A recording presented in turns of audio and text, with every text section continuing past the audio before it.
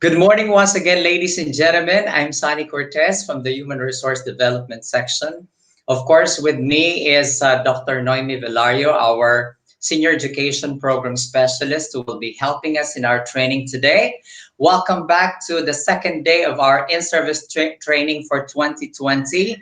And of course, bago tayo tumuloy, I'd like to greet our schools. Good morning once again, ladies and gentlemen. I'm education officials, the Human Resource who are, of course, at the back of everything that we are doing, just to make sure that our teachers will be equipped with not just the knowledge, but also the skills for facing all these challenges that we have, especially that we are into distance education. So, of course, gusto nating batiin din ang lahat ng ating mga public schools district supervisors, to all our education program supervisors, sa ating mga ginagalang na principals, sa lahat ng mga head teachers, master teachers, and to all the teachers in Marikina in general. I understand kahapon, hindi lang taga Marikina ang nanood. Ang dami ring mga nanood galing sa iba't ibang bahagi ng Pilipinas at ibang bahagi ng mundo.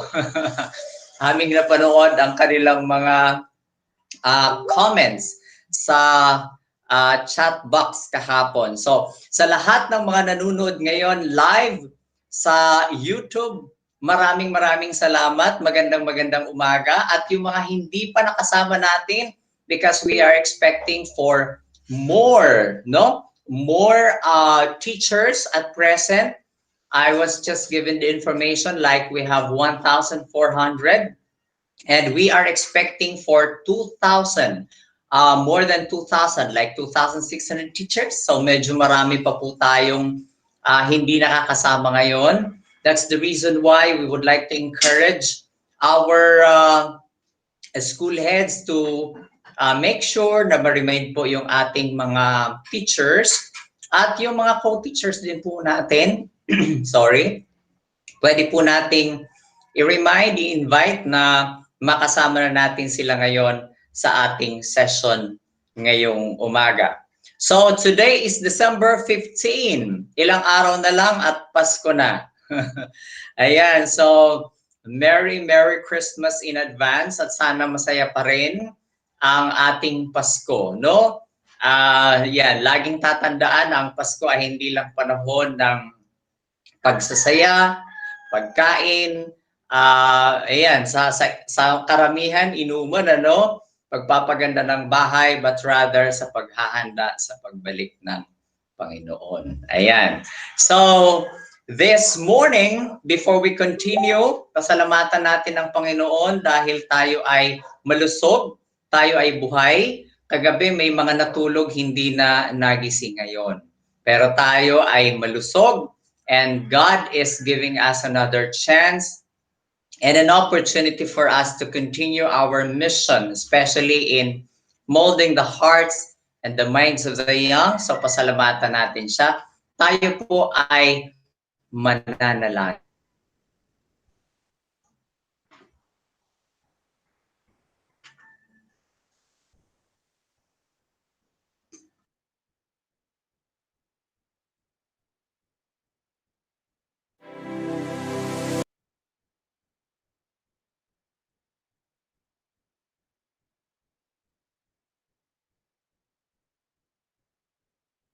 As the deer panteth for the water, so my soul longeth after thee. You alone are my heart's desire, and I long to worship thee. Mute na ako, gabi.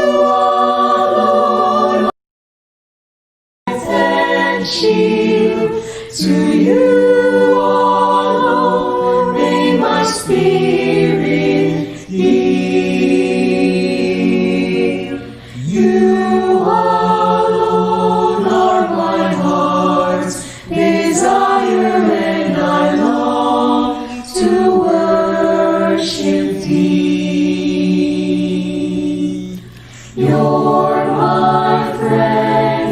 you are my brother, even though you are a king. I love you more than any other, so much more than anything. Oh, you alone are my strength and shield. To you alone may my spirit yield. You alone are my heart's desire, and I long to worship thee. And I long to worship thee.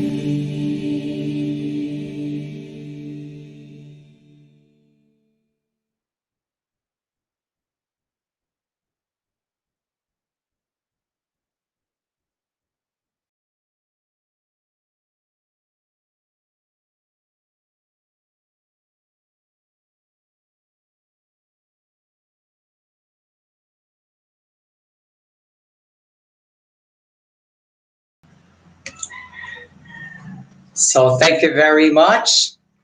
Ayan, so katulad ng binanggit ko kahapon, talagang it's affirmed that yung ating pag-asa, no, sa lahat ng meron tayo sa ngayon ay ang ating Panginoon. At kahit anong mangyari, kapag yung ating Panginoon ang ating kapiling, hindi tayo malulumbay, hindi tayo mapagod man tayo, pero meaningful pa rin yung ating mga ginagawa sa buhay. Especially that we have our mission in serving the people and in molding the hearts and the minds of the young and the future of this nation. So, I would like to inform everybody that yung link po, the link of the list and the link of the session yesterday is already available in our YouTube channel sa SDO Marikina. And before we proceed this morning, we're going to have the pre-test first, and we will allot 15 minutes for the pre-test. So right now, mag-o-open na po ang link para sa ating pre-test, and that 15 minutes for the pre-test start now.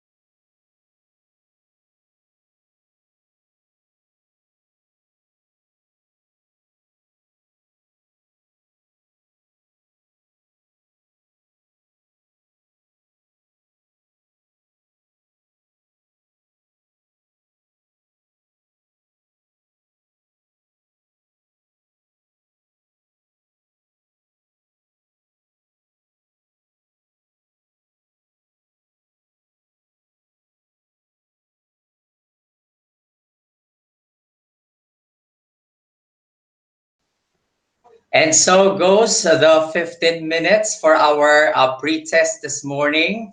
So let's now continue to the next part. Automatic, magsasara na po ang link this morning dahil tapos na ang panahon na ibinigay sa atin para sagutan ang mga katanungan para sa pre-test. So let's now continue. As we proceed, I understand kahapon po ay may mga katanungan po kayong ibinigay sa amin na maaaring hindi nasagot lahat yung mga nanonood sa YouTube. At sa tulong po ng ating monitoring and evaluation in charge, Ma'am Doris Hasme, ay kinuha po natin. We captured those questions you've given to us yesterday. And in the management of learning part, we will be discussing, we will be clarifying, we will be answering your questions, no? Na ibinigay kahapon sa iba't ibang mga topics or sessions ng ating mga kasamahan, ng ating mga speakers. So this morning, I will be joined by Ms. Doris Hasme for the question and answer part. And of course, with our speakers yesterday who will be answering your questions. Kung makikita niyo pong mga katanungan, wala po kaming binago dyan kahit sa spelling or anything. Kaya kung may makita kayong typo error, those were the questions given to us. Ma'am Doris, let's begin.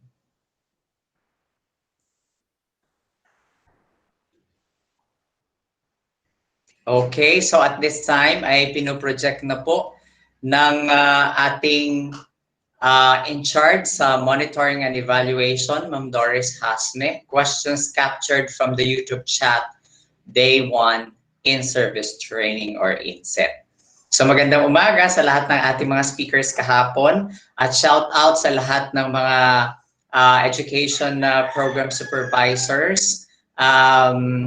Sabi ni Sir Ador, batiin ko daw siya. Shout out to Sir Ador. At sa lahat, syempre, ng ating mga public schools district supervisors, principals, sa lahat ng mga guro na kasama natin ngayong umaga. At syempre, gusto kong batiin din ang ating mga kasamahan sa management team. So let's start with the first question. That's on the distance learning overview given to us by Dr. Elisa O. Cerveza. From the first question is from Mr. Edward Thorpe. This is Tuprio. So sabi niya, there are students who were not able to comply specifically on the portfolio requirement when Typhoon Ulysses devastated us. How do we assess now the students' performance po? Thank you po. So this question is for Dr. Cerveza. Good morning, ma'am. Hello, good morning. Yes, good morning. Bago po ako sumagot, may I also call the attention of our school heads at lahat din po ng concern na katulong ng school heads na nagmo-monitor ng attendance per school. As of this moment yata, we're just more than a half of our expected participants. We are greatly hoping, no, at dapat sana bago mag-start yung next session, we're expecting 100% attendance or kung hindi man 90 something because of valid reasons, ha. Yun po ang aking pag-uusap because this training is very important to all of us. Now, ang sabi ni Sir, how can we assess now the students' performance po? Okay, Sir Edward, because of the typhoon, tama kayo, no? There were some modules which were already, kumbaga nabaha na, nawala na, siguro because our students were greatly affected also. Please take note po, mga dear, that the division is currently, procuring the modules that will be used as a replacement, no, for Module 4. In fact, kumuha po kami ng datos sa inyong mga school heads kahit after Ulysses kung ano yung mga modules ang nasok o kaya ay nabaha. So, re-replace po natin ito and then please give chance to all your students, no, to catch up. Anyway, suspended pa rin naman talaga ang klase, hindi pa tayo nagre-resume, kaya inaasahan natin, extend nyo lang po yung time. Extend nyo yung time ng inyong pag-receive at pagbibigay ng chance sa ating students to complete the requirements. Ulitin ko po ha, ang kailangan lang ninyo ay yung summative o post-assessment at yung mga performance tasks na binigay nyo, at least 4, di ba? Sabi nga, 4 per grading period. So we are hoping that you will be also extending. Anyway, ayoko pong ma-preempt, no? But we have a pending request na ang ating first quarter I will be extended. Ayoko ma-preempt. Sabi ko nga, wait for the official memorandum. But there is a request na talagang inano ng ating SDS sa region that we will be allowed to extend our classes for first quarter sa first week po ng January. Okay? So, Sir Edward, hopefully nasagot na ang iyong katanungan at medyo magkaroon na ng kapanatagan, no? Ang iyong kalooban. And I know you are very much concerned with the performance of your students. Thank you, Sir Edward, for that relevant question. Okay? Thank you to Dr. Cerveza. Let's now proceed, Ma'am Doris, to the next question. This is on weekly itong learning plan, no, given by Dr. Albert Mucha yesterday. So the first question is from Adeluisa Mendoza. So magandang umaga po. Nabanggit po ninyo kanina na hindi po lahat ng assessment ay ipapasa. Lilinawin ko lang po sana ano at alin po ba sa assessment ang ipapasa. Salamat po. Should I answer na rin, Sir Sunny? Ako na ba ang Yes, sasagot? ma'am. Please do. Thank you very much. Okay, tama po to, Ma'am Adelisa, no? Hindi lahat ng part ng mga activities na nasa module ay ipapasubmit. Kagaya ng sabi ko, ang part lang ng assessment o yung tayahin part na pinili ninyo dun sa first quarter. Okay? Sa second quarter kasi, i-specify na natin kung ano talaga dun ang post-assessment. But in the first quarter, as a teacher, you choose one, no? Doon sa assessment, doon sa tayahin. Tama ba ako, mga kasamang ano? So, pipiliin nyo lang po yun. Sa second quarter, assessment na lang ang ipapasa. Okay? At yung monitoring plan or what you call this, yung learner or parents feedback form, no, na nagsasabi doon kung saang bahagi sila ng module na hirapan. Tama po ito, Ma'am Eloisa. Assessment lang ang ipapasa, post-assessment ang ipapasa dahil yun ang inyong ang inyong chechekan at i-record at saka yung performance task. Sir Sunny, would you like me to go to letter B and letter C para medyo siguro makaano tayo? Yes, ma'am. So yung letter B natin ay paano po magagawa in advance ang plan, weekly plan for, or kung wala pa po ang hard, soft copy ng modules. Dependent po on hand available modules ng paggawa ng plan. Okay. The first quarter soft copies were already given. Kompleto na po ito namin naibigay. Tama ba, Ma'am Leia and Lani, no? The soft copies of modules were already shared, no? Yung Google Drive na share na sa mga schools ninyo. Hingin nyo po sa principal para ma-access ninyo. So, tama si Ma'am, tama po si Ma'am. At para sa ganoon, magawa nyo na po yung inyong mga weekly home learning plan. Another, isusunod po namin isi-share yung sa second quarter. Para bago rin mag-start ang second quarter, magawa nyo na po yung inyong weekly home learning plan. Pero ang amin pong may papangako, soft copy po ito, no, para sa gamit ng teacher. At uulitin ko rin, once you receive the soft copy and you have access for the soft copy of the modules, isang paalala rin po, ang modules na to ay solely para sa gamit ng Division of Marikina City at sana hindi nyo talaga ito i-share sa iba pa nang wala namang pahintulot ang mga writers o kaya ang division office. Okay? Para kung sakasakali po, malaman natin na talaga ang mga modules na to ay intended. Kasi number one, these modules are contextualized po talaga sa konteksto ng Marikina, no?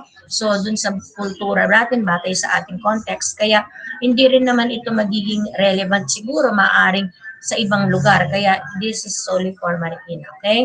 Next, punta tayo sa letter C. Letter C, ma'am.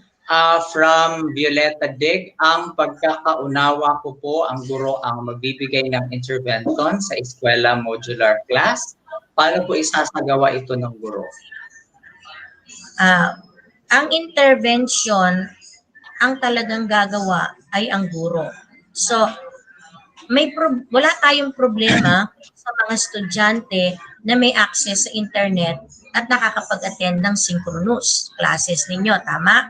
Those who can join the Google class kasi pwede nyo naman silang bigyan ng intervention sa panahon o sa oras na most convenient para sa inyong dalawa ng bata. Ang challenge natin nga dito ay yung para sa mga purely modular who are not having the access to attend the online classes. So ganito po ang ating mangyayari. Binabanggit din po dun sa DepEd Order number 12, yung pinresent ko sa inyo, no, na diniscuss ko sa inyo, that there is also, if there is a need for the teacher, no, if there is a need for the teacher to conduct home visit para linawin o kaya makapag-conduct ng talagang nangangailangan ng tulong ng bata, pwede nyo pong gawin yon, pero syempre susundin nyo pa rin yung yung protocol, no, yung health protocols. However, for those talagang teachers na talagang merong mga health restrictions, di ba? Yung mga 60 na, merong mga hika, yung mga talagang immunocompromised, may mga cases na ganon. Hindi po natin din yun inaalaw or hindi rin po natin yun ini-encourage. Kaya nga po, kahapon, kagaya na sabi ko, we already oriented the para-teachers or literacy tutors who will help you po to do the intervention. However, that intervention should be under your close supervision at sa inyo rin manggagaling ang direksyon. Yung para-teacher lang ang mag-i-implement kung ano yung plano ninyo sa intervention. Okay? So, malinaw po. Nasagot na po ba natin ito, mga kapatid? Okay, so thank you very much. Tuloy po tayo sa topic. Ito pa rin ni Dr. Mucha kahapon, ma'am. From Miss Gloria Tuazon, paano po kapag di nila matapos yung 4 performance output for the quarter, paano po sila i-rate? Yun po ang dapat maging trabaho ngayon ng teacher. Siguro pwedeng incomplete pa siya, hindi pa siya bibigyan nyo lang talaga ng chance ang bata to complete. Ulitin ko po, may mga bata at may mga sitwasyon sa mga bahay na pwedeng maging dahilan o magiging hadlang para makapag-perform ng tama ang bata. Yun po ay parte ng ating trabaho to assess or to find out kung ano ang kanilang nagiging dahilan kung bakit hindi sila makaperform. But since this is a major requirement na talagang para ma-rate sila, kailangan talagang makomplete yung 4. However, sabi ko nga sa inyo, makakabigyan nyo lang sila siguro ng extension of time. Okay? O you extend the time and then talagang ganun mga kaguro, no? Nung panahon na kasama natin ang mga bata, nagagabayan natin ng tama. Pero sa panahon na malayo sa inyo, lalong-lalo na yung nagpo-purely modular, I guess, bibigyan natin talaga pa ng extension. Huwag muna tayong masyadong sobrang strict sa time, no? Para makakomplete sila. Pero ipapaunawa ninyo that these are requirements. Okay? Okay. So, thank you. Ang sunod pong tanong, Ma'am Doris, meron pa yata ng isa doon sa last slide. From Same lang. Okay, yan. Sige, tuloy po tayo sa next slide. Para sa mga nanonood sa YouTube, huwag niyo pong problemahin yung spelling niyan kasi kinapture po yan as is from the questions you've given yesterday. Kaya may makikita po kayo mga errors dyan. But we've captured them as is. On online learning delivery modalities na talk to Mr. Joseph Santos, mula kay Sir Daniel de Guzman, Sir, pwede po ba magkaroon ng feature ang repository ng e-learning na kapag nabasa na ni teacher ang pinasa ng bata, may lalabas na indication na nabasa na yung file. Okay. Sir Joseph, are you online? Sir Joseph, may request dito. It is more on technical. Would it be possible daw? Ito. Maganda naman ang tanong niya. Sir Joseph, if you're online or anyone, after Sir Joseph or Ma'am Lani. Sir Joseph, would you like to do the honor? This is more on technical side ang tinatanong Yes ng po, teacher ma'am. natin. Ayan, Sir Joseph. Ang sabi po dyan ay pwede pong magkaroon ng feature ng repository ng e-learning na kapag nabasa ni teacher ang pinasa ng bata, may lalabas na indication na nabasa na yung file. Okay, so we'll check po sa technical po if this is possible. Of course, we'll do our best to provide this feature. Okay. So, thank you, Sir Joseph. Tuloy tayo sa sunod na tanong from Miss Jennifer Miguel Mendoza. Yung MAPE po kasi di kasali sa, is this Kisalize? I'm not so sure. Paano po i-assess yung bata sa MAPE? Is that right? Did I pronounce it right? Sir Joseph? For MAPE po, usually performance po ito, di ba? Kung either elementary or secondary, ang recommendation po is for the student to record their performance, no? Using their smart devices and then send this recorded video or clips to their teacher. Now for modular, printed, I think pwedeng ganun din naman po. It is important that the teacher should have a profile of their students. Ano yung capability ng bawat student nila with regards to the devices that their students have at home. Okay. Yun po, Sir Sunny. Thank you. Thank you, sir. Meron pa pong isa dito from Miss Raquel Holiana. Okay lang po ba, Sir Joseph, na maglagay ng, is this form limiter sa quiz para masiguro na hindi mandadaya ang bata sa pagsagot? Is 1 hour enough for the form limiter? Yes, may feature naman po yung Google Form natin. And I think dun sa e-learning platform naman kasi wala man na oras po 'yon, pero pwede naman mag-provide ang teacher na in a matter of 1 hour or 30 minutes ilalock na niya yung quiz na 'yon or i-close na niya. Now, for elementary, they will be using the Quizalize application. So, meron pong features po doon para ma-manage po yung pag-administer ng tests. Okay. Yan. Maraming salamat, Sir Joseph. Thank you very much. Meron pa Sir dito. Sunny, Yes, last sir. words. Sir Sunny. Meron pa, sir, ng iba pang tanong. My dear teachers, sa next slide, Sir Joseph, meron pa pong tanong. From Miss Violentina Asuncion, is it possible for our division to use the Microsoft Teams instead of Google Classroom? Sir, naitanong ko lang po kasi nalaman ko po na may license for 5 years na ang DepEd ng Microsoft 365. Okay, so our official applications po is yung provided po ng DepEd, yung na-customized na LMS. And in addition to that po is yung Google Suite po ang gagamitin natin, such as the Google Meet application, Google Forms, then for elementary po yung Google Classroom. Now with regards to Microsoft Teams po, since nagbigay naman na po ang DepEd din ng license o ng account sa ating mga teachers, I don't know yet po kung nabigyan na po ang mga bata ng account nila sa Microsoft. Ang tanong po ngayon kung pwedeng gamitin. Siguro ano na lang po to, other option aside from Google. Pero please take note, our priority o our recommended application po yung LMS ng division and then yung Google po ang gagamitin natin. yung Microsoft Teams, explore nyo lang po, pero ano lang po to, hindi po ito priority na gamitin.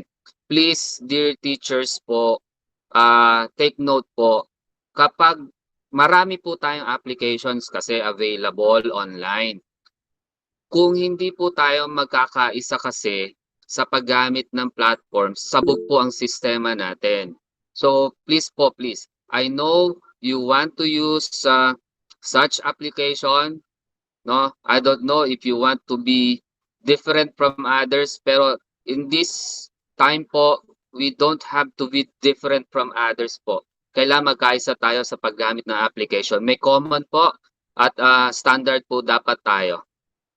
So yung sa Microsoft po, ang pwede pong gamitin natin doon is yung office productivity such as Word, Excel, PowerPoint. But the Teams po, I think medyo komplikado naman po 'yon ng konti, no? It take times it takes time po para ang tawag doon, ma-master mo po yung use. Although alam ko na powerful pa rin po yung Teams. For the meantime po, in the new normal, Google, and then the Division LMS po muna yung gagamitin natin. I do hope maliwanag po, my dear teachers po, yung adhikain o instruction namin from the division office down to your school and to you as well as the teacher. Yes, thank you. Sir Ryan Lee ng ating ICTU, you message na may dadagdag yata si Sir Ryan. Sir Ryan, please. Hello, good morning po. Good morning. Dun sa question ni Ma'am Violeta Asuncion, ang reason kasi kung bakit una namin nire-recommend yung Google Suite dahil may problem ang Microsoft Teams sa account management. Katulad po sa mga teachers, every now and then may nagpapa-reset ng password sa Office 365 na nagkakos ng delay doon sa deployment. Na yung mga accounts ng bata ay ready na but upon checking, hindi pa 100% available or active yung account nila sa site ng DepEd Central. Since limited yung function ng division in terms of account management, hindi namin na de-deploy ng mabilisan yung accounts ng bata. So kung sakasakali na ang teacher mag-o-opt na mag-sign up for Office 365 at ide-deploy niya yun sa sarili niyang set ng mga estudyante, just make sure na lahat ng bata ay may access sa Office 365 regardless kung saan po galing yung account. Pero as far as the division is concerned, hindi po namin made-deploy ng ganong kabilis kasi limited yung functions namin sa area ng account management. So we suggest, since yung ating Google Suite ay solely managed ng DepEd Marikina, mas maganda na mag-concentrate tayo doon since mas madali rin siyang gamitin as compared sa Microsoft Teams. Yun lang. Salamat. Maraming salamat, Sir Ryan Lee from ICTU. And then for the last question, Sir Joseph, on your topic, for Quizalize po, can the teachers see po ba their scores? Sir Joseph. Sir, might answer this question po of Ma'am Martinez. Sir Ryan. I'm sorry po. Sir Ryan, sabi po dito for Quizalize po, and the teachers see po their scores. Doon sa unang deployment natin ng Quizalize, since pilot testing pa lang yon, we managed to extract yung scores sa side ng ICT coordinator. So ang task ng school ICT coordinator sa elementary po ito is to provide the teachers yung mga scores ng mga bata.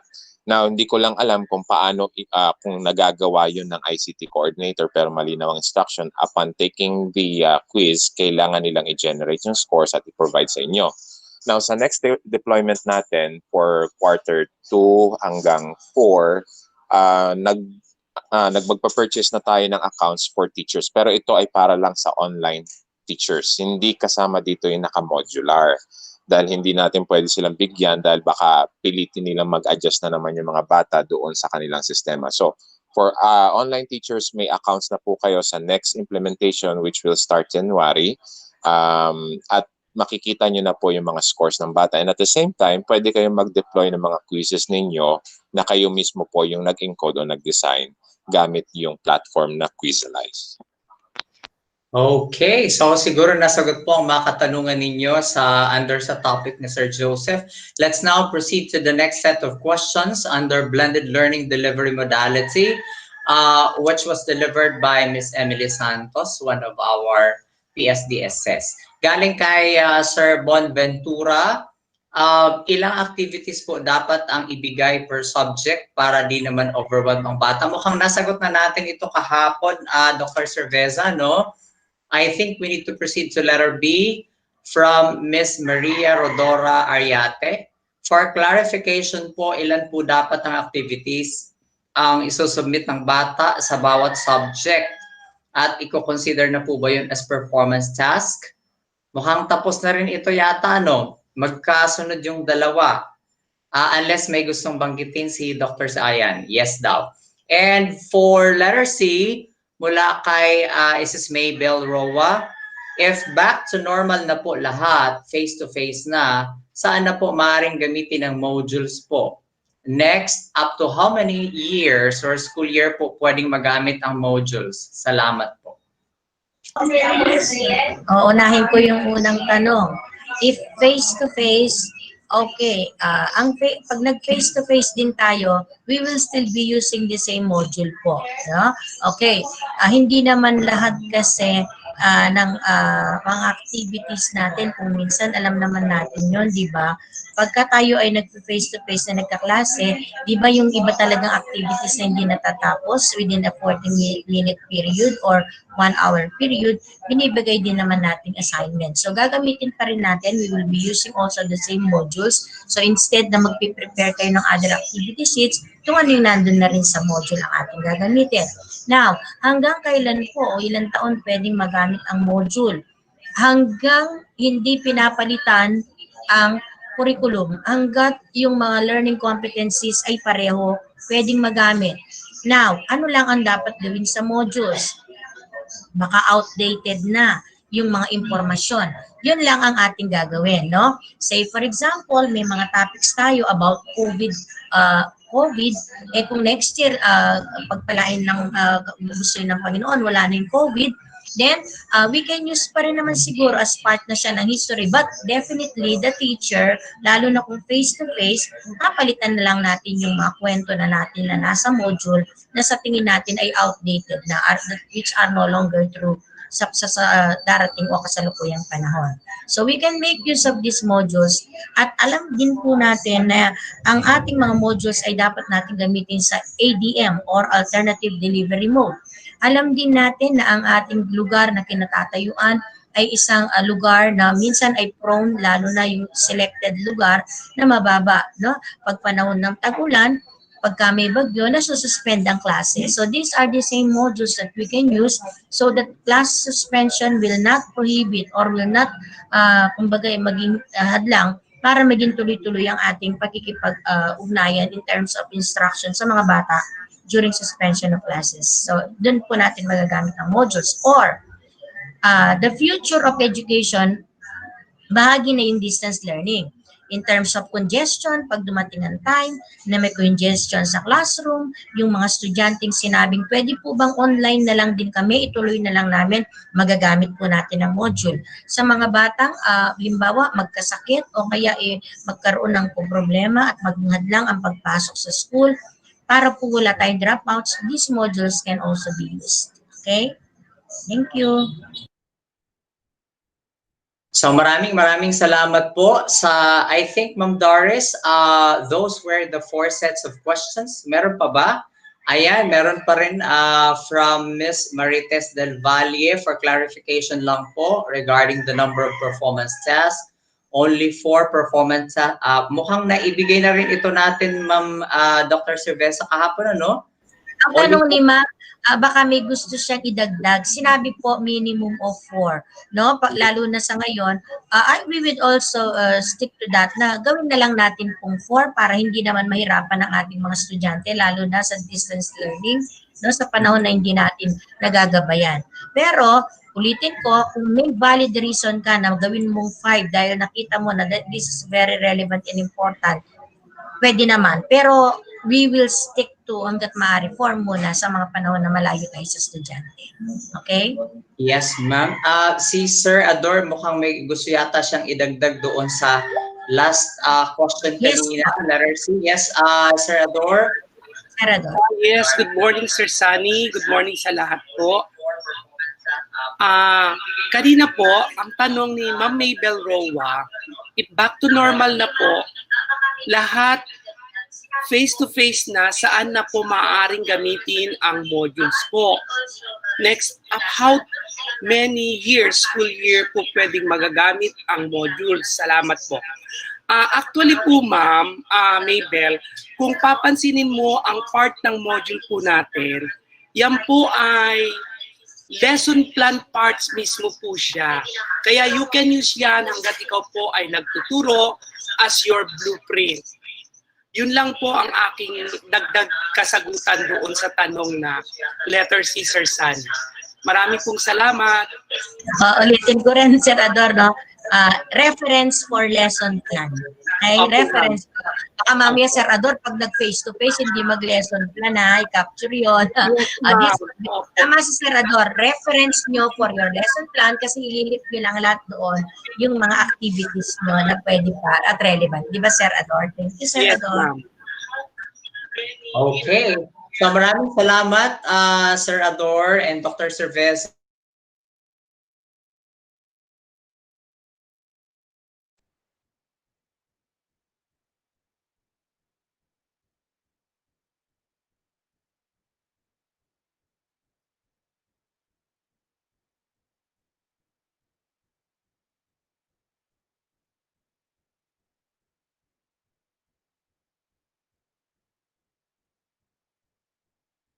Hello, Sir Sunny.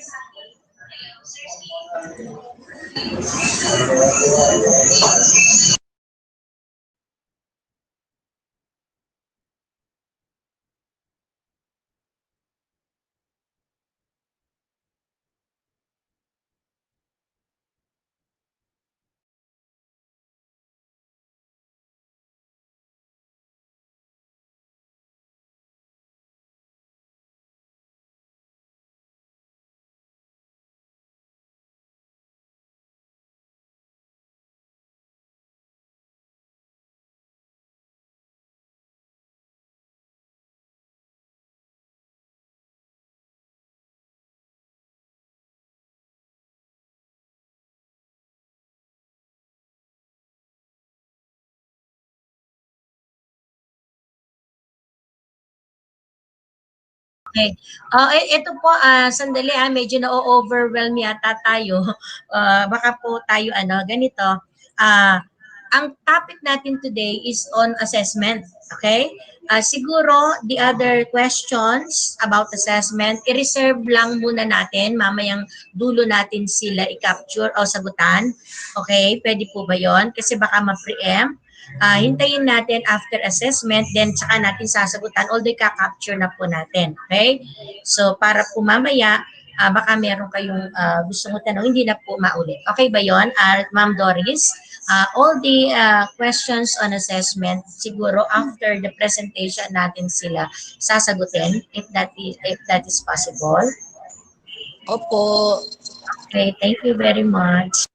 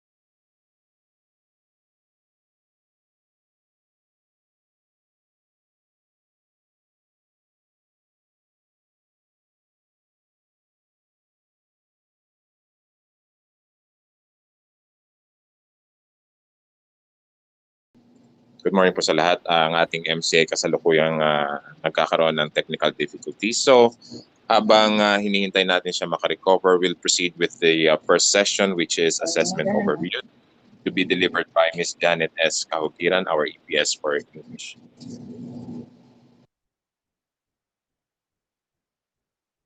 Good day, everyone. Welcome to the second day of our in-service training for teachers on distance learning delivery modalities. Today, I am tasked to deliver a talk on assessment overview. Assessment in general is the process of gathering information, necessary information for that matter, from the different sources in order to have a deeper understanding on different situations, conditions in our lives. In a day-to-day basis, we do assess, right? Okay, so for example, you want to travel with the pandemic around, we have to consider a lot of things. So for example, you have to look into the condition of the place you're going to visit. Second, you're going to think of the health protocols you're going to pass through before you can travel.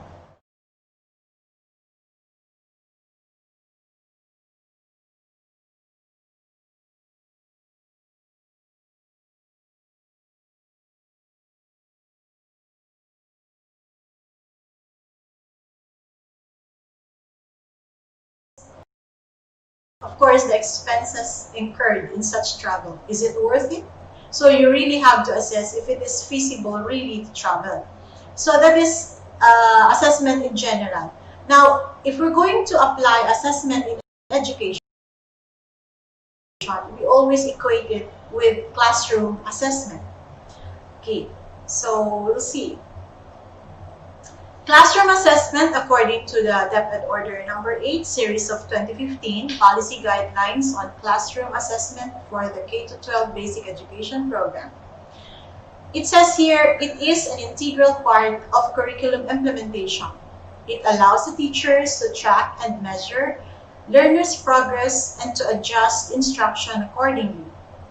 It informs the learners as well as their parents and guardians of their progress.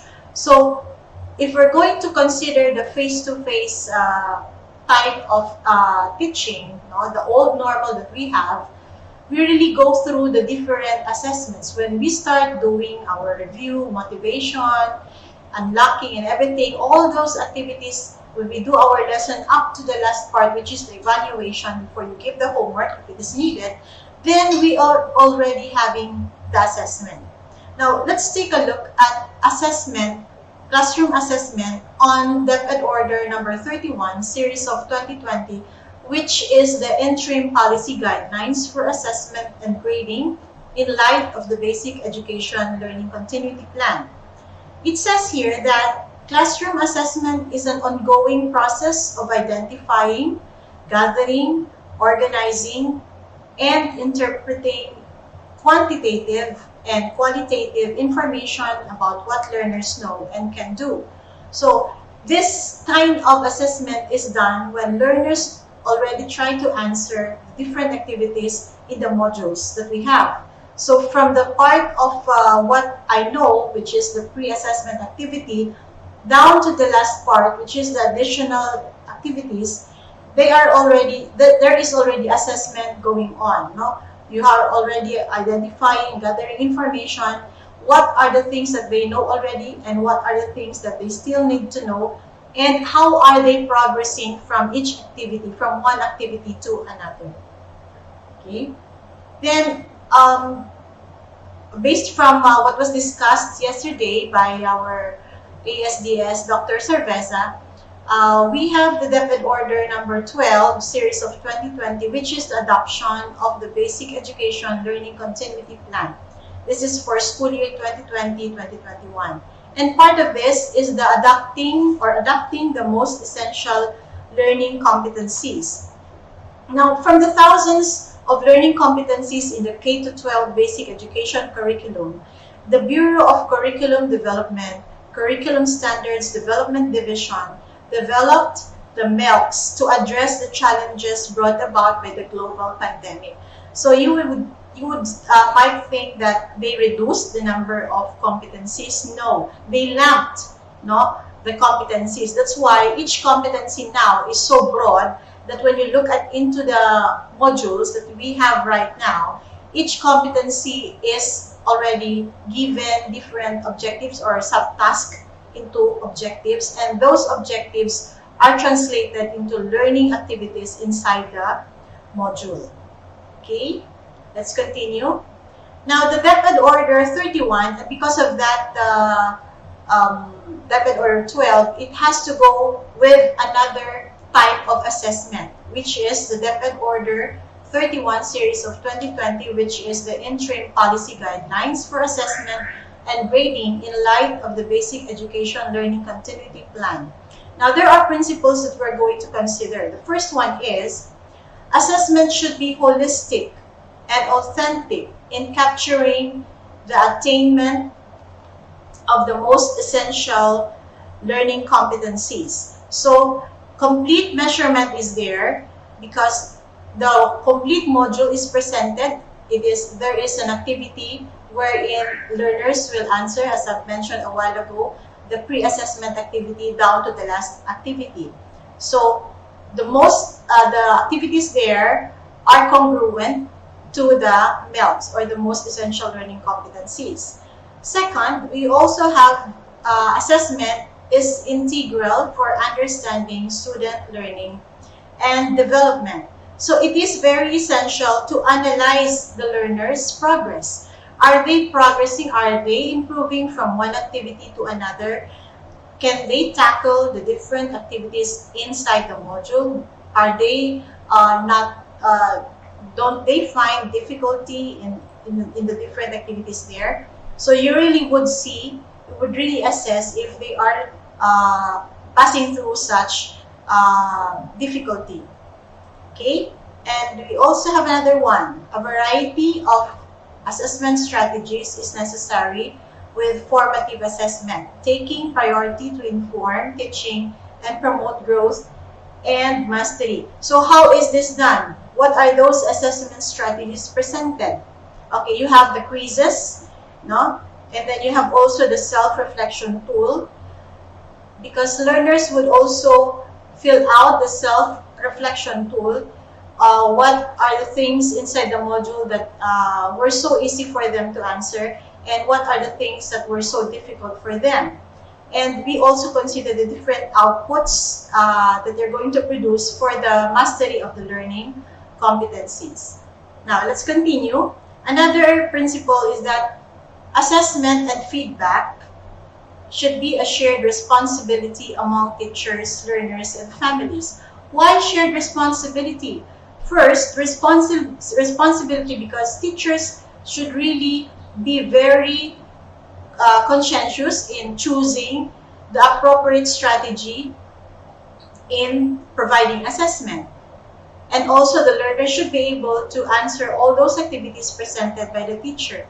And what about the parents, the guardians? What are their roles? Their role is really to support the learners in their studies. Not really answering for them, but to support, meaning they can give examples, no, in line with what the learner is learning.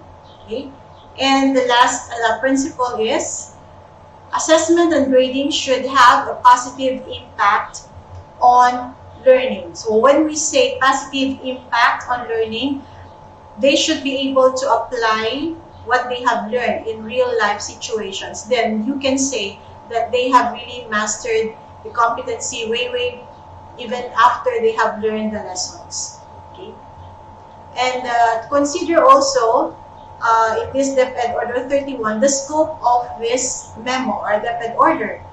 The scope is, it is for the public elementary and secondary schools nationwide for school year 2020-2021.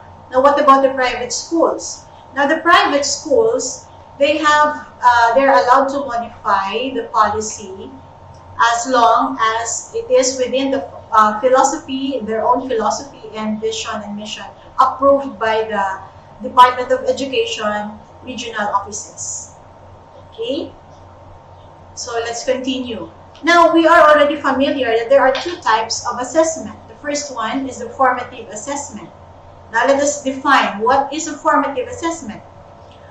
It is a process that involves teachers using evidence about what learners know and can do to inform and improve their teaching. So all throughout the time that the learners are learning, no? Learning modular, it could be modular, online or blended, then that is already formative assessment. Now, how are the activities, how are the results of the formative assessment considered? It can be recorded, yes, for the knowledge of the teacher and the learners in giving feedbacks. But it will not form part of the grade of the learner. Okay, what about the summative assessment? Summative assessment is usually administered towards the end of a learning period to measure the learner's mastery on the essential learning competencies. Results are recorded and it will form part of the grade of the child or of the student. So in having summative assessment, we consider that there are a lot of modules in a quarter. So after having 2 modules, then we can have already a summative test for that matter. Okay, let's continue. Now, I'll be showing you the different procedures in planning assessment. In planning the assessment. Actually, for the information of everybody, these procedures were the things followed by our writers when they prepared the modules. No? So I will just run through all of the steps and we'll see, so that you will have a bright or a bigger picture, a clearer picture of what our writers did in coming up with the modules. The first one is teachers need to be creative and flexible in assessing student learning while still adhering to the principles of quality assessment and quality assessment practice. So they should be considering the learner's capability and adjust to the levels, of course, not compromising the MELs. So meaning to say, if the competencies for a grade 4 student, then the type of material used, the language used there should be within the level of knowledge of the learners. No? There should be no highfalutin words, so that comprehension would be very easy on the part of the learners. Okay, next. Distance learning delivery modalities should be taken into consideration in designing assessments. When we had our assessment, when we had the old normal type of education, we did give different types of assessment because it is in the classroom setting. But considering the different modalities, we have the modular, online, and blended, and all of those are considering the remote education, then we really have to consider the type of assessment we're going to give to the learners. The type of assessment that it should be, when they come up with outputs, it should be not so difficult to produce. It should be within the bounds or the 4 corners of their houses maybe, so that the production of the outputs would be easier for the learners, and so with the guardians and the parents. Okay. So formative assessment, another thing is formative assessment is about getting better. So it should be specific, frequent, repetitive, and free from the restrictions of grading. It should target skills that are necessary to the attainment of learning competencies as measured in summative assessments. So when we say frequent and repetitive, you can observe that our modules now are like this, no? You have a lot of activities from the time that you have the what's in part, then you have the learning of the lesson, then you have the discussion, then what's more, there are a lot of activities there. You can have 2 to 3 activities, and you have another activity for what I can do before they can go to the assessment. Why is it repetitive? For the learners to master the competencies. Okay? Another one. What about the summative assessment? Summative assessment shall continue in the form of written works and performance tasks. So, in Depth Order 8, series of 2015, our grading system considers 3, no? It is comprised of 3 items like the written works, you have performance tasks and periodic examinations. In this interim policy guidelines of DepEd Order 31 series of 2020, we don't have the periodic exam. We only focus on the written works and performance tasks. Now, for the written works, you have the quizzes. It is basically the content of what they have learned. For the performance task, it must be assigned to provide opportunities for learners to apply what they are learning to real life situations. And teachers should set realistic expectations and use their professional judgment to find a good balance between what is effective and what is feasible to accomplish remotely. That is why our module, it has a lot of activities on as written works, considered as written works, and also performance tasks. Actually, our teachers can already select from among the different activities in the module as performance tasks which can be recorded. No? Okay, so let's continue. Now, in this part of the procedure, so that is the planning stage. What about the conducting assessment remotely? Now it comes with another activity that teachers will now apply what they have taken from the modules. Okay. First, what do we do? How do we conduct assessment remotely? First, we communicate the assessment task. And what are those things that should be communicated to our stakeholders, our learners, and our parents and guardians? First, the objective of the assessment task. So when we give an assessment task, we always consider the most essential learning competencies, that those assessment activities that the teacher should be providing should be aligned with the MELCs. Okay, what is the role of the learner and the parents in doing the assessment? So this will be discussed in detail later by our education program supervisor assigned in Kinder, none other than Ma'am Lea De Leon. Okay, and it should be also explained, the procedure. And of course, the rubrics, especially if you're going to give performance tasks, there should be rubrics that should be followed. Now, how are rubrics done?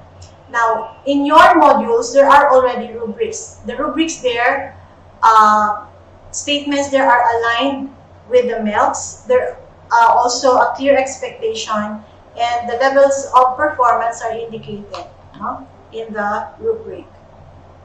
Okay, and aside from communicating the task, we should also record also the progress of the assessment.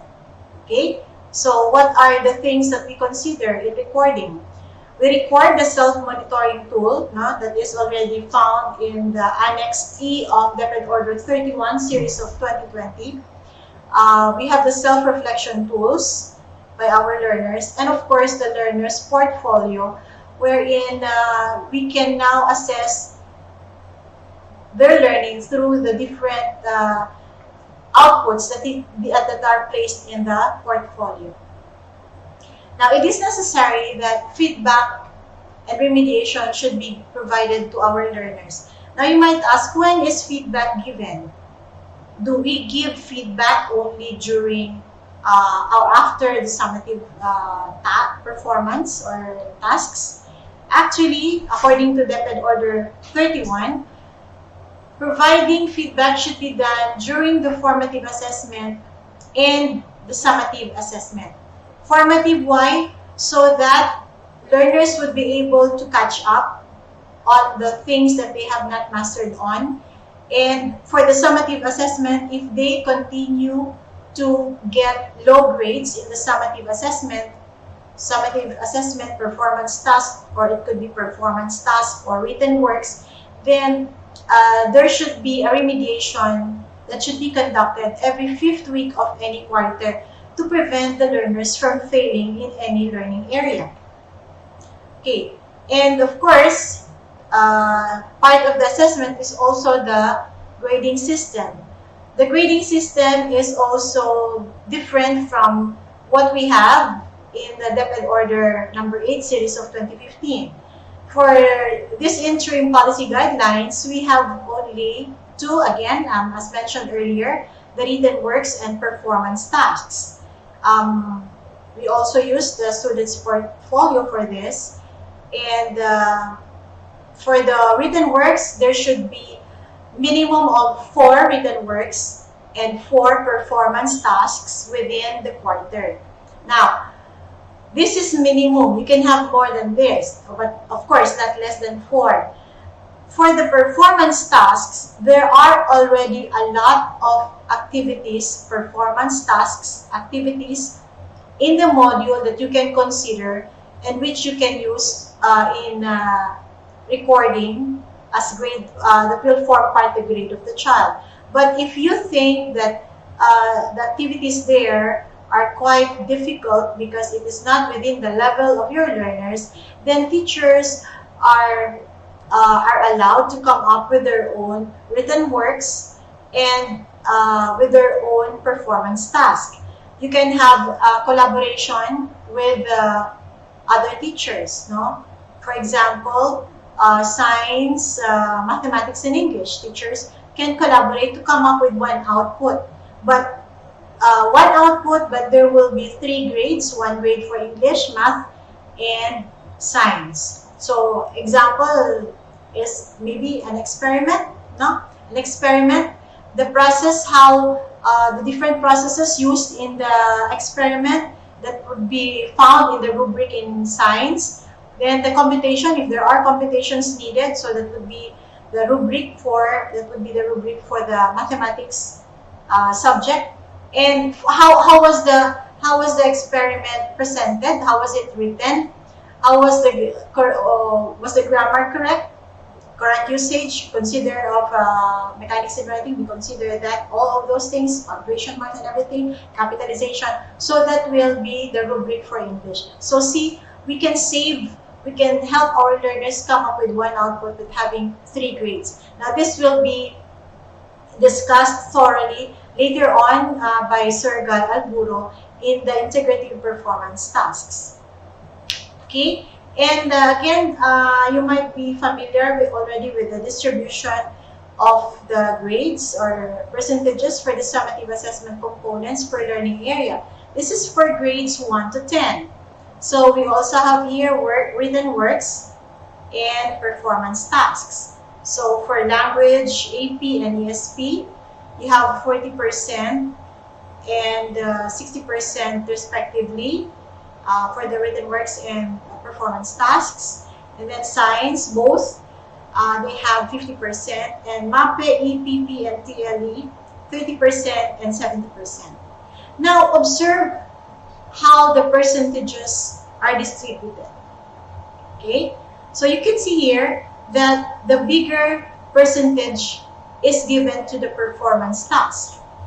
Why? Because we would want to know if the learners have mastered the content or the skills that they have learned from the different subjects, then they would be able to perform the task asked from them or given to them.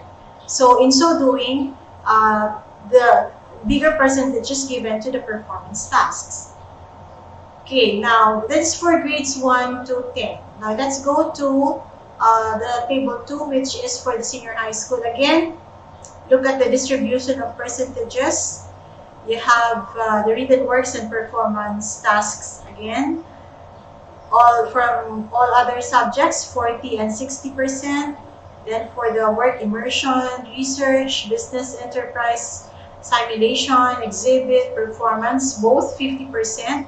And for the tech block, sports, arts, and design tracks, you have 30% and 70%. Again, performance tasks has the bigger percentage. Okay, so this is the overview of what assessment is all about in this new normal of education that we have. Now, for examples of computation, please refer to page 7 of the DepEd Order 31.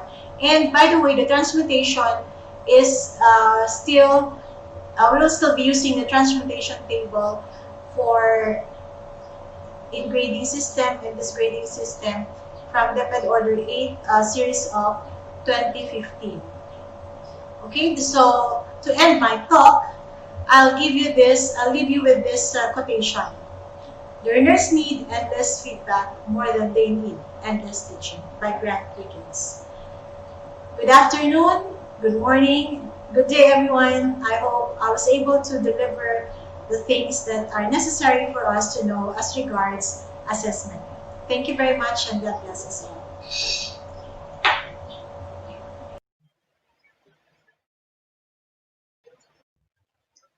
Good day, dear teacher.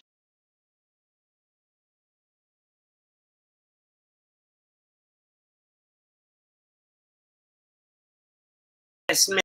As we all know that assessment plays a crucial role on the part of the teachers. And for the DepEd Order number 31, since parents also part of the assessment, it plays also an important role for them, no, to track their the performance of their child.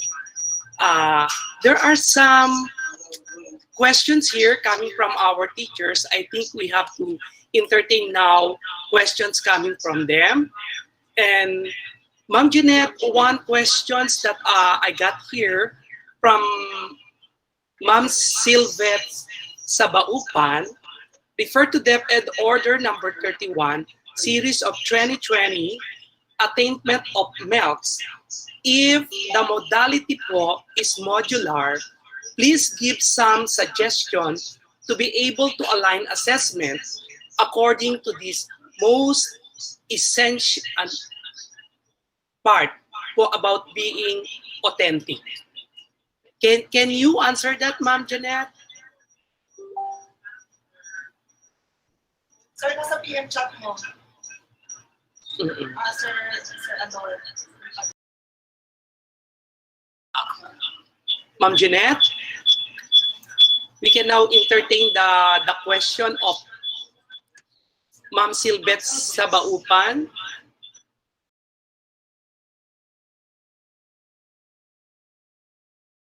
Some suggestion to be able to align assessment according to the most essential about being authentic.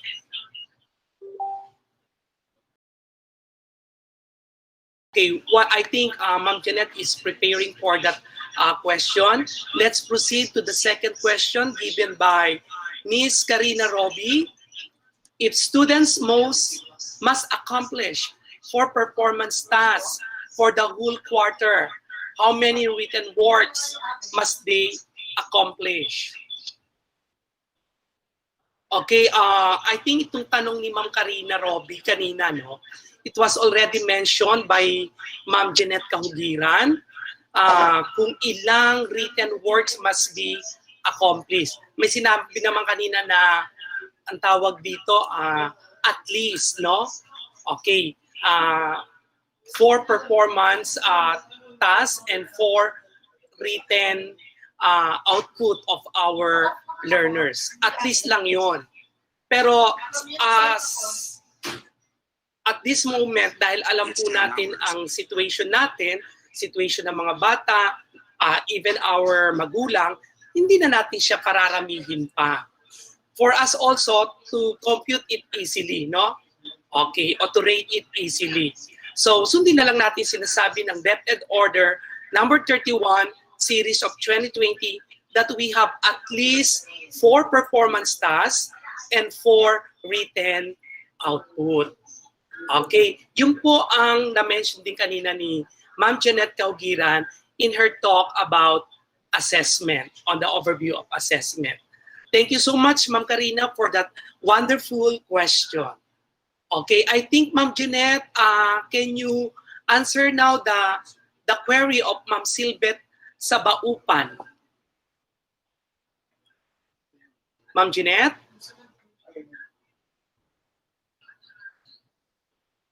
Hello. Good morning, everyone. Yes. Yes, sir. Good morning. Good morning, Yes. ma'am. Yes, sir. What is it? Okay. Okay, sir. Can Opo. you share with me? Can you share with me the queries of our teachers? Nasa Google, nasa YouTube natin, ma'am. But I wrote it here. Sabi ni Ma'am Silvet sa Baupan, refer to DepEd Order number 31, series of 2020, attainment of MELCs. If the modality po is modular, please give some suggestion to be able to align assessment according to this most essential part po about being authentic. Okay. Okay, like this one, you listen po very well. Our writers wrote the modules, and each module passed through series of validation. And the last validation provided, uh, it was provided by the PNU professors. So when our teachers prepared the modules, they made sure that the activities they presented in the module from the start up to the last part would be congruent to the main objective. Now, that main objective was unpacked. That main objective was unpacked into learning objectives, and those learning objectives, as I've mentioned earlier, those were translated into activities, learning activities. That's why there's a lot of activities. Now, the question of Madam is, Sir Ador, the question is, how can we say that it is authentic? Authentic because it was approved and it passed through validation. Now, what else was the question po, Sir Ador? So far, ma'am, yun pa lang po naman ang tanong niya. At sinagot ko naman yung isang tanong ni Karina Roby because you already mentioned it in your discussion a while ago. If students must accomplish for performance tasks for the whole part, how many written works must they accomplish? Yan naman po ay nasagot mo na rin kanina, ma'am, in your discussion at binigyan ko po ng diin ngayon. Like what Ma'am Cerveza mentioned a while ago, that yes, they are free to add if they would want to have more than four. But since we are having the education learning modalities remotely, then we'd rather stick to four. Four written works, and four performance tasks lang po tayo, as mentioned by our ASDS, OIC ASDS. Okay? Yes, Some Ma'am Jen. questions po. Apo. I Thank hope you. I was able to answer. Yes, ma'am. Thank you so much, Ma'am Jeanette. There's another question here coming from Mr. Von Ventura. Pwede bang pass or failed na lang grade ng bata or very satisfactory, on so on, hindi na number, suggestion lang? I think po, Okay, sir, can I answer that po? Can I answer? Okay. Sir Bon, actually, the reason why we have DepEd Order 31, Series of 2020, to go with the DepEd Order 12, which replaced, not really replaced, but it's only a temporary curriculum since we are in the remote education. Kaya po, we still have to follow what's indicated in the DepEd Order. Nobody is above DepEd Order. We all followed what is indicated in the DepEd Order as regards all the things, instruction, most especially in the grading system that we're having right now. Okay? Thank you so much, Ma'am Jeanette. Very well said. Sir Bon, take note po ha. Sabi ni Ma'am Jeanette, that is DepEd Order number 31. And when we say DepEd Order, no one is above that is the order. No? Ibig sabihin, batas natin mga guru yan. No? Nasusundin natin talaga. Salamat po, Ma'am Jeanette. If any supervisors there would like to share their opinion about these questions, you can also answer the questions of our teachers. Okay, sir, if I may add, Sir Ador, if I may yes, add. ma'am. Okay. Sir Bon, you can add or you can write something on the output of the child if you would want to give suggestions or comment, praiseworthy description or adjectives, or to really praise the work of the child. You may do so po, but you still have to put a numerical grade because we have to follow the rubric that you presented in grading the said performance task. Pwede pa rin kayo maglagay nyo ng excellent, very good, pwede naman po yun. Why not, no? Maganda naman yun kasi maganda sa kalooban ng bata. Pero just the same, you still have to follow what is indicated in DepEd Order 31, that there is really transmutation that we will still follow. In effect pa rin po yung nasa DepEd Order 8, Series of 2015, na grading system natin sa table, transmutation table. Okay. I think Ma'am Elisa would like to add an information about that. Our chief, Ma'am Elisa, would you like to share or add something? Okay na ako sa sagot nyo. Tama naman ang sagot, no? So we cannot deviate from the DepEd order. Yes. Thank Okay you na so ako much. sa sagot nila. Thank you. so much, Chief, Ma'am Elisa. Okay, ngayon naman po ay abang wala pa pong mga katanungan na marami dito, no? May nagpapa-shout out po, no? Watching from actually not only watching but joining us, no? From the Biclat Elementary School, Aliaga Annex, SDO, Nueva Ecija. Take note, national talaga tayo, no? And from Manorigaw, Caraga, Davao Oriental. So ang mga kapatid nating edukador sa iba-ibang lugar or panig ng Pilipinas, nakasama natin ngayon, no? Kasi inopen naman natin ang ating inset na ito or training. So another watching from Singatong Elementary School, Zamboanga del Norte Division. Kahapon ang dami rin po, no? From Region 4A, marami rin pong nanood sa atin. Kaya ang mga kapatid nating mga edukador sa ibang-ibang panig ng Pilipinas, kayo po ay welcome at maraming salamat po sa support nyo at sa panonood nyo sa atin po. May mga katanungan pa po dito, no? From Rinel Pagkaliwagan, paano natin makukuha o maa-assure ang accuracy ng results ng assessment or achievement ng bata, especially sa written? May mga bata na maaaring magkopyahan or mag-google ang sagot. Thank you po. Ano po ang ating katugunan dyan sa katanungang iyan o sa paghahanap ng sagot ni Sir Rinel Pagkaliwagan? Ma'am Jeanette? Yes, sir. Di po ba bago tayo magsimula, nagkaroon na kayo ng mga orientations with your learners? So, meron na kayong idea on how each learner performs sa batay sa kanyong discussion, sa mga recitations and everything. Marami po kayong paraan kung paano nyo ma-identify kung talagang gawa ng isang bata or ginugel lang ang isang material or ito ay ginawa ng isang magulang. So it is on the part of the teacher to really judge, to assess really if this kind of output, it's only a grade 3 output, but then the output provided was more than the capability of a grade 3 child.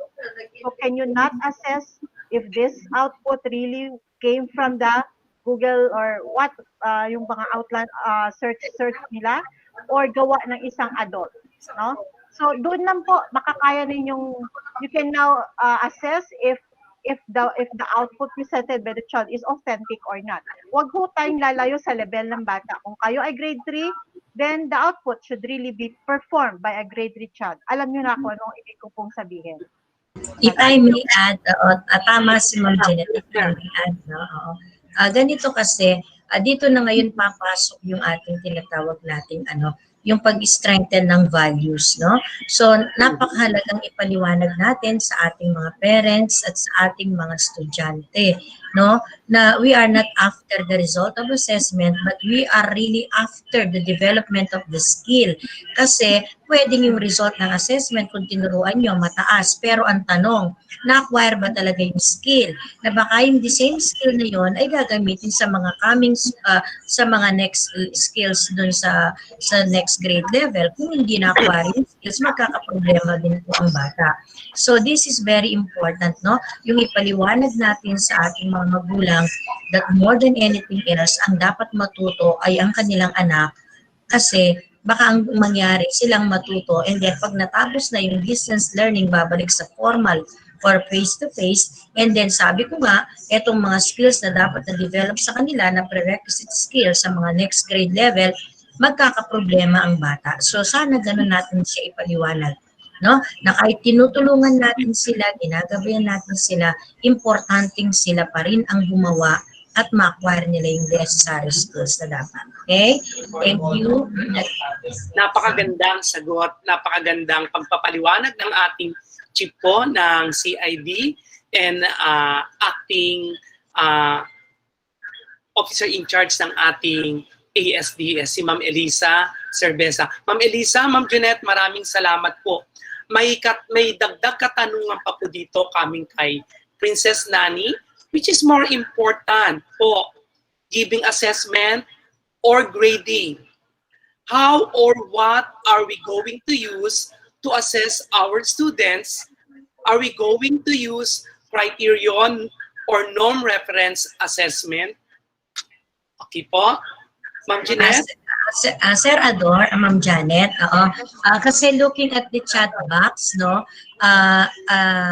mukhang i-park natin yung ibang tanong, Sir Ador, kasi yung overview ni Ma'am Janet ay dudugtungan pa ng actual assessment process, no, ng ating next speaker, no, baka sakali masagot din, and so we can also catch up with the time. Will that be okay, Sir Ador? They will capture all the question, okay? Thank you, Sir Ador. Yes, thank you so much po, Ma'am Elisa. Okay po, mga kapatid natin na nandito ngayon sa ating training ito po ngayon. Lahat po ng inyong katanungan, ipapark lang po natin sandali, pero mamaya sasagutin po natin. Kasi at the end of the discussion of all, the talk of our resource speaker this day po, lahat po niyan mamaya may mga katanungan na i-entertain natin after that po. So I think we can proceed now for our post-test po, no? If I'm not mistaken, we have our link there, my dear teachers, and you can also click that link so that you can access sa ating post-test. Okay, bibigyan po namin kayo ng ilang minuto? 10 minutes for that question po, and good luck to everyone po. 10 to 15 minutes po. You can now click the link po given sa nasa description box po natin.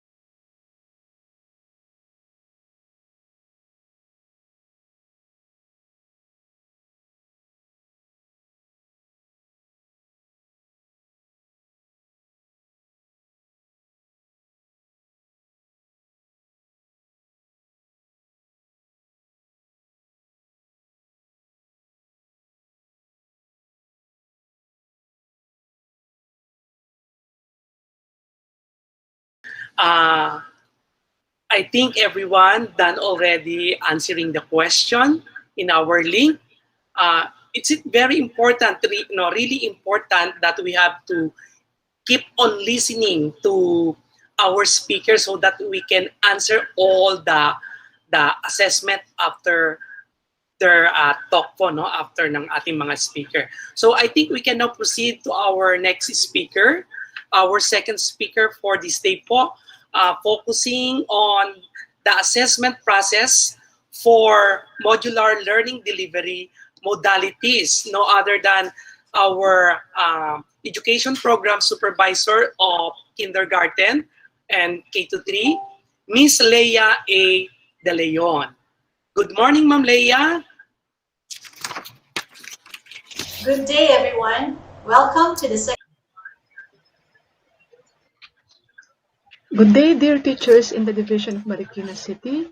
Our Education Program Supervisor in English, Ms. Janet S. Kahugiran, had given us an overview on what assessment is all about, why assessment is important, how do we plan or prepare for the assessment, and how are we going to compute for the different kinds of assessment in the different learning areas. Today, I am tasked to present to you the process flow in the formative assessment and the summative assessment using the modular learning delivery. First, I am going to discuss the formative assessment using the modular learning delivery. Now, let us review once again what formative assessment is all about. It is a process that involves teachers using evidence about what learners know and can do to inform and improve their teaching. The formative assessment is very important so that the teacher can plan well or adjust on their different learning strategies that will be appropriate to their learners, especially those who need remediation. The formative assessment is also a process through the teacher's immediate feedback enables students to take responsibility for their own learning and identify areas where they do well and where they need help. This is stated in DepEd Order 31, Series 2020, page 1. Now let me focus on the students taking responsibility for their own learning. Now it is very important for us, dear teachers, to always remind our students that they should always be the one answering or accomplishing the different parts of the module, because it is very important that we would be able to get or record the correct data in order for us to give the appropriate remediation or enhancement activities for our learners. Let us also remind our dear parents that they should only guide or monitor their child as they answer the different parts of the modules. Now, for the different parts of the module for kindergarten that are used for the formative assessment, we have these parts of the module. We have subukin, tuklasin, suriin, pagyamanin, isa-isip, and isagawa. All this part of the module for kindergarten form the part of the formative assessment.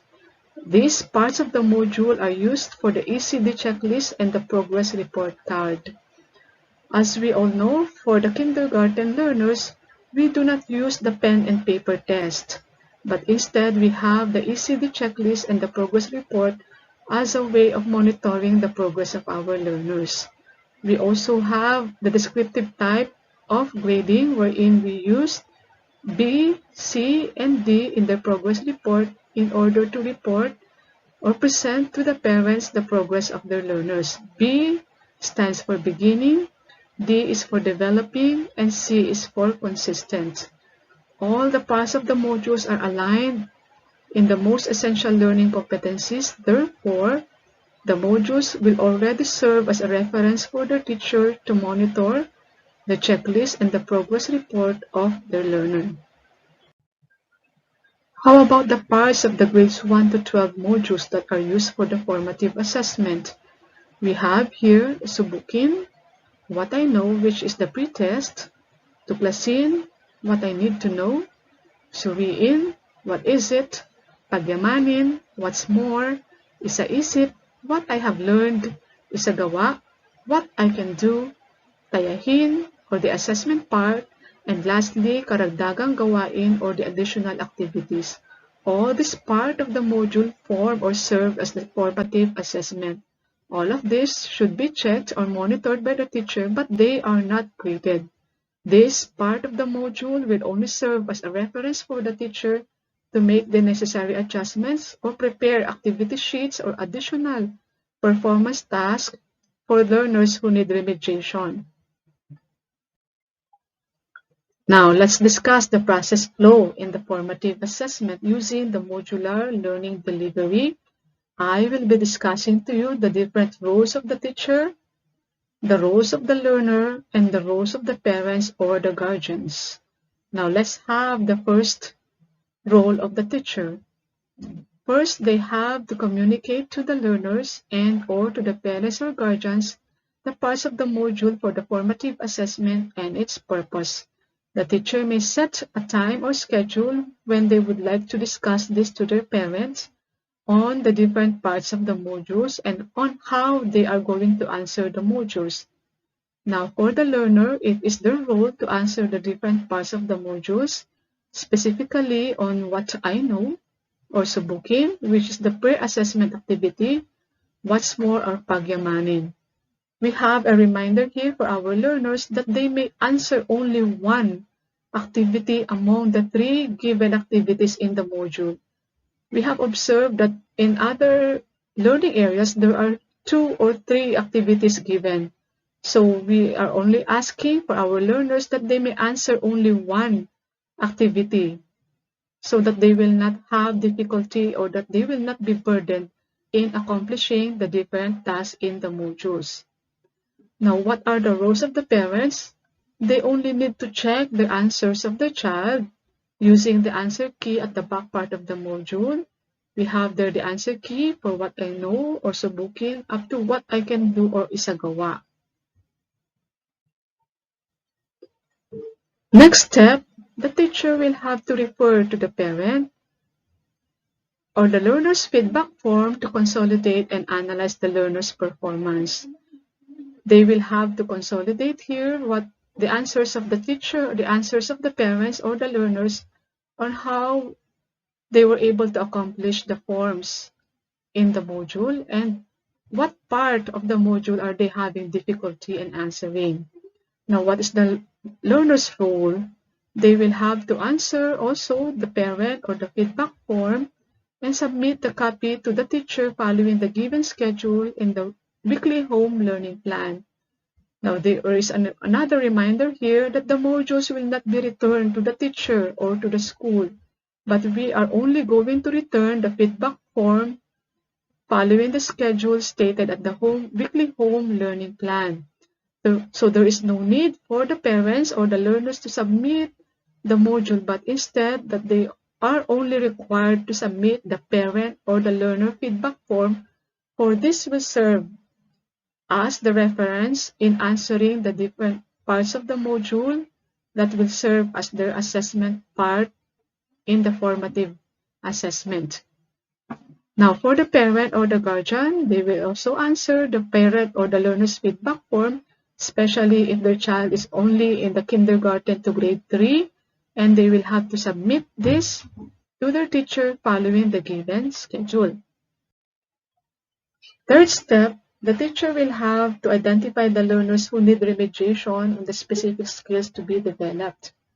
Now, for the learner, they will have to accomplish the task given in the remediation or for the enrichment activities, after which they are going to submit the given task for remediation or enhancement following the given schedule. Now, the role of the parents now or the guardian is just to monitor their child as they perform or accomplish the given task and submit the remediation or enhancement activities following the given schedule. Fourth step, the teacher will now have to accomplish the individual learning plan, which is stated in the MCI 2020-00162 Annex F, page 26. This plan is for the learners who are lagging behind or need remediation. So the result of the parent or learner's feedback form will identify who among the learners need the remediation. So they will be included in the list in the learning or the individual learning monitoring plan.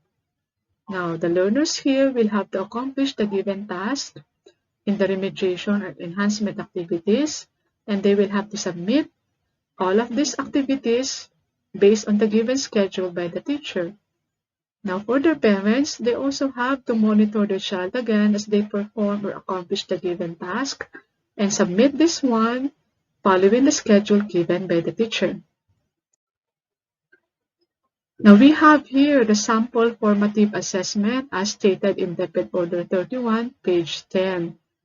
What are the possible formative assessment that can be used by the teacher? We have here for the strategy,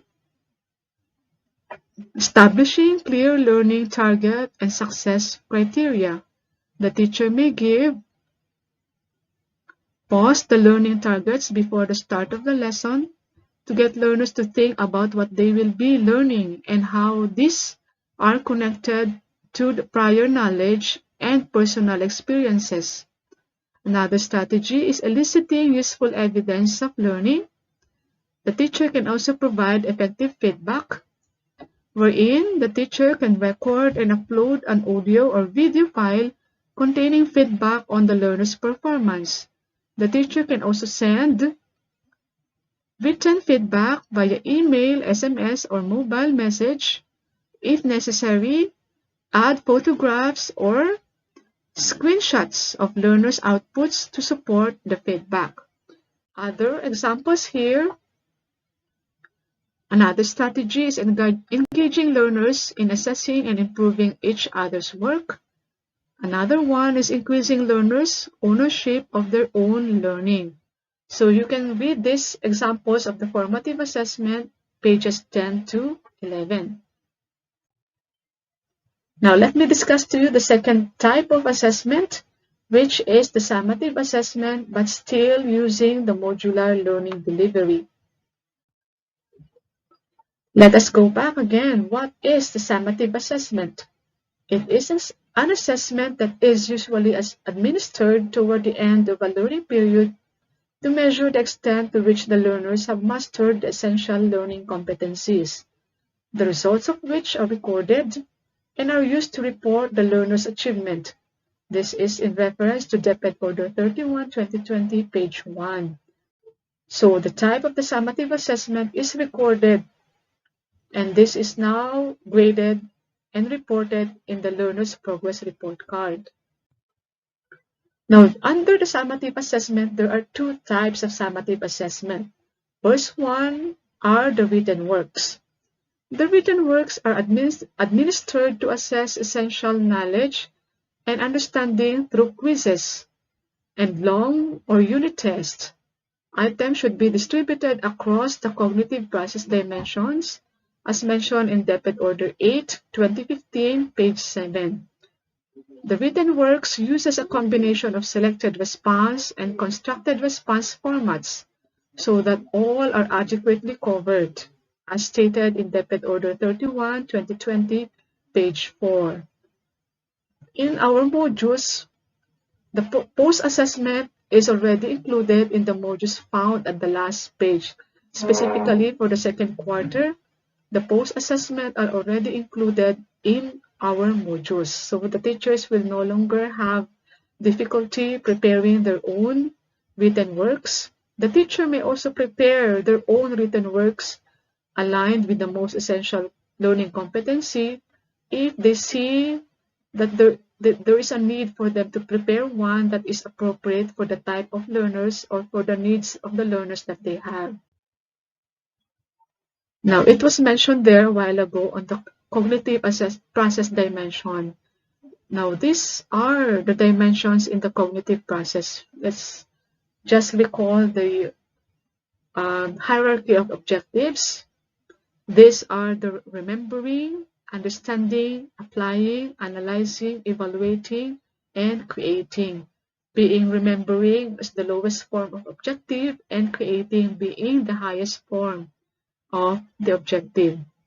So we are already very familiar with this, that in preparing the different types of assessment, all types of questions should be distributed in this cognitive process dimension so that all the learners will have the equal opportunity or the chance for them to be able to answer at least a part of the assessment. For those learners who are having difficulty or what we call the learners with learning difficulty, at least they can answer the type under remembering and understanding, while our learners who are advanced, they could already answer the part on the evaluating and creating. Now, the second type of summative assessment is the performance task. This one refers to the assessment task that allows learners to show what they know and are able to do in diverse ways. They may create or innovate products or do performance-based tasks, skill demonstrations, group presentations, oral work, multimedia presentations, and research projects. It is important to note that written outputs may also be considered as performance tasks. This is stated in Deped Order 8, 2015, pages 7 to 8, and Deped Order 31, once again, Series 2020, pages 4 to 5. So, going back, under the summative assessment, we have two kinds. We have the first one that is the written works, and the second one, these are the performance tasks. Now, what are the parts of the modules used for the summative assessment?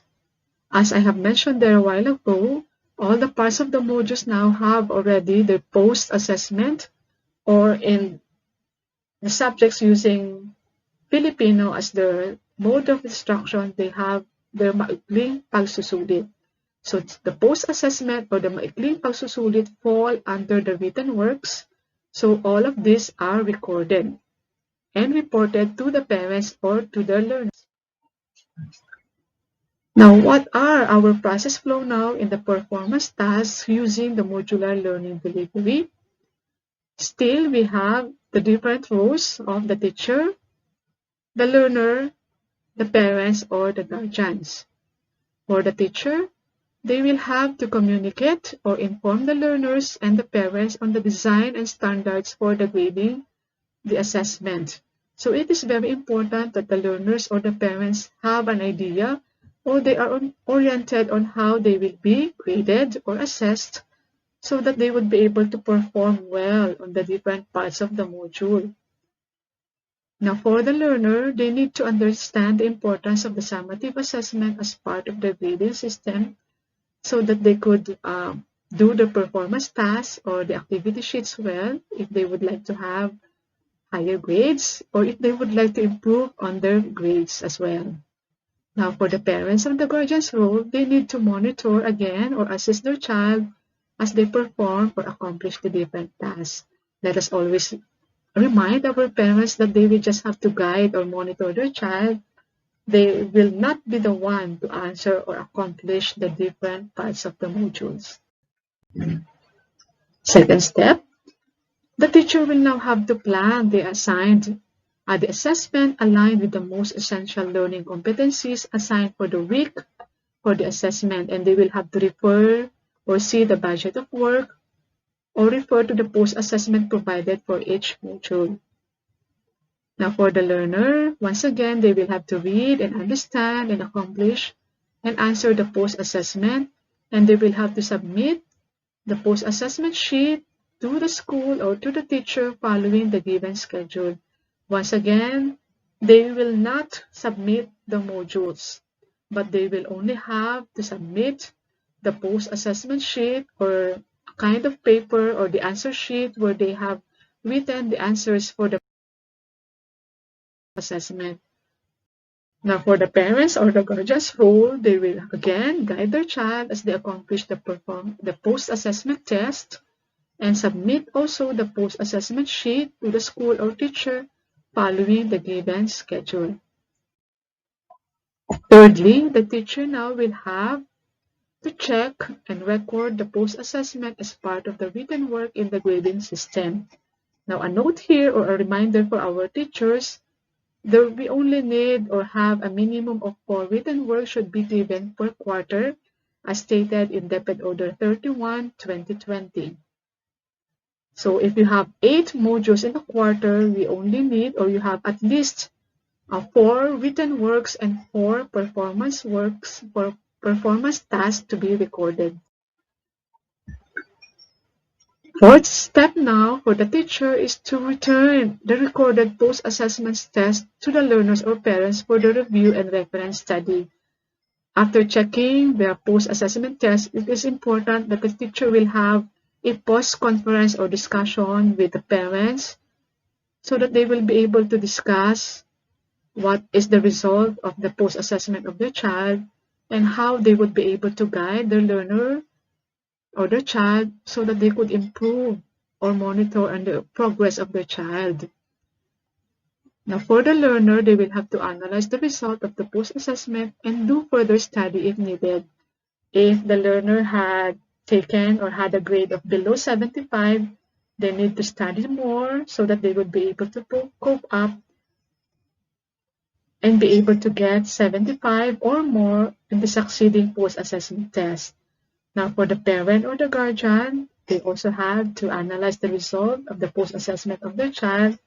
And if the child has a score of below 75, they need to review some more or study some more and guide their child as they perform or do the different performance tasks or activity sheets given by the teacher. Okay, the next step, the teacher will now have to set a schedule to communicate the result of post-assessment test to the learner or the parent and have an agreement on the remediation or task to be accomplished if needed. Now, this one is very, very important. This is what we call the feedbacking part. We should not stop in just recording the result of the assessment of the performance task, but we should be able to discuss, present, or feedback the result of the assessment to the parent or to the learner, specifically for those learners who are lagging behind so that we could be able to monitor or help them as they progress in answering the activity sheets or the remediation given by the teacher until they reach mastery level or as they progress and improve in answering the activity sheets or the performance task. Now, once again, the role of the learner will have to accomplish the activity sheets or tasks given by the teacher during the remediation, and their parents or guardians will also have to monitor or guide their child as they answer or accomplish the task for the remediation if needed. Okay, next one, the teacher now will have to prepare the individual learning plan for those learners who need remediation or for those learners who need or are lagging behind. The parts of the individual learning plan will be discussed further and will be discussed in details by our education program supervisor in charge of Filipino, Sir Galposo Alburo. Now, the next role for the learner is that they will have to accomplish again the activity sheets or the performance tasks given by the teacher for the remediation, and their parent or guardian will have to assist them and monitor their child as they accomplish the performance tasks or the activity sheets given by the teacher. Now, we already have here a sample on the individual learning monitoring plan. We have here the different parts, the details of which will be discussed by Sir Galposo Alburo, but let's just have an overview. So we have here a column for the learning area. Say, for example, in Filipino or mathematics, the learners need, what are the learning gaps, what are the interventions or strategies that will be provided by the teacher, what will be the monitoring date, and now for the learner status, this is very, very important. If the learner is in insignificant progress or having an insignificant progress, or the learners are having significant progress, they are already improving, they are getting a grade of 75 and up, or they are already under the mastery level. And okay, below we already have here the intervention status. If the learner is not making significant progress in a timely manner, intervention strategies need to be revised. So, revisions or another strategy shall be made by the teacher, or another set of activity sheets or performance tasks should be given by the teacher. Learning is making significant progress. Continue with the learning plan so the teacher can check on that part. Or if the learning has reached mastery level of the competencies in the learning plan. So this is what we plan our learners need to achieve, that they will be able to reach the mastery level in the status. Okay, we also have here the sample performance task under Depth Order 31, 2020, page 12. So we have here the sample performance task under languages.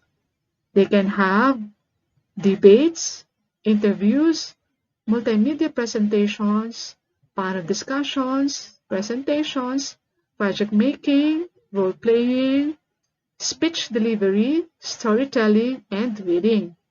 Under mathematics, they can have their performance tasks as constructing graphs from surveys conducted, multimedia presentation, outdoor math, probability experiments, problem posing, reasoning and proofreading through recitation, using manipulatives to show math concepts or solve problems, using measuring tools or devices.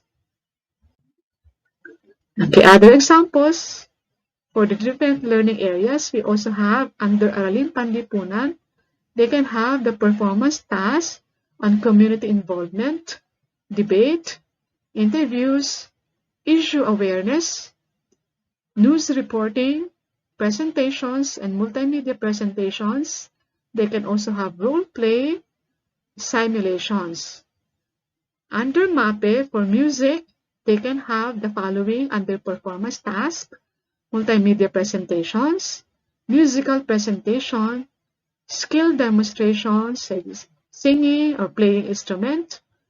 While for arts, they can have the following as their performance task: art production, multimedia presentation, portfolio, skills demonstration. They can have the drawing, coloring, and painting. So you can have more or other samples under performance task. Now, when we say performance task, in order for us to be able to give an objective grade for each of our learner, we need to have a rubric. Now, what is a rubric? This is a learning assessment tool that is used to evaluate written outputs, products, or performance-based tasks. It is a scoring guide that articulates the expectations and describes the level of quality expected from a learner. So we will not just give grades to our learners based on our opinions, but we need to have a rubric so that we will be able to give a grade that our learners deserve well. So let us also remember that the rubrics contain 4 essential features: a task description or a descriptive title of the task, a scale or scoring. The rubric should also have the components or criteria. And lastly, the rubric should have the description of the performance quality. Now let's take a look of a sample of the portfolio. Okay, we have here a rubric that is designed to evaluate the portfolio submission based on the content, presentation of work, and reflection. So we have there the title, a portfolio grading, and you have there the description. What is the scoring? The scoring is between 80 to 85. A grade or a performance description will be given. A significant number of required items are missing, so the score can give a grade between 80 to 85. If all the required items are included, items demonstrate some of the desired learning outcomes for the term, the student has gained some understanding of the concepts and attempts to apply them, the teacher can give a grade between 85 to 89. And another descriptive performance, all required items are included with a few additions. Items clearly demonstrate most of the desired learning outcomes for the item. the student has gained a general understanding of the concepts and application. The teacher can give here a grade between 90 to 94. Another performance description, all required items are included with a significant number of additions. Items clearly demonstrate that desired learning outcomes for the term have been achieved. So the teacher here now can give a grade between 95 to 100. So there is a basis, there is a criteria on how the teacher can give scores on the performance task that the learners will be submitting. Another sample here of a rubric for math problem-solving rubric. So that is the title. The description is, the rubric is designed to measure the quality of a process rather than the quality of an end product. Work samples or collection of work will need to include some evidence of the individual's thinking about a problem solving. Example, reflections on the process from problem to proposed solution, steps in a problem-based learning assignment, record of think aloud protocol while solving a problem. Now that is the description. The criteria here or the dimensions are, define the problem, the learner should also be able to identify appropriate strategies, and the learner should also implement the solution. Now, these are the scale and the scoring. 3 points will be given if they have mastered the skills. 2 points will be given if they are working towards mastery, and 1 point will be given if the learner also needs improvement. And under each scale and scoring, performance descriptor are also given. So that is an overview on the process flow, on the different kinds of assessment that we need to provide to our learners. That is, once again, the formative assessment and the summative assessment. And under summative assessment, we need to record and grade the written works and the performance tasks of our learners. I do hope that you have been clarified on the process flow that we are going to follow in the schools division of Marikina City. Thank you so much. Have a blessed day.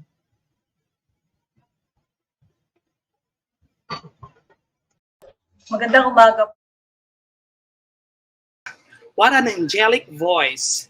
Thank you so much, Miss Leia De Leon, our EPS for K-3, for the angelic voice of delivering the well explanation of your discussion.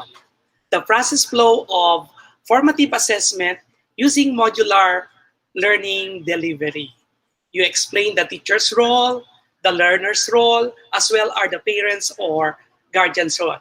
You also give us reminders on how to use the module, remediation for students lagging behind or need helps, how teachers plan and align his or her assessment, and how to communicate the feedback or results of the assessment to the learners and to the parents itself.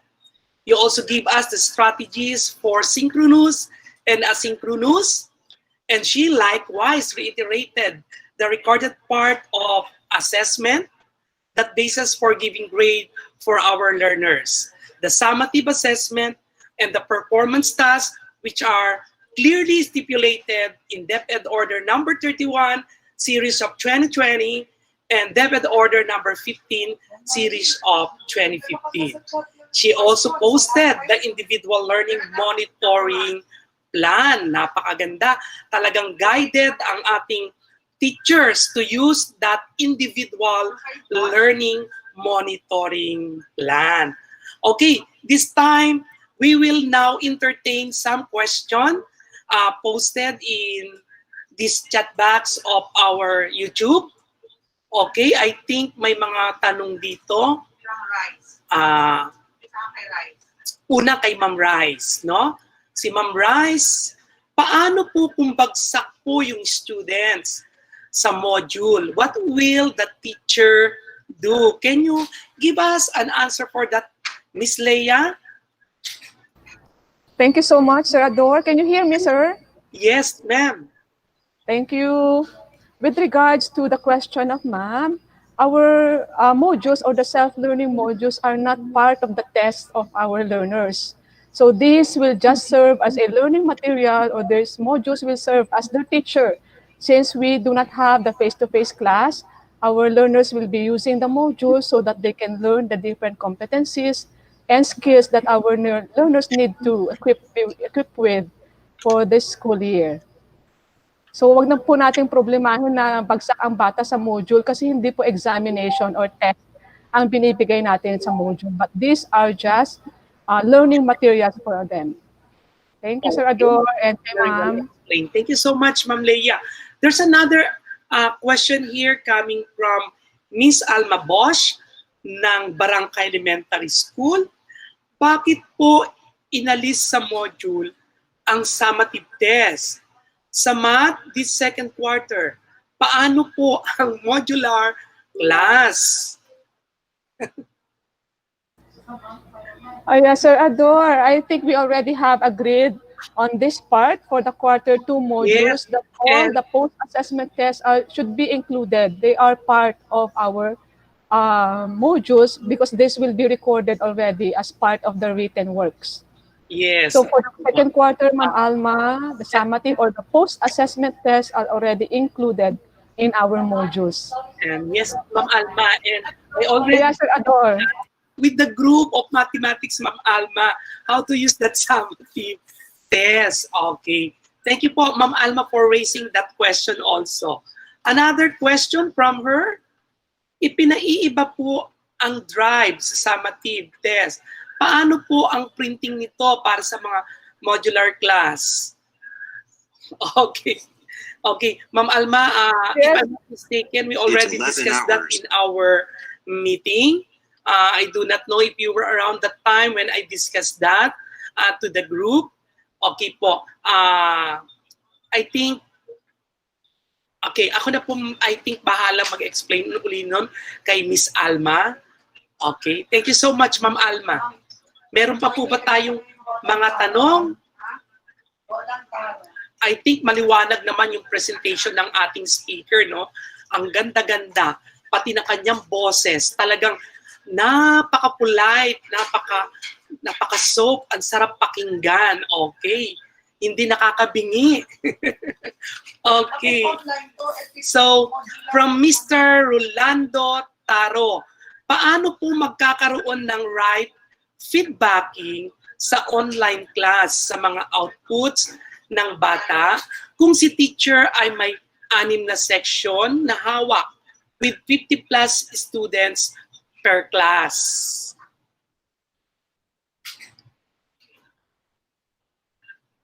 Okay, Ma'am Yes, Sir Ador, opo. Anyone from the group can also answer. Okay, if you Sir have an Ador, I idea. think this concerns our e-learning platform for the secondary level. Yes, ma'am. Okay, Ma'am Lailani, I think I need help since I am not very familiar with our e-learning platform. If they could have feedbacking online, Ma'am Lailani? Yes, since Ma'am Leilani will also discuss assessment.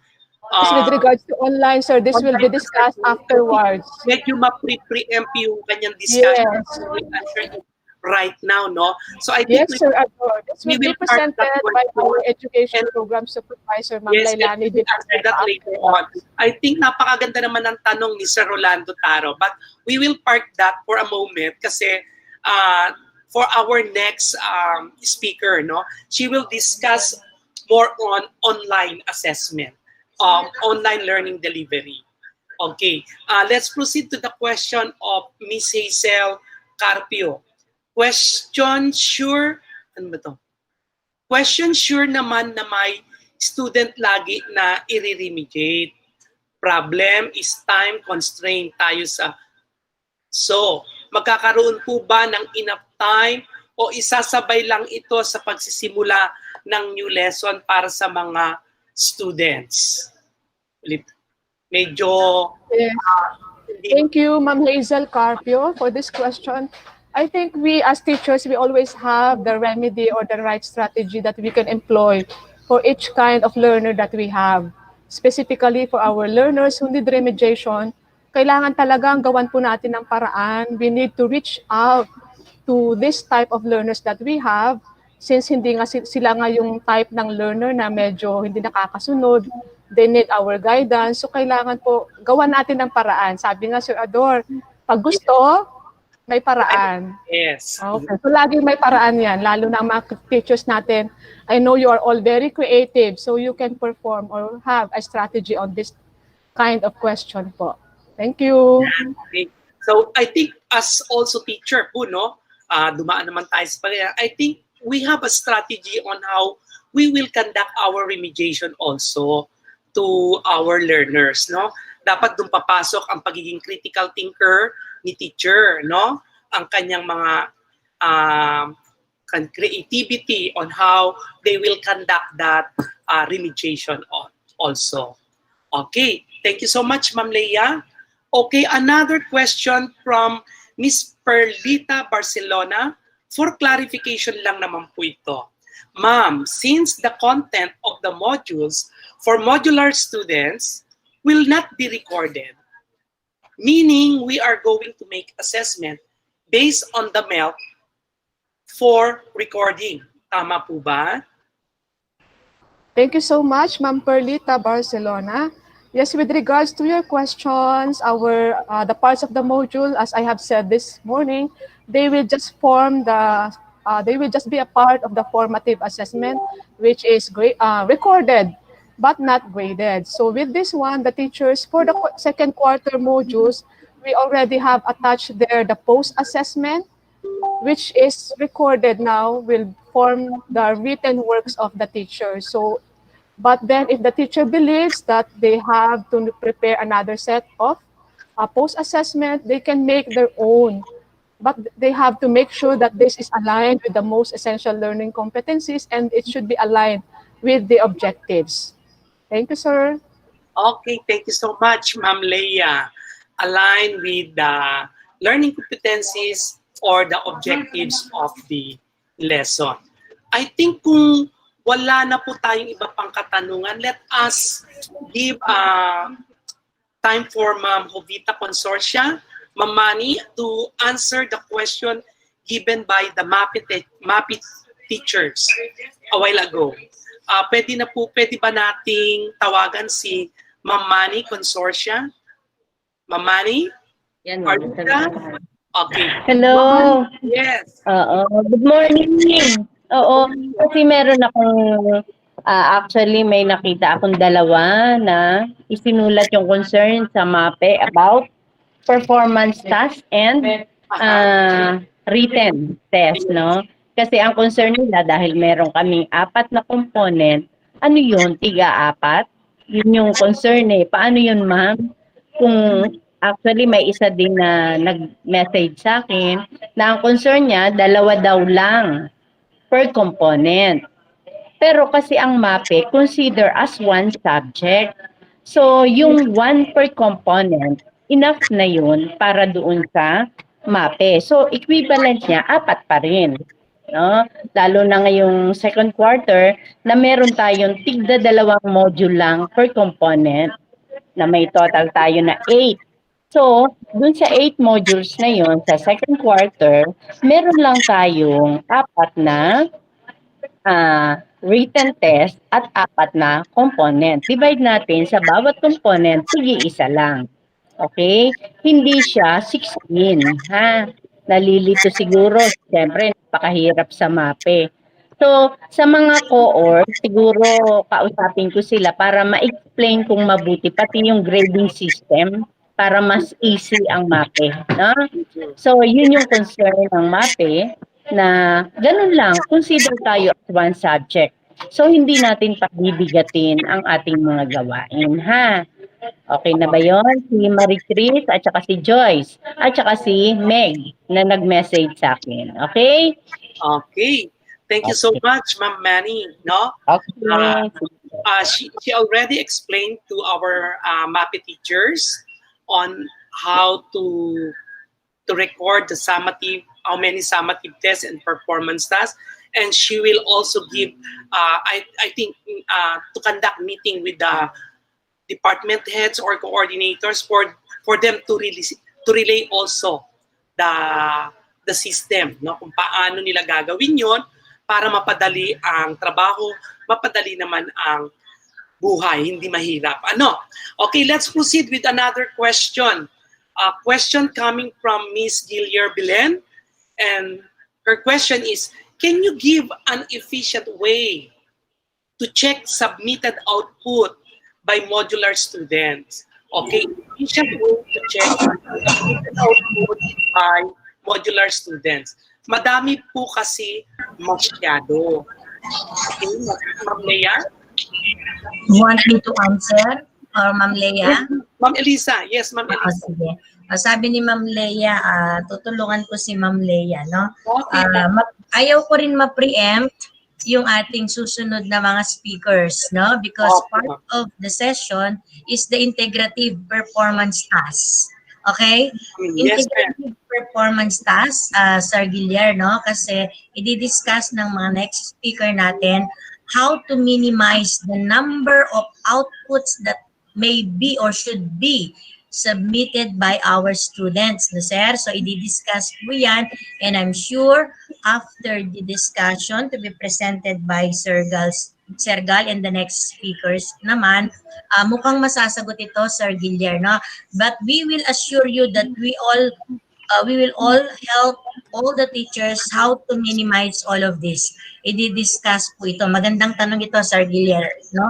Another one, sabi ko nga sa atin, hindi lamang ang teacher, hindi lang kasi ang batang nahihirapan eh. Kayo rin, di po ba? Pag maraming ipapasubmit sa bata, marami kayong chechekan, so you will focus dun sa mga estudyanteng mas nangangailangan ng inyong tulong, no? So the integrative performance task and your workshop will answer the question of Sir Guillermo. Okay? Thank you, sir, for that relevant question. Thank you so much, Ma'am Chip, Ma'am Elisa. Thank you so much, Ma'am Leia. So, as our chief said, no, not to preempt the discussion of the next speakers po, we will park some questions for a while, no? And probably baka madaanan yan, masagot na along the way of the discussion of our next speaker. I think we will proceed now to another link for a post assessment. Okay, Ma'am Noemi, nakapost na po ba ang ating link for that? Okay, I think nasa baba po ng YouTube po natin. Nasa description box po natin. Paki-click nyo na lang po yan at magbibilang ko ng 1, 2, 3, then the test will start now. Okay, 1, 2, 3. Okay, test start now.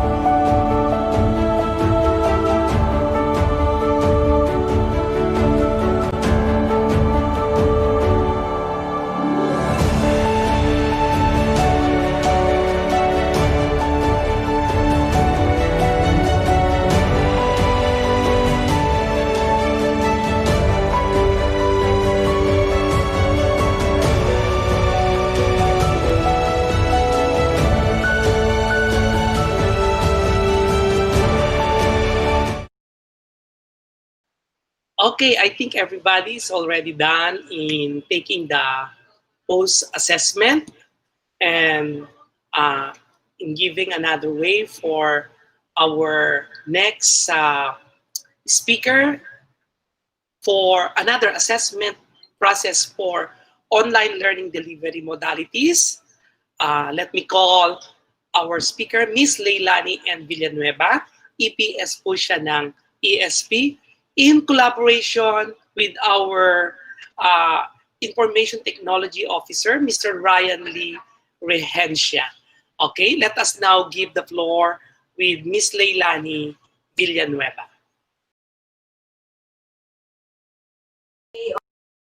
Of our in-service training for teachers. Magandang umaga po sa inyong lahat. Kumusta po kayo? Sana nasa mabuti po tayong kalagayan habang nakikinig at inaaral ang iba't ibang proseso na learning modalities, paraan ng pagtuturo at pagkatuto ngayong school year 2020 to 2021. So pagkatapos po ninyong marinig ang proseso ng formative at summative assessment sa tatlong learning modalities, ay akin namang tatalakayin ang proseso at pamamaraan na maaaring gamitin sa online assessment gamit ang prescribed online platforms ng SDO Marikina. But we have to take note, we'll still adopt the online assessment process presented to us by Ma'am Leia a while ago, which is based on DepEd Order 31, Series 2020, or the Interim Policy Guidelines for Assessment in light of the Basic Education Learning Continuity Plan. Now, let's have a short review of the three schemes for online learning delivery modality that were presented to us and demonstrated yesterday. So what are these three schemes? When is the best time to use them? Sige nga, ano-ano nga ulit yung mga yon? Okay, the first one is SA. Ano yung SA? It's the synchronous or asynchronous scheme. So, kailan po natin ito ginagamit? So, this scheme shall be used if there are hard concepts and terms that need to be clarified first by the teacher before letting the learners do the activities of their own. So, this is applicable to the primary level or K-3. Our learners in this case stage need to listen first to their teacher's instructions and examples in order for them to complete the remaining activities for the week. Next, what is the second scheme? It's the SAS or the synchronous, asynchronous, synchronous scheme. So just like what Mr. Santos have discussed yesterday, this scheme is like scheme 1, except that it has another synchronous session for learners who need assistance from the teacher to catch up with the lesson. The least mastered competencies must be taken into consideration by the teacher in preparing appropriate remedial activities for these learners. The second synchronous session is only for identified learners. Take note ha, hindi po lahat ay kasama sa second session ng asynchronous. It is only for identified learners who missed the first synchronous session or those learners who failed in the post-assessment and learners who are consistently not submitting the required performance task outputs. And take note, ulitin po, not all learners are included in the second synchronous session. How about the third scheme? It is the AS or the asynchronous synchronous session. Okay? So this scheme is appropriate for lessons that require minimum supervision from an adult, teacher, or parent. If you're familiar with the flipped classroom, parang ganito po yung scheme na ito, yung asynchronous-synchronous. No? So instructions in every activity are clearly defined, and easy to follow. And during the synchronous session, it is done for the purpose of providing feedback to learners on the results of the activities taken. And the key here, my dear teachers, is that you teachers must have a clear announcement, no? Clear directions or detailed instructions on what to do so that the learners can easily follow and eventually submits the correct outputs. So if you have noticed in the 3 schemes, learners answer or do most of the activities and assessments during asynchronous sessions. It was also discussed yesterday that there are prescribed online learning platforms, SDO Marikina City. And it was mentioned that for grades 4 to 6, the following platforms are being used by teachers and students. No? The Google Classroom for organizing their lessons, no? Plus other Google apps such as the Google Forms, the Google Slides, no? And Google Docs. During synchronous, no? Ginagamit din ng teachers at bata yung Google Meet for video teleconferencing, no, or synchronous classes. And then they use Quizalize, the application or the Quizalize tool for taking interactive online assessments like the module pre-test and post-test o yung tinatawag nating subukin at tayahin na lesson assessment. For grade 7 to 12, that is junior high school to senior high school, no? The prescribed online learning platforms are the following.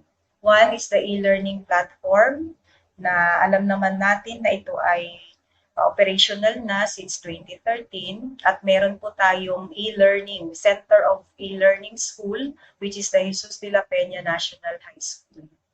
Okay? So the e-learning platform serves as an electronic instructional materials repository. No, it offers also opportunity to prepare, no, and share online learning assessments. It has also a discussion forum, no. And also the Google Meet is recommended by our division office for video teleconferencing and for conducting online classes or synchronous classes. And of course, Google Forms for taking interactive online assessments. I am aware that most of you, dear teachers, have already attended capability training on the use of these online learning platforms and tools. Am I right? Oo. SDO Marikina also conducted a series of trainings and workshops on how to maximize the use of the e-learning platform, the Google Meet, the Google Classroom, and the Quizalize applications. So how about our kinder to grade 3 learners? Kasi hindi yata nabanggit. Ano ba ang prescribed platform para sa kanila? No? What platform are they going to use in their online classes? By default, since learners in the primary level are still dependent, no? Dependent learners, they still need adult supervision and close monitoring by their parents in answering the activities in the modules. We do not require them to enroll in any of the platforms prescribed by our division. But you teachers in the primary level have the freedom to use any online platforms and applications to engage the parents or guardians, especially in giving instructions and in monitoring the learner's progress. So, partner po natin ang mga magulang at guardians sa pag-aaral, no, ng kanilang mga anak, lalong-lalo na sa kinder hanggang grade 3. Okay. Now, in online assessment, alam niyo mas challenging nga sa modular pagdating sa pag-assess, no? Yung paano ba i-monitor yung yung pagsagot ng bata. But in online assessment, tingin ko mas madali. Kasi in online assessment, the teacher has the option to conduct, no? To conduct this assessment whether in synchronous or asynchronous session. No? But if you have observed yesterday, sabi ko nga kanina, in the demonstration of the three schemes, most of the formative and summative assessments happen during asynchronous sessions due to the limited time for synchronous. Another thing, in asynchronous, it happens on the learner's schedule. Kumbaga, self-paced learning. And it was emphasized yesterday that what we have developed is a self-learning module. And the teacher will only provide online materials for reading, streaming videos, written works, no? Performance-based activities, and exams for evaluation using a learning platform. In online assessment, there are many platforms and applications that you can use. Napakadami niyan. At marami po kayong makikitang free applications, no, na pwedeng i-download. And although we have prescribed online platforms and applications, you are not restricted po to create interactive learning materials and assessment using other platforms and tools like the Kahoot, Mentimeter, math applications, science applications that you think can be helpful in getting the interest of the learners and engaging them to participate fully. So, pili lang po tayo ng pwede nating gamitin sa bawat lesson na aakma doon. No? And another thing in online assessment, the teacher can easily generate, no, assessment report. No?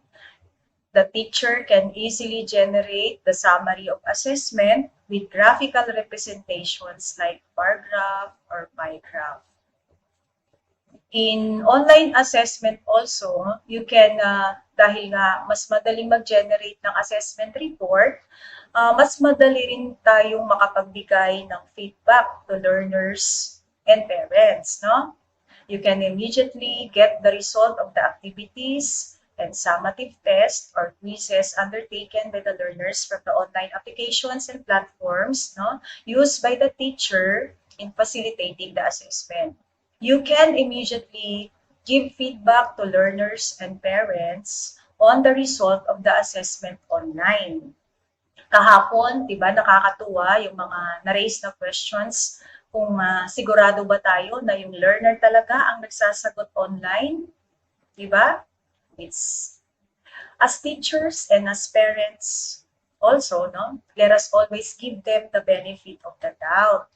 Pero wag po tayong magsasawa na i-remind sila sa kahalagahan ng pagiging matapat. Honesty is the best policy, ika nga. And sa sitwasyon po natin ngayon, yes, I agree with you that it's really a big challenge on our part to monitor the learner's progress, especially in the modular distance learning. But in online learning modality, it's easier because all our platforms that we are using, the e-learning platform, the Google Classroom, and the Quizalize, no? All of these platforms have an embedded online monitoring mechanism. Kaya mas madali na nating i-monitor yung ating learner's progress. At syempre, kung nakakasagot ba yung bata sa pinost nating mga quizzes or summative tests online. So what are the online assessment platforms and applications that we are currently using, no? When it comes to online platforms to be used for formative and summative assessment at present, SDO Marikina prescribed platforms for grade 4 to 6 learners is the Quizalize apps. Nagamit nyo na ba ito? Alam ko ginagamit na ito ng ating grade 4 to 6 learners. At alam ko din na marami na po tayong nakitang mga assessment na naka-upload po doon. No? So, how about our high school or junior high school to senior high school? Meron tayong existing na e-learning platform na ginagamit at meron siyang online learning assessment feature kung saan po pwede po tayong mag-encode directly doon ang ating mga online assessments. Ulitin ko, how about the K-3? Since most of our learners in K-3 ay purely modular sila, only a few of them are enrolled in purely online, teachers may utilize applications which they can use to assess their online learners like the Google Form. Okay. So, isa-isahin po natin itong mga applications na to. Itong Quizalize, I think Sir Ryan Rehensya ay nag-prepare din ng video para dito sa Quizalize para mas maintindihan po natin yung detalye nito. Ito po yung ginagamit ng grade 4 to 6 learners at present. So the Quizalize is used for taking interactive online assessments, yung module pre-test and post-test, subukin at tayahin, or the lesson assessment in the module. And I think, and I am also aware that Sir Ryan, our Division IT Officer, has conducted capability trainings for teachers on how to effectively and efficiently manage this platform. And based on feedback from our learners and teachers, it is user-friendly. It is easy to access because it is less technical. Okay? And for the Zinc Google Classes, students will be able to access activities through Google Classroom. Basta meron lang Classroom. So, pwedeng i-link sa Google Classroom itong Quizalize. And it has also, you can also generate graphical presentation of item analysis and summary result of assessment. Our Division e-learning platform, sabi ko nga kanina, the Division e-learning program has been operational since 2013.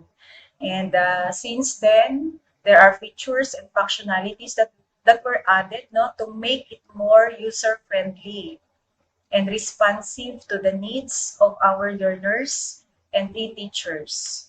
At hanggang ngayon, tuloy-tuloy pa rin po ang improvement na ginagawa upang mas lalong makatugon sa pangangailangan ng ating mga teachers at mga learners na gumagamit nito. So katulad ng ibang mga online learning platforms, it provides repository of outputs. It can monitor, the teachers can monitor student logins. Kaya alam mo kung ilang oras or ilang minuto lang nagtagal ang bata sa pagbukas ng mga uploaded lessons na nandun sa ating platform sa bawat learning area. And just like Visualize, you can also generate summary result of assessment. Okay. The next one is the Google Form, What is Google Form? Alam ko, familiar na po tayo dito lahat. At talagang ito yung pinakagamitin na application when it comes to creating forms, for data collection purposes. And students and teachers can use Google Forms to make surveys, survey, quizzes, or event registration sheets. And data gathered using the form is typically stored in a spreadsheet. Yung ginamit natin sa attendance at registration, pati na rin sa evaluation natin ngayong teacher's inset, ay halimbawa lamang ng pwedeng paggamitan ng Google Form.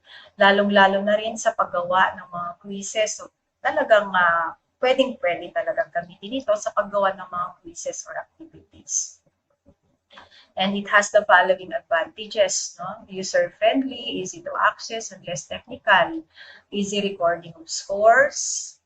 Kasi automatic na nagkakaroon tayo ng generation ng report, Learners can immediately see their scores, kaya mas madaling magbigay ng feedback kasi kita na agad nila kung ilan yung score nila sa bawat quiz na kanilang tinake. And it offers us automatic computation of mean, median of scores, and range of scores. You can also generate graphical presentation of item analysis. Now, bago po tayo mag-create ng quiz, bago po tayo mag-create ng quiz or summative test online, kailangan itong mga preparatory activities na to ay nagawa na natin. Number 1, you need to review the uploaded standard learning materials. Kasi yun yung basihan mo ng paggawa ng iyong mga quizzes or summative test. And in the e-learning platform and in the Quizalize, meron po tayong tinatawag na e-designers po, merong gumagawa ng mga IT personnel. Sila yung taga-encode at taga-upload. Importante po na role ng teacher huwag natin lang hayaan na basta nakapost doon. We really need to review the pre-made quiz or summative test uploaded in the platform para mabawasan po yung ating error. Tinatawag natin. Check natin yung accuracy. And you can also encode the quiz in the prescribed platform. So mamaya, papakita ko yung isang video clip na gawa ng Jesus de la Peña kung paano mag-create ng online assessment. And after encoding the quiz or after reviewing the uploaded pre-made quiz or summative test, you can share it with the learners on the specified schedule. Ayun yung kagandahan kasi meron tayong pwede nating lock, i-unlock, yung mga nagawa na natin na mga quizzes. Okay, ito yung sinasabi ko po. Creating an assessment. There are 2 types of online assessment, multiple choice and true or false. To create an assessment, click Manage tab. Then click Create Assessment. Fill this out. Assessment type, multiple choice, or true or false. Click the partners, first, second, third, or fourth. Click the desired number of items. The assessment title. Then encode the direction or instruction. And save assessment.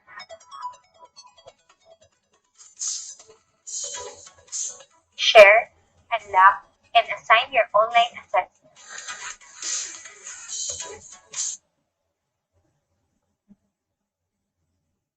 Okay. So yun mayroon siyang sharing feature. Kung kailan mo siya pwedeng i-share, nasa control yan ng teacher.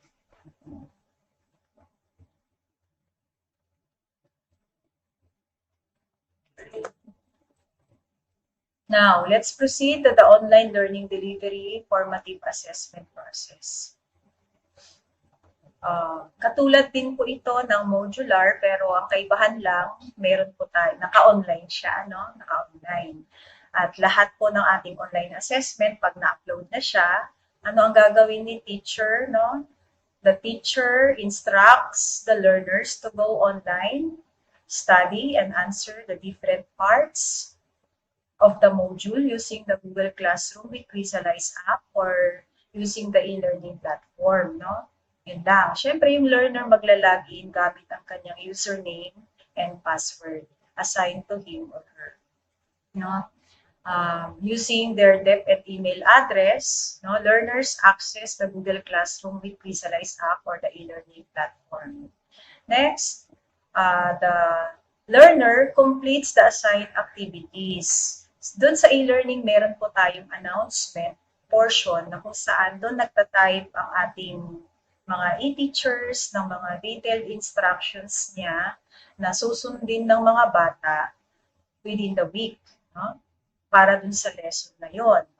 So the learner studies and answers the parts of the module, yung mga nandun, yung what I know, or yung subukin, pre-assessment activity, what's more, or yung pagyamanin. But take note, answer only one activity from the 3 given activities in the module. Pero ito po ay depende pa rin sa sa bawat learning area. Ano pa yung kanyang ginagawa doon, yung kanyang sinasagutan, yung what I can do o yung isagawa, no? Yung assessment or tayahin. Pagkatapos niyan, the learners submit their answers, no, on the assessment or tayahin part of the Google Drive folder repository created by the teacher. Or kung meron siyang mga outputs or mga performance-based task outputs na like for example yung mga videos na kailangan niyang i-upload, po pwede po yun doon sa Google Drive folder or repository na create ni teacher. Okay? Then, pagkatapos niyang gawin yun, lahat-lahat during the synchronous session, lahat ng mga formative assessment na nabanggit ko kanina, okay, that the learner will now answer the feedback form. Ano tong feedback form na to? So, bawat matapos na lesson or module, kailangan magsagot ng bata ng feedback form. Ito po ay ididetalye po sa atin bukas during the discussion of the monitoring of learners' progress ng aming mga kasama pa. At syempre, no, yung teacher will also log in. At ano ang gagawin ni teacher? Monitor niya yung compliance ng bata, i-record niya kung dapat i-record yung mga scores na na-generate niya, no, from the e-learning platform or from the Google Classroom.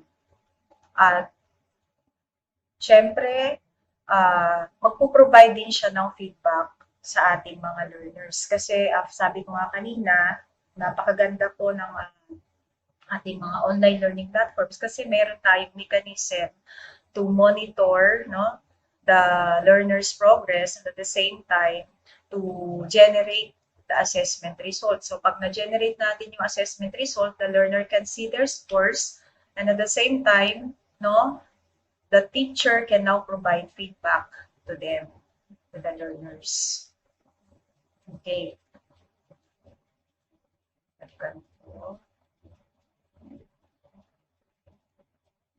Sa pagbibigay ng feedback po sa ating mga learners, maaaring gamitin yung feature ng e-learning na kung saan o pwede niyang makausap yung bata using the Messenger app.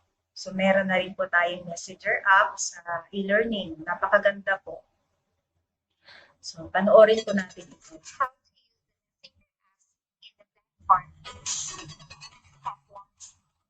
Search for the name of the recipient. On the right side corner, simply scroll up and down. Or type the name of the recipient on the search name box. Step 2. Click Send Message button to start the conversation. Step 3. If you will attach a file, click on the Attach File icon. Browse for the file and click Send icon.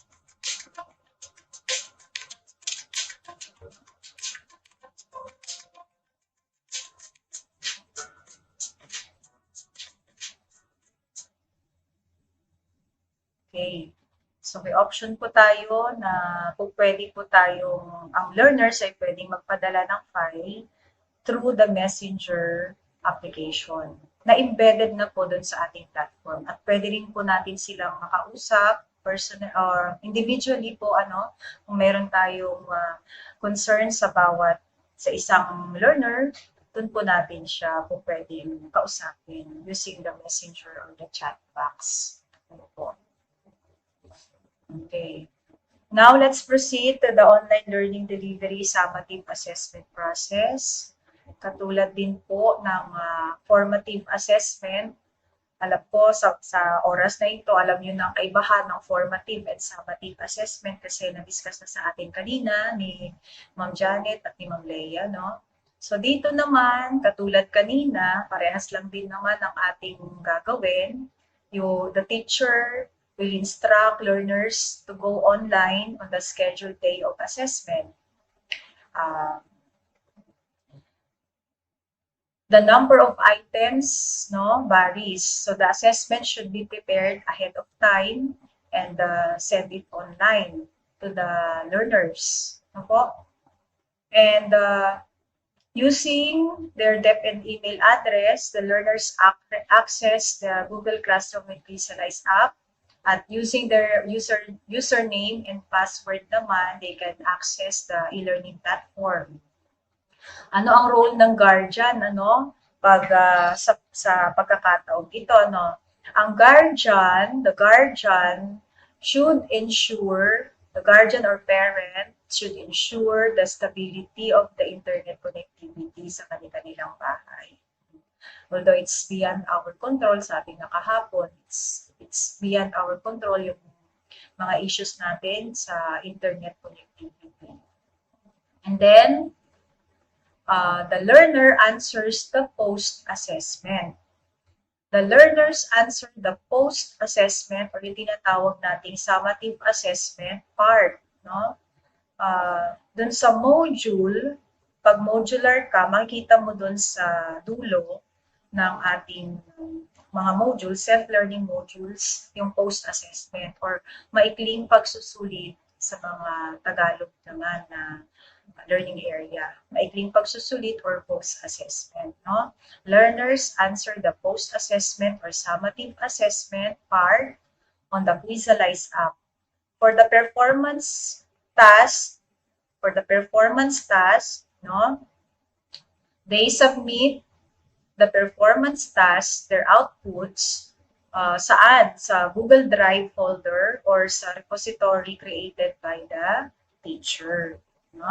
Siyempre si teacher magla-login para makita niya yung learner's progress kung nasagutan ng bata, yung mga summative assessment na ginawa.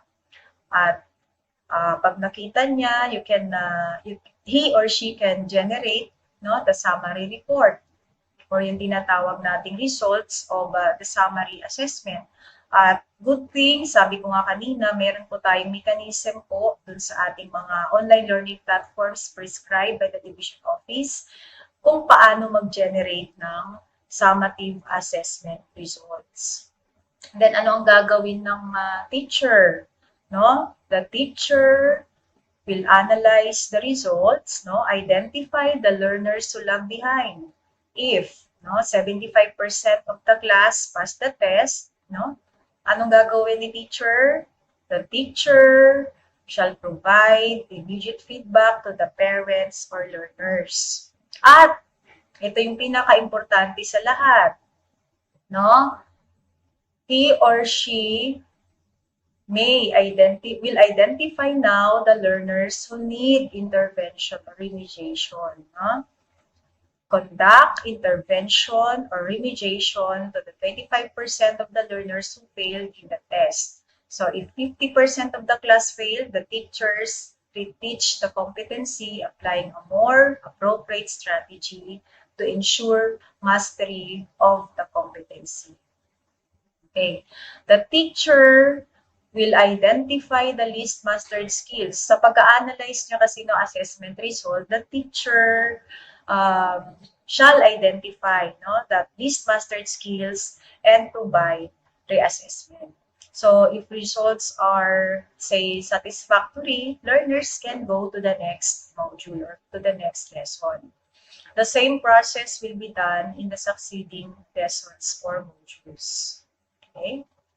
So that's the online learning delivery summative assessment process. Now, let me show you a screen video clip on how to submit performance task outputs using the repository, the e-learning platform. How to use the repository in the platform. Step 1. From the Home tab, click or select on the subject area. Step 2. Click on the Repository tab. Step 3. Click on the Upload File button.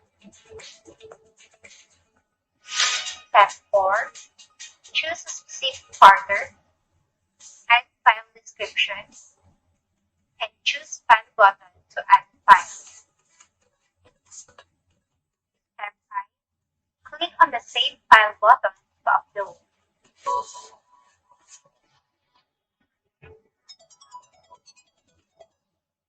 Okay, so may option po tayo, no? May feature po ang ating e-learning platform na kung saan meron tayong repository, no, of outputs. Doon mag-send ang bata or mag-upload ng bata ng kanyang performance-based task outputs o di kayang summative assessment output kung kinakailangan. Okay? And meron din po tayo ditong video clip on how to monitor our learners' online assessment. Monitoring of students' online assessment and lab aid. Click the desired section. Then click Summary to see the score of the students.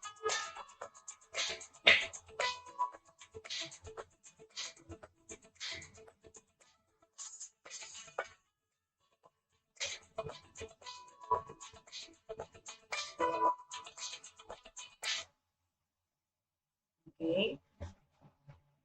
So, katulad nga ng sabi ko kanina, may mechanism na pong embedded sa ating platform on how to monitor our learners' progress. Lalo na yung kanilang pag-take ng online assessment at student learning.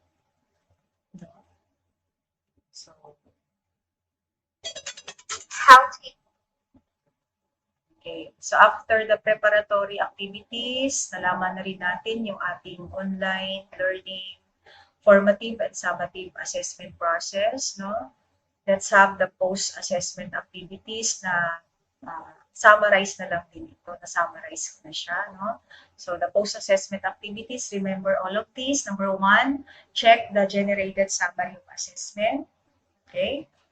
Number 2, check the outputs of learners in the assigned performance task. And number 3, record the results of the written works and performance task outputs in the e-class record. Okay? So, that ends my presentation on online assessment. Magandang umaga po at mabuhay po tayong lahat.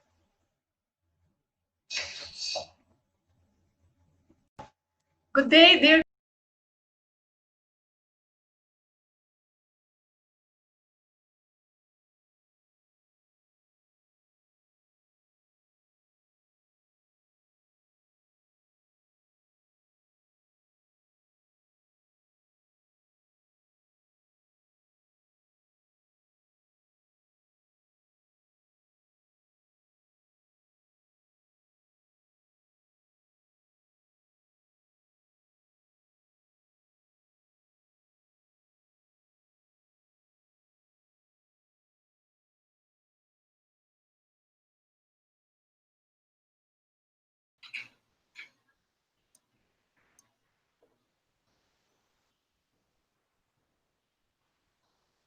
Tapos na ba?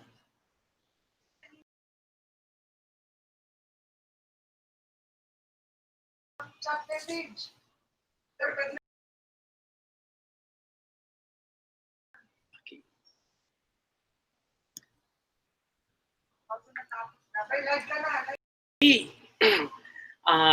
We're done already with our third session with our discussant, Ms. Leilani and Villanueva. Thank you so much, Ma'am Leilani, sa napakagandang discussion mo on the online learning delivery mode. Okay, si Ma'am Leilani is our EPS ng Education sa Pagpapakatao po in collaboration of Sir Ryan Lirihencia in his Quizalize Okay, for that assessment process for online learning delivery modalities discussion, she discussed the 3 schemes that we also discussed yesterday with Sir Aaron. The learning delivery modalities, the 3 schemes of that. The synchronous, asynchronous, the synchronous, asynchronous, synchronous, at may mga diin po siya kung paano gagamitin po itong mga to, no? If all learners included, if not all learners are not included, okay, then most students included in these schemes or not. She also discussed with us the prescribed online learning platforms for our learners. The e-learning platform na, if I'm not mistaken, it was introduced to us by Sir Joseph nung siya ang principal ng Jesus de la Peña National High School. And of course, sa Marikina Science also, meron din sila ng e-learning Science High School, no? E-learning platform. And use of Google Meet for grade 7 and grade 12. And for the lower grade, the Google Classroom and the Google Meet. And of course, dun sa ating mga K-3 learners na hindi pa sila pwedeng gumamit nito, assisted by their parents, no? The activities to be done during synchronous, asynchronous session, the use of different apps na mga partner natin sa community like Ateneo, may binigay sa atin yan, yung Ateneo apps po. And platforms, no? Generate assessment, itong mga platforms na ito po ay nag-generates ng assessment that gives or provides immediate feedbacks for learners, for teachers, and as well for the parents also, no? At ito ay meron na siyang mga, ang tawag dito, mga picture representation like graphs, na kung saan we can also give our immediate remediation for our learners based on the result. The different platforms that our teachers can use for their assessment like Visualize, the e-learning na meron ang Jesus de la Peña at ang Marikina Science High School. Sabi nga, love our own, sabi ni Sir Joseph. And of course, the Google Forms. Okay, this time we will now entertain questions coming from our participants for this session. Okay, may mga katanungan po dito, ma'am, no? Galing ito kay unahin natin yung kay Ma'am Perlita clarification. Tama ba to? Ay, hindi pala ito. Ito, galing kay Ma'am Gilier Bilen. Sir Ryan, I can't... Ako na mo, Gio San Buenaventura. Okay. Unahin po natin yung tanong ni Sir Gio San Buenaventura. May online section po ako at ilan sa kanila ay gamit lamang ICT. Hirap po sila na ma-assess.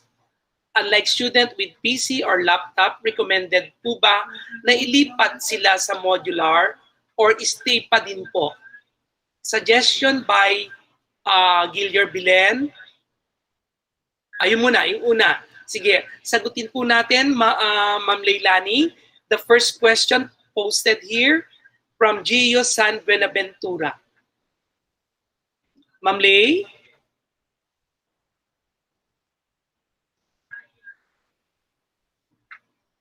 Hello, Ma'am Lei.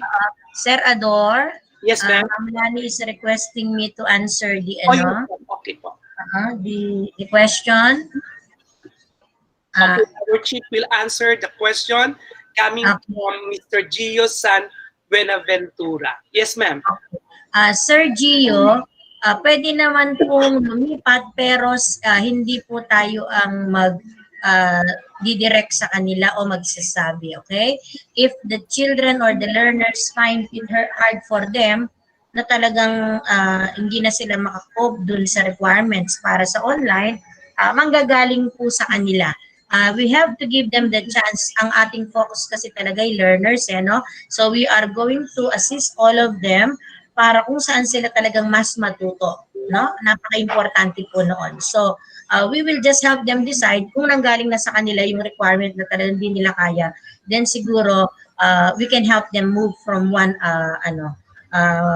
modality to the other modality which they find it more naman sa kanila appropriate po. Thank you, sir.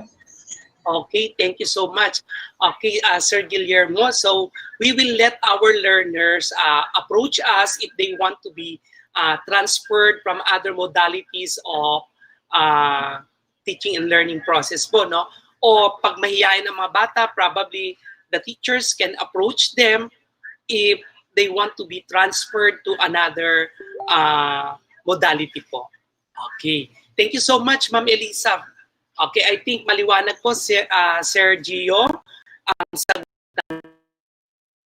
Meron naman po dito suggestion by Guillermo Bilen. Sana din po ang repository sa e-learning is may function na per student yung groupings ng file kasi halo-halo po mahirap ma-check. Okay, suggestion, Sir Guillermo Bilen will be accepted po. So we will study for that kung paano po gagawin yan. No? Okay. So, may mga katanungan pa po ba tayo? You can post your question to our chat box if you want.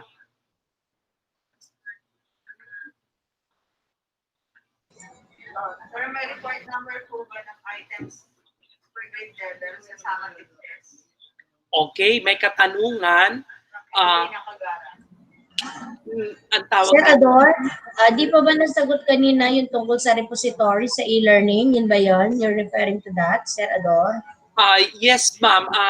May suggestion lang naman po siya, si Sir Guillermo Belen, na repository of e-learning is may function na per student, yung groupings ng file. Kasi daw po mahirap ma-check, ma'am. Okay, Sir Gillian, Miss Lani will be answering that, no? Kasi alam ko tuloy-tuloy ang development ng ating Lani, please. Teka lang ha. Hello, good morning, Sir Gillier. Suggestion lang naman po yung regarding your concern about yung sa repository ng e-learning na halo-halo, ang ating e-teachers po ay may capability po na i-organize siya, yung bawat folder ng kanilang section na inahakan sa Google Drive. Meron tayong paraan para i-organize ang bawat folder at yun po ay alam ko pong itinuturo na rin po ng ating mga ICT coordinators ng bawat eskwelahan pag gumamit po tayo ng Google Drive. Ngayon po, kung may mga glitches or mga errors pagdating sa ganyan sa repository uploading sa ating e-learning platform, maaari naman po nating kontakin ang mismong IT natin or ang ating division e-learning technical staff para po doon sa concern. Thank you. Okay, that's it. Okay, so your suggestions has been answered already by Ma'am Leilani Villanueva, no? Okay, another question here from Miss Emelina Cagara. Sir, may required number of items po ba per grade level for the summative test? Okay, required number of items.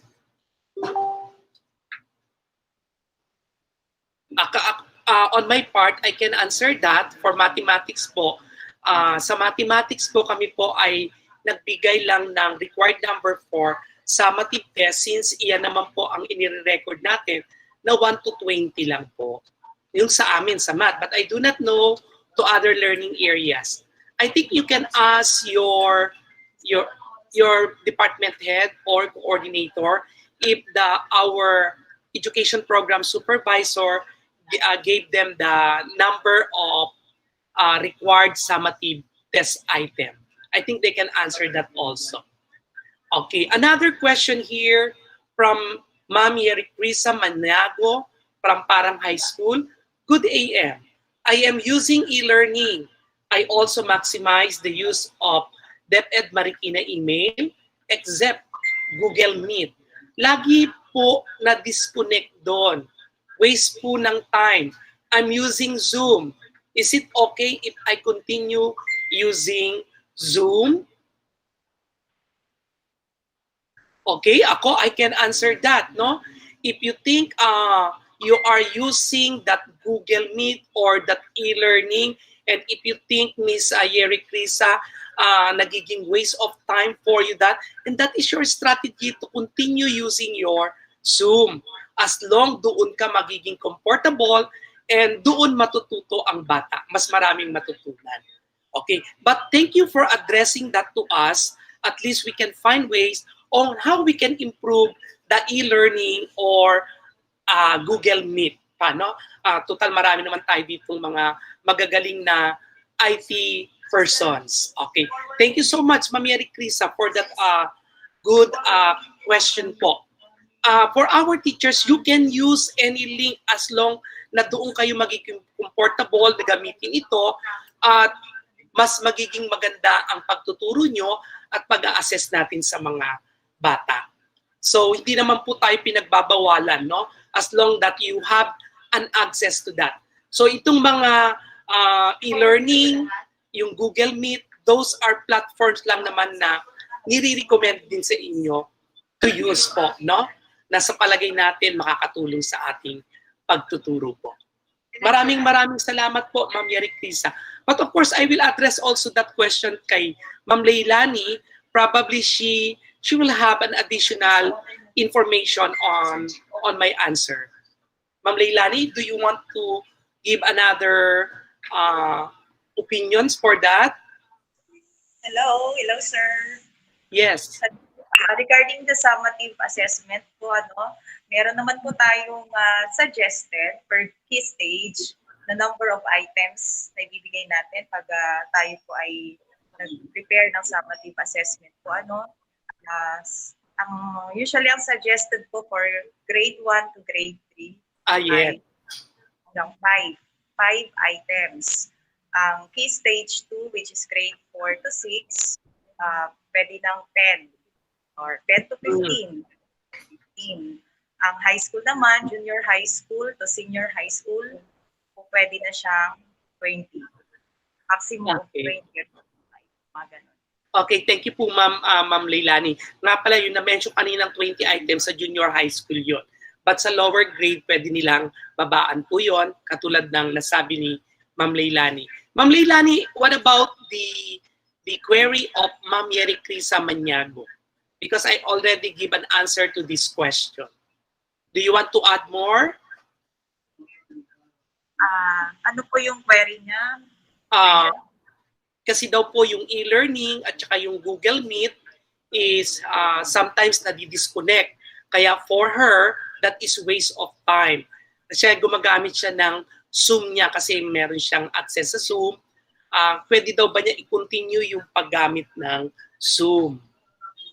Okay. So as explained po, yung ating online platforms, meron po tayong prescribed po talaga yung e-learning sa high school at saka Google Classroom naman po sa ating grade 4 to grade 6. As regards synchronous classes, kailangan po talaga na ang ating internet connectivity is stable. Kaya nga, isa sa requirement natin, di ba, nung nag-survey tayo ng ating mga learners na mag-undergo ng online, purely online, ay kailangan meron silang gadget at the same time, stable and yung internet connectivity po nila.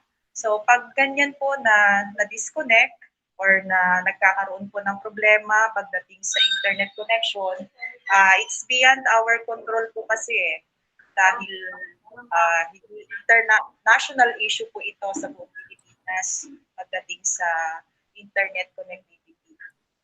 That's why kung nakikinig po tayo kahapon sa discussion ng ating 3 schemes, di po ba, preferred po na halimbawa po ay nag-lecture ka sa day 1, first class mo, yung first section mo, po pwede pong i-record ng ating teacher yung kanyang session para sa susunod na mga na mga sessions, sa mga susunod na sections po ay pwede na lang niyang i-play iyon.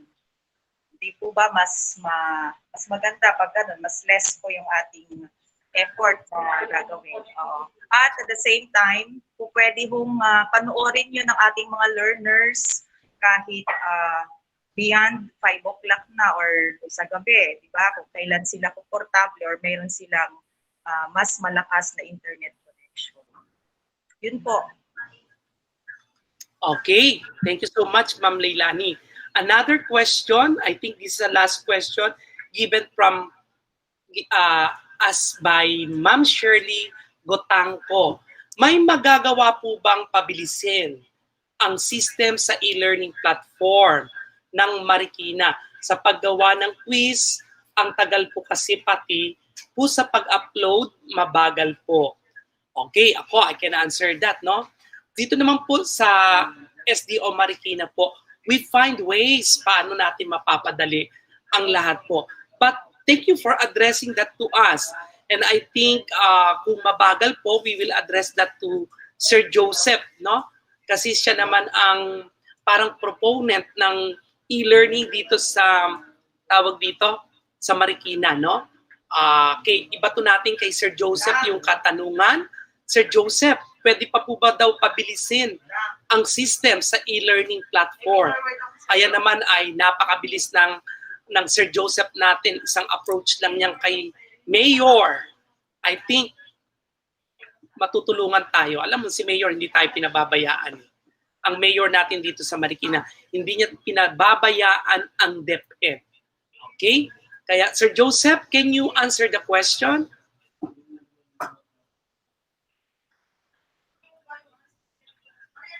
Okay, Sir Joseph? I think matutulungan tayo. Alam mo si Mayor, hindi tayo pinababayaan. Ang Mayor natin dito sa Marikina, hindi niya pinababayaan. Sir Ador, ikaw talaga. Sir Ador, of course, ever since we implemented the program, we are doing our best to, of course, to further develop the system, the program. We, of course, tuloy-tuloy po, no, ang development ng program. But of course, as I've said earlier, meron tayong mga technical issues, not just for Marikina alone, kundi national issue po ito, di ba? Such as the internet connectivity. So yun po. But of course, nag-improve naman na yung internet connectivity natin, no? As the national government reported last week, no? So for now, my dear teachers po, please bear with us, no? In all technical issues, no? And if you encountered such issues po or issue, please report it to your ICT coordinator so that we could make some adjustments or solve the situation, no? Yun lang po mga kasama. Pagtulong-tulungan po natin ito. Then meron kasi mga issues lang po na kayang ma-solve din po kaagad. At minsan may konting mali lang po doon sa paggamit ng program. So yun po, Sir Ador. Thank you very much. Thank you so much, Sir Joseph. Di ba, ang bilis ng ating TLE, no? Our supervisor sa TLE, since he is also the one acting or proponent of e-learning dito sa ating Division of Marikina, and people from SDO Marikina always finding ways on how to solve or give remediation to some issues or problems po. Thank you so much, Sir Joseph. Okay. This time, I think the link for the post-test question is already posted in our description box. Okay. I'll count 1, 2, 3. Then you can start now answering that for 10 to 15 minutes. 1, 2, 3. Okay. Sagot na po tayo.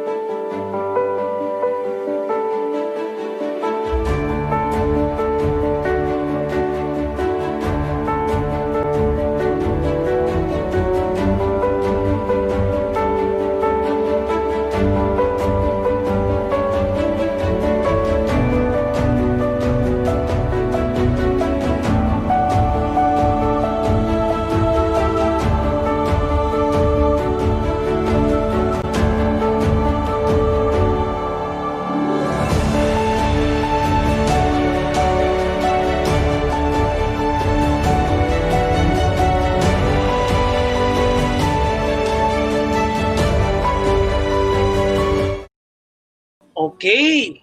Thank you so much for answering that questions for that link. Okay.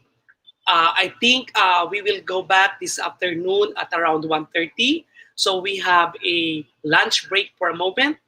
Then at around 1:30, we are expecting everyone to join us again in the same link. Stay tuned po. Okay. Happy lunchtime po.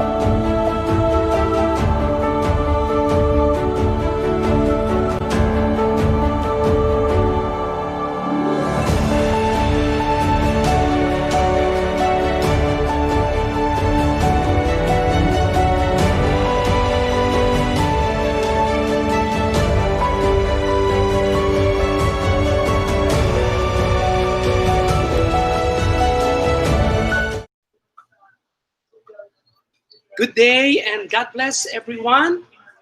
Back again to the afternoon session of the second day in-service training. I am pretty sure that everybody done with their lunch and ready to listen and mingle to the next speaker. But before that, may mga nagpa-shout out po muna na ating mga kasamahan din dito sa division office. At sa ibang division office po sa Pilipinas po, no?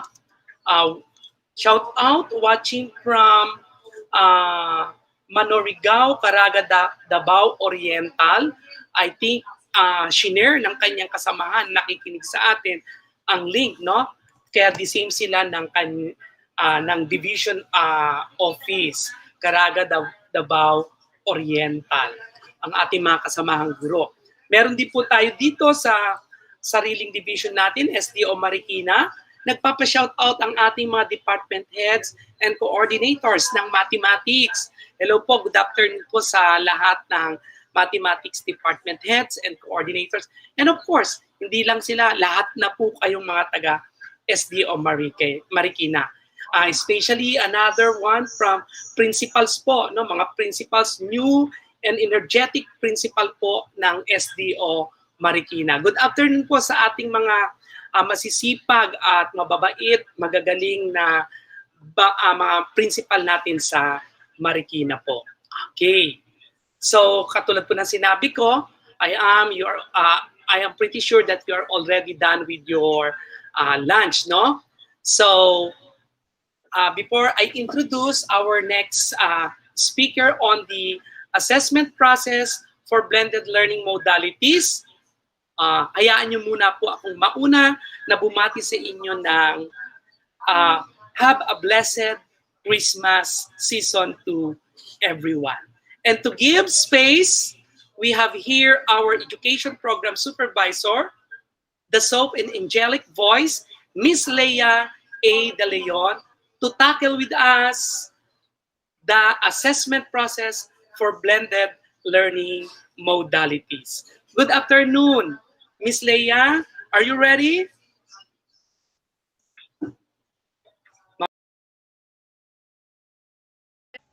Good day, dear teachers. Once again, in the Division of Marikina City, I am again your Education Program Supervisor, Ms. Leia A. De Leon. I am in charge of the kindergarten teachers and the Madrasa Education Program. This afternoon, I am tasked to present to you the assessment process using the blended learning delivery. Now, what do we mean again when we say blended learning delivery? This is a combination of the both modular learning delivery and online learning delivery. Here, our learners have the capacity to go online because they have their gadgets and they have connection with the internet. And at the same time, they are also provided with a copy of the modules. This morning, our education program supervisor in English, Ms. Janet S. Kahugiran, had clearly given us an overview on what assessment is all about, how we are going to prepare the assessment, and why do we need to present or give the assessment to our learners. So on the different type of assessment for the written works and performance tasks, the computation for each type of assessment was also delivered. Now for the modular process flow, we also have there the different steps that the teachers will have to follow, the roles that the learners will have to follow, and also the roles that our parents or guardians will have to follow. Now, since for the blended learning delivery, this is just a combination of both the online and modular learning delivery, we will just have to follow the same procedure here. Going back to the steps presented by our education program supervisor in Edukasyon sa Pagpapakatao, Ms. Lailani N. Villanueva, she had clearly presented to us the steps on how to go online using the Learn platform or the Quizalize. And for our secondary learners, they are using our Learn platform for the synchronous mode of delivery. Now, let's have the steps now or the different processes that our learners, teachers, and parents will have to follow once they are using the blended learning delivery. Since by default, our learners or majority of our learners are using the modular learning delivery, we will have to follow the same procedure as what we have in the modular learning delivery. So for the teachers here, they have to still follow step 1. They have to prepare the weekly home learning plan following the schedule in the budget of work as given by their supervisors, after which they have also to prepare their assessment if they see to it, if they feel that the learners need to have a different type of assessment depending on the learning gaps or depending on the needs of the learners. But in our modules, we already have there, as stated this morning, our modules or all our modules have already their post-assessment. So the teacher may choose to have or record the post-assessment found in the modules, or if they may choose, they can also prepare their own set of written assessment which they think is appropriate for their learners. After preparing those assessment tests, the student now or the learners will have to answer the given assessment test and perform the different tasks given in their performance. After which, the student will also have again submit also the learner or the parent feedback form, which is found at the last part or the last page of the module guide, and submit this parent or feedback form to the school or to the teacher following the schedule as stated in the weekly home learning plan. Then how about the role of the parent or the guardian? Same with the other mode of learning delivery, our parent or guardian will only serve as guide, or they will just monitor also their student, their child as they accomplish the different tasks in the blended learning delivery in their modules and both on their online during synchronous time. So the blended learning is somewhat very easy for our teachers and for our learners since this is a combination of both the modular, so that students can answer the module, and the teacher can have a separate schedule on the online synchronous in order to clarify some topics if the learners are having some difficulty in the type on the different parts of the module. So that's how simple and easy is the blended learning delivery. So you just have to combine using the module and have a separate schedule for our learners to go online, whether synchronous or asynchronous. So I think that would be all for the different types of the assessment that should be given to our learners. Once again, we have the modular learning delivery. We also have assessment that is appropriate for our learners who are going online. And we also have assessment for our learners who are using the blended learning delivery, wherein they have both their modules and they have the capacity to go online. Thank you so much once again, dear teachers. Continue learning. I hope that you still have fun and at the same time learning as we finish this 5-day in-service training for all of you, dear teachers. Thank you so much and good day.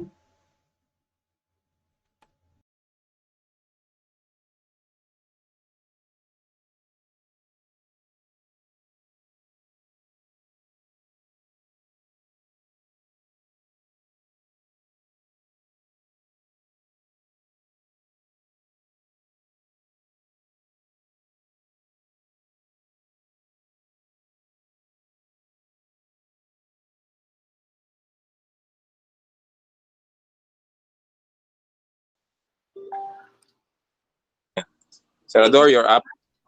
Thank you so much, Ma'am Leia. Very clear delivery of the topic, assessment process for blended learning modules, modalities that our teachers will employ in the teaching and learning process. Assessment using the module and assessment using the online. Okay. We will entertain another question. I think we can now proceed to the question and answer portion. I have here my partner who will process the questions of our audience. We have here Sir Aaron Inano. Sir Aaron, yes, ready sir. na tayo? Yes, sir. Good afternoon. Okay, good afternoon. Okay, Sir Aaron, may nakapost sa atin diyan sa ating chat box sa Gmeet natin, 4 na question. I am going to read the first one and probably I'll turn over to you and among our speakers who will answer the questions. So everybody can answer, no? What I mean, our fellow supervisors and district supervisors can also give their opinions on these questions. Okay, first question. Is it just me or the prescribed outputs of performance tasks and written words are the same for both online and modular student? They just differ in modes of delivery. Okay, that's the first question coming from Mr. Gillier Belen. I think he is a science teacher. Yes, okay. Sir. We can invite Ma'am Leia to answer the question. Ma'am Leia? Yes, good afternoon, Sir Ador and Sir Aaron. Okay, with regards to the question, the different learning modalities are just our strategies that the teachers and need to employ in order for them to learn. Now, with regards to the assessment, they will be given the same type of assessment, but they will just have to use different modalities. So for the learners who are going online and the learners who are using the modular learning delivery will be given same type of questions, pero nagkaiba lang nga, sabi nga po sa delivery, yung mga magmo-modules, they can answer using the assessment test, they can have the separate answer sheet, while for our learners who are having online classes, they can have the answers using the online platform. We have there the Quizalize and the e-learning for our secondary teachers or learners. Yes, ma'am. Thank you so much for a very comprehensive explanation, Ma'am Lay. So, malinaw naman po, Sir Ador, yung paliwanag ng ating Yes, yes, tutor, sir. no? So, when it comes to assessment in blended learning delivery modality, so the same procedure in the modular learning delivery yung ating gagamitin, no? Yes, Thank sir. you. Okay. At para siyempre hindi na rin mahirapan si teacher, no? The same question that you will prepare for them. Okay, if you want for a little bit modification of your test, pwede naman po. Nasa estratehiya mo 'yon bilang guro. Okay. Yes, sir. Thank you so much, Ma'am Leia. Thank you so much, Sir Aaron. Okay, let's proceed to the next question. If this is the case, the same person who is asking, no? If this is the case, minimum of 4 output per student, 40 to 50 students per section, 4 to 7 section per teachers, approximately 640 to 1,400 output will be checked. Okay, Sir Aaron? Yes, sir. Hello. Anyone Yes. can answer po, siguro when it comes to sa assessment natin, no? They are asking about the output, sir. Uh-huh.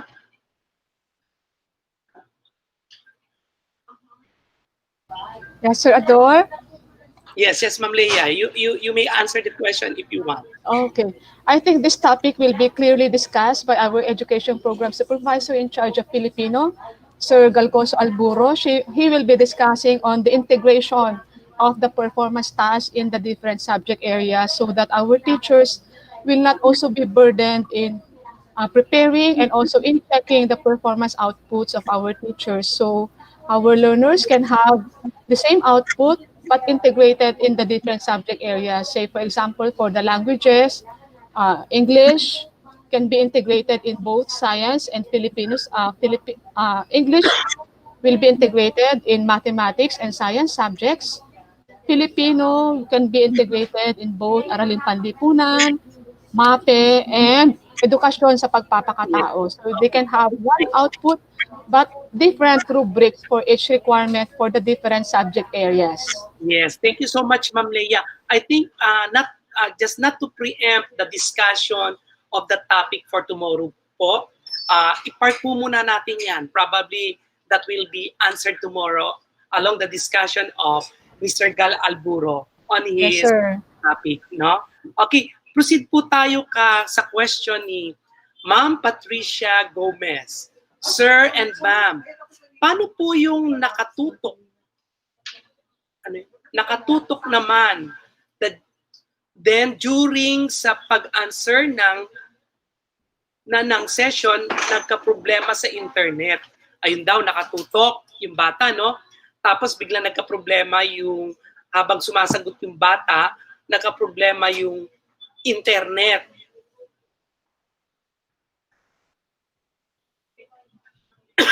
Yeah, Sir Ador, I think communication. Oo, I think hindi klaro ang tanong sa akin, no? Paano po yung nakatutok naman? What do you mean nakatutok? Okay, Biglang nawalan ng internet. Maraming nakatutok, no? Hindi natin alam kung ano nakatutok na 'yan. During sa pag-answer ng session, nakaproblema sa internet. I think as teacher, at nagkaroon ng ganyan ng problema sa sitwasyon, no, ng pagtuturo mo, I think you have to you continue communicating to the parents or to the learners, no? Kasi syempre, those are circumstances or situation that we cannot really avoid, no? Biglaan yan eh. Hindi natin hawak ang internet. Okay, katulad ko, ako naka-data ako sa cellphone ko, binabayaran ko to monthly. Mamayang konti, ayaw mag-function ng internet. So, I think adjustment also on our part as teacher. Yes, Sir Ador, and proper communication with the teacher is very, very important. Yeah. So in that scenario, if the teacher or the learner is having a problem or issue with the connectivity, they just have to inform their teacher and they can make or reset. They can have the online test, maybe on a separate schedule. So they will just have to inform their teacher. Yes, Sir Ador, may I add something, sir? Yes. And I think, Ma'am Leia, no, in this time of difficulty, no, difficulty sa ating lahat, hindi lang sa teacher, hindi lang sa bata, sa magulang, sa ating lahat po, I think andito yung how we can adjust our delivery para hindi naman po nahihirapan ang ating mga estudyante, hindi nahihirapan ang ating mga magulang, ganun din po sa ating mga teacher. Okay, I think let's proceed to this next question. Coming from Eljim, si Manlinguis. Okay, Manlinguis. Sabi niya dito, from Tanyong High School daw po siya, it is necessarily po that all our performance tasks, especially in technical skills subject, to align the LO or in the TR in TESDA, NC outcomes, and align in our LRMDS. I think we can throw that question to our TLE teacher, no? Sir Joseph, would you like to answer that question since may kinalaman sa TESDA, sa TLE? Sir Joseph?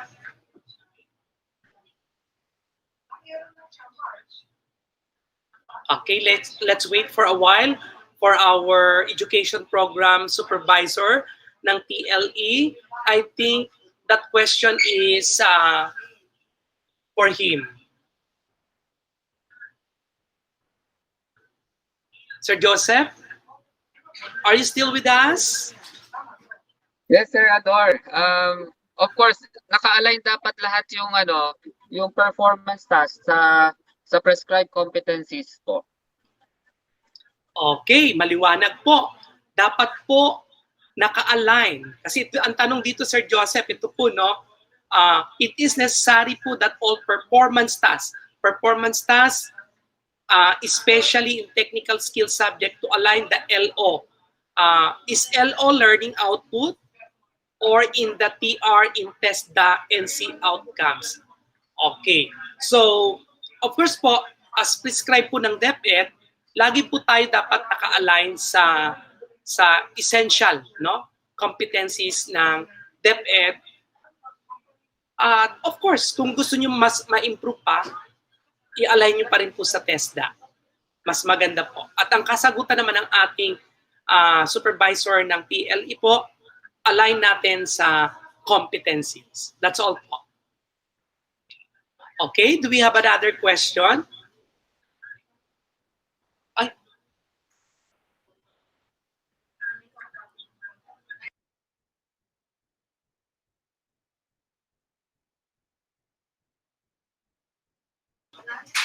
May mga katanungan pa po ba tayo sa ating mga audience? Okay, commercial muna po tayo. Nagpapa-shout out po ang ating mga kababayan ng SGOD, sina Ma'am Noemi, no? Tsaka si Ma'am Doris. Hello daw po sa inyong lahat at maligayang bati daw po ng Christmas. Ng Ipangge Elementary School, Dimataling District. Okay. From Dimataling District, si Ma'am Marilu Mortapa. Mustafa po. Nakikiisa din po siya sa atin, no? From other division po siya. Okay? Pero nakikinig siya. Siguro maganda ang ating mga discussion talaga. Very fruitful. At they can also use it kasi the same naman po tayo ng DepEd po, no? Ganun din po ang kanilang ginagamit. Okay. Okay, shout out din po sa nagpapa-shout out po si Ma'am Jessica Mateo, ang ating pong supervisor ng science at ang kanyang mga teachers daw po sa science. Okay. Good day daw po sa inyo at maligayang Pasko. Okay, may another tanong po dito. Galing ulit po kay Sir Guillier Bilen. Okay. Okay, Sir Guillier, sabi niya ganon. Pero not related to the topic po. Yung 20-20-20 screen time break po ba is applicable din sa webinar? Pati po yung maximum of 4 hours screen time na pang students? Okay, Ma'am Leia? Yes, Sir Ador. Yes. I think the screen time break is also very, very important, especially for us teachers and for our learners, para po hindi po sila magkaroon ng yung fatigue o ma-burden po yung kanilang stress po, ma-stress yung kanilang mga mata. So, kailangan po ma-remind po natin palagi yung ating mga learners na may break. Say, for example, every 20 minutes, may break for 20 seconds, and then 20, yung distance po na kailangan tumingin sila sa malayo para po hindi masyadong maging stressful yung kanilang online classes. So, i-remind po ito palagi sa ating mga learners. This is very, very important, Sir Ado, yung ating screen time break.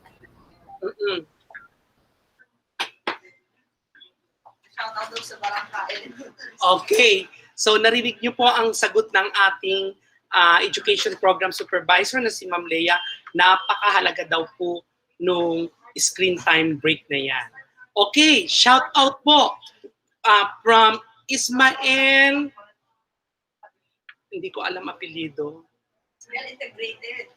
Ismael Integrated School from Isabela, Basilan. Okay, kasama po nating mga edukador from Basilan po. Hi po sa inyong lahat. Mabuhay po tayong mga edukador. Okay, another question from Miss Ray Santos. May tanong po ako kanina pero hindi na-entertain. Okay, I'm sorry po Ma'am Grace Santos, no? Okay, we will now entertain that question. Yung mga may tanong po sa inyo pa, pwede nyo pa po i-post sa ating chat box dyan. Okay, ito po ang tanong ni Ma'am Grace Santos. Posible po ba na makalipat ang online student to modular modality sa second quarter dahil sa hirap sila sa pagdating sa internet connection? Okay, I think Ma'am Grace Santos, nasagot na po ito ng ating pong chief ng CID and acting ASDS po natin na si Ma'am Elisa Cerveza po. Nasagot niya na po to. So, pwede pong tanungin ang mga bata kung they are still comfortable using online or modular, kung nahihiya sila, or the bata will approach you. Sila po ang magsasabi sa atin, sa inyo, kung gusto na po nilang lumipat ng other modality po dahil sa nahihirapan sila sa modular o dahil sa nahihirapan sila sa online, etc. po. So, nasagot na po yan, Sir, Ma'am Grace kanina po. Okay, another... Okay, nagpapa-shout out po from Anibongan Teachers. Okay, Anibongan Teachers kung saan sa Davao de Oro, no? From Maco, Davao de Oro. Teachers watching from Anibongan. Hello po sa inyong lahat, mga kapatid who are watching right now and listening to the to our inset po here at SDO Marikina po. Maraming salamat po sa inyo. Merry Christmas and God bless you all. Okay. Another one is from Roche Nies with Elsie Arong, Cherilisa Cantoneros, Gemma Jaukulan, Carol Bulado, Nena Maglinte, and Cesar Onsinio are watching here from Katipunan 2 District. Okay, 10 yung Katipunan 2 District. Hello po sa inyong lahat. Good afternoon. God bless you all and Merry Christmas. Thank you for watching po and joining us here. Okay. Another question from asan yun? Mary Ann Tando. Kung 841 pupils po lang ang makakomply sa real-time assessment, pwede na po ba silang mailipat sa modular distance learning, lalo na binagyo sila? Okay po. Sige po, Ma'am Leia. Tapos may ano pa, sir, Ma'am Leia? Sir Aaron? Can you help us? I think it's already answered by our CID chief, Lisa, sir, no? Say it again, Sir Aaron. Medyo mahina. Hello. Yes, Sir Aaron. Hello, Sir Ador. Yes, sir. I think it was already answered by our CID chief a while ago, no? So, sa pagkakatanda ko, hello. So, dapat sa bata po magkagaling, no? Kung gusto niyang pumili, no? O palitan yung kanyang modality, sir. Okay po. Okay po. No? Okay, Ma'am Leia, do you want to give an additional information on that question? Kung 8 over 41 pupils po lang ang makakomply sa real-time assessment, pwede na po ba silang mailipat sa modular distance learning? Okay po, no, nasagot naman po ni Sir Aaron at nasabi naman po kanina na they will approach us or probably you can approach them pag nahihiya po sila. Kasi may mga batang nahihiyang magtanong eh. Sabi nga ni Susan Roses, di ba? Huwag mahihiyang magtanong. Okay. So, ganun lang po. Okay, another tanong po. Yes, Ma'am Leia. Opo. With regards to our learners who would like to transfer from online learning and they would like to do the modular distance learning, they have to inform their school heads also as well so that they would be given a copy or additional copy of the modules. Okay po, okay, narinig po natin, no? Yung proper channeling of the information dapat po address din sa ating principals as our leader in school po, no? Para madagdagan yung paggawa ng module if they will transfer from online to module o mabawasan naman ang pagpapagawa ng module if they are online po. Okay, napakagandang reminder sa atin ni Ma'am Leia yun. Okay, may question po dito, no, nasa cellphone ko. Ask ko lang po if may ilalabas na e-class record for new normal. So e-class record yung okay, from Leia, Sablayan, Bulayog, ng Marikina High School. I think si Ma'am Connie can answer that question. Ma'am Connie, may ilalabas daw po bang e-record, electronics, class record? Yes, Sir Ador? Yes, Ma'am Leia? I think meron na pong soft copy na nirelease po ang DepEd Central Office with regards to our e-class record following the new format, new computations po, sir, without the periodical test. Opo, nasa DepEd Order number 31 yun if I'm not mistaken, Ma'am Leia, no? Po, yung soft copy, ay na-access na po yata yan sa ating DepEd website po mismo. Sa DepEd website po natin dito sa SDO Marikina po, you can access now. Sa Central Officer, main website po ng DepEd. Main website ng DepEd po, DepEd Central po, no? Okay, the e-class record po. So meron na po, Ma'am Leia, Sablayan. Okay. Okay, from Cedric Kapangpangan. Magandang hapon pa po. Shout out lang po ang matalang National High School teachers, Midsalip, Zamboanga del Sur. Hello po mga teachers sa Zamboanga del Sur po na kasama natin ngayon araw na ito po na nakikinig at nakikisalamuha sa ating mga activities sa DepEd. Good day po. God bless you and thank you for joining us. Okay, another question naman from Raquel Juliana. Good PM po. May connection po ito. Ano ba yun? May connection po ito sa nakaraang tanong. Paano po ang magiging monitoring sa mga bata kung ang modality nila e pabago-bago? May maire-recommend po ba kayo? Sir, ma'am, salamat po. Okay, I think I can answer that question, no? Kung may monitoring daw ba tayo for that, no?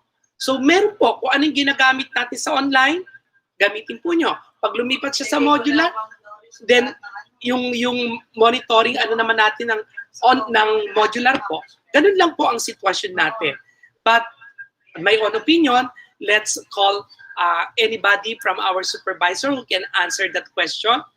Ma'am Leia, Ma'am Jeanette, Ma'am Leilani.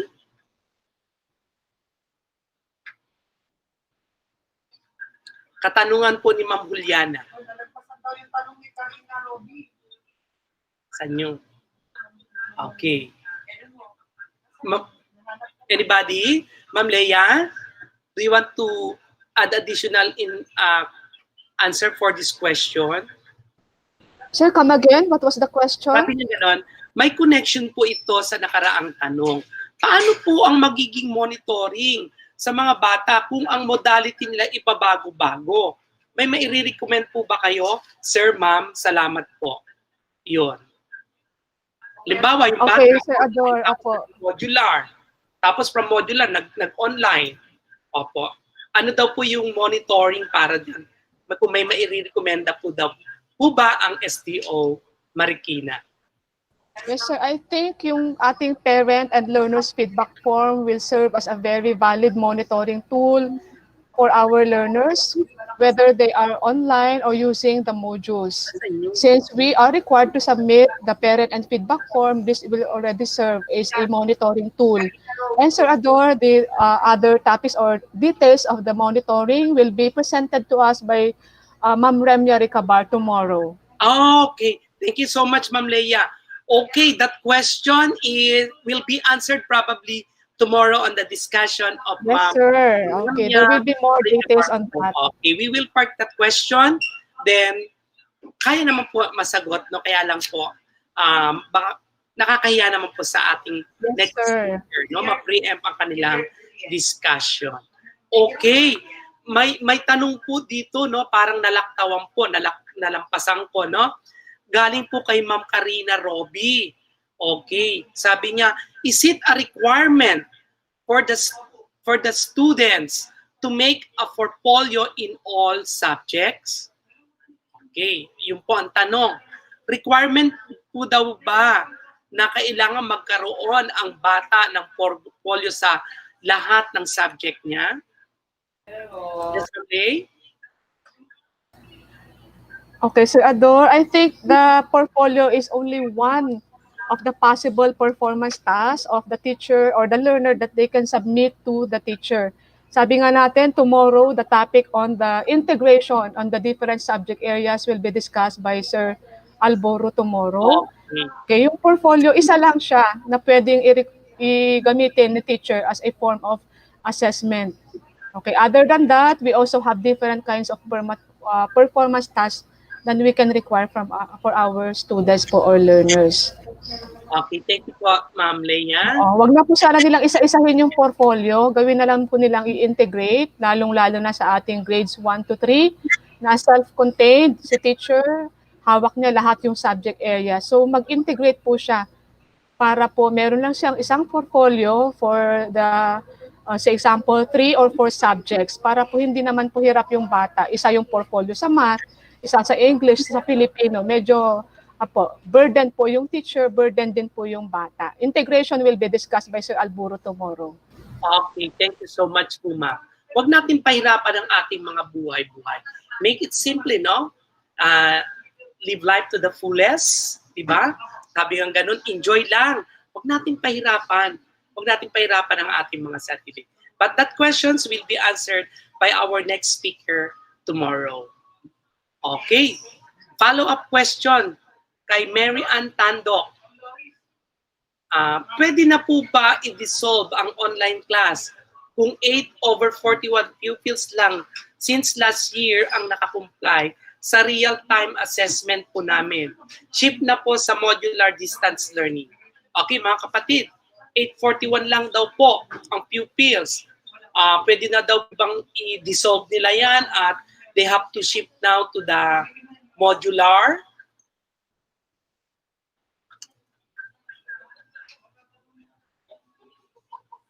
Is there anyone?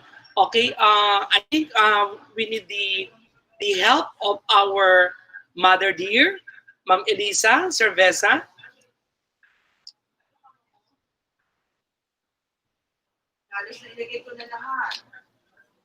Or anybody from our district supervisor.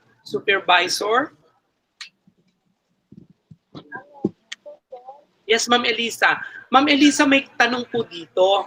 Pwede na daw pang i-dissolve ang online kung 8/41 pupils, out of 41 pupils lang, since last year ang nakaka-comply sa real-time assessment po namin. Shift na po sa modular distance learning. Okay, ganito yun. Ang nagtatanong ba ay elementary teacher? Okay. Ganito po talaga naman tayo, di ba? Ang ano natin Ma'am? natin per adult, modular. Lahat naman ng bata mga po, mga manager, di ba? May mga modules. Ngayon, ang nangyari, hindi naman kasi, wala naman talagang purely online eh. Blended eh. Kasi nga, hindi naman tayo, lalo na sa K-3. Doris, copy daw ng evaluation. At saka, nakapost ko. Wala. Medyo hindi clear sa akin ang dating ng microphone ng ma'am. Medyo, ma'am, can you repeat the information given to us, ma'am? Ma'am Elisa, medyo mahina po kanina.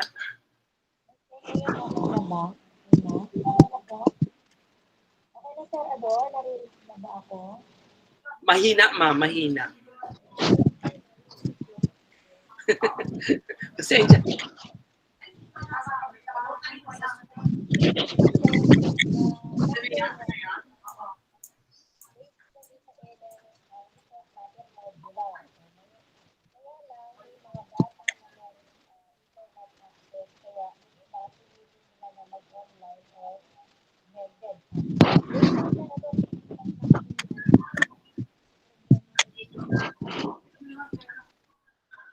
Ma'am, mahina po yung boses niyo, ma'am.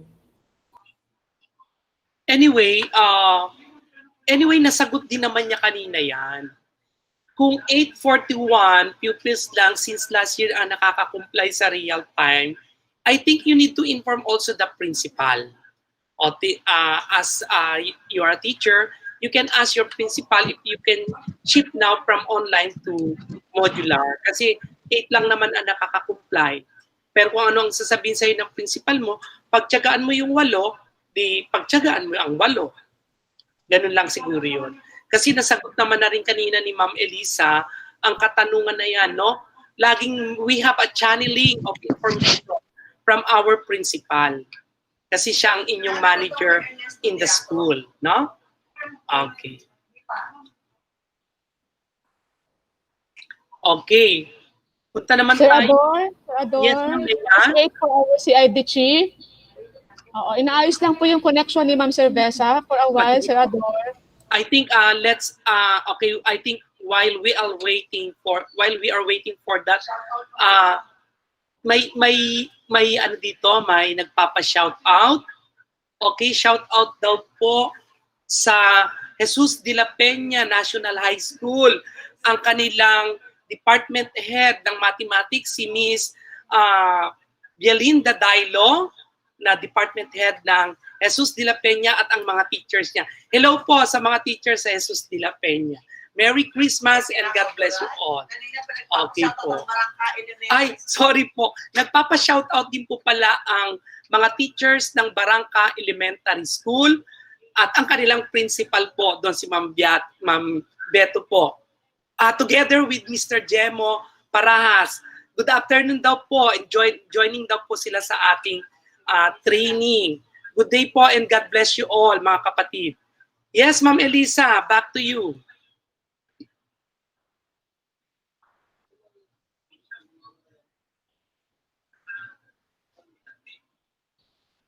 Okay, sorry na ha kasi pag marami na talaga tayo nakakonect, medyo nagkaka... Yes, ma'am. Okay? O sige, ganito.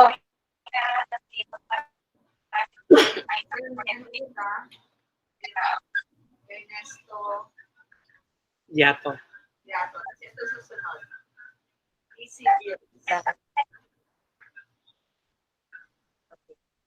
O sige, ganito. Number 1, we encourage changing one modality to another. Okay? Basically, natin in-encourage ko hanggat maaari. Okay? Hindi tayo dapat Okay. O yan ba? Naririnig na ba ako? Okay na? Yes, ma'am. Okay na po ba? Naririnig na ba ako? Yes, ma'am. Yes, ma'am. Clear and loud ba? Hello? Sir Ador? Yes, ma'am. Ma'am, clear na po. Sir Ador, maliwanag na? Yes, ma'am. Maliwanag na ba? Naririnig niyo na ba ako? Yes, ma'am. Okay na po. Maliwanag na po. Sir Ador, naririnig na ba ako? Makimute muna yung iba. Yes, ma'am. Hello? Yes, ma'am. Hello, naririnig. Nakapasok na ako di ba?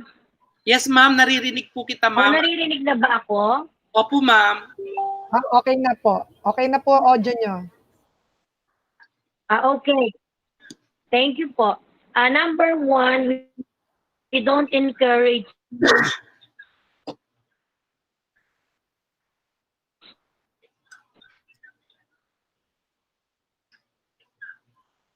changing. Okay. So now,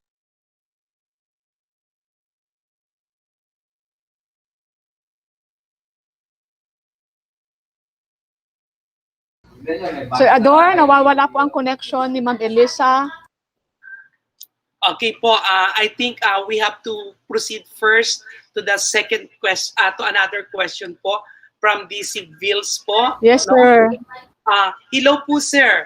Is there any recommendation kung gaano katagal ang screen time ng mga teachers during the webinar? Nabanggit ang screen time ng mga students. What about po ang mga teachers? Okay, Ma'am Leia, yung screen time daw ng mga estudyante ay nabanggit. What about daw po the screen time sir. ng mga teachers?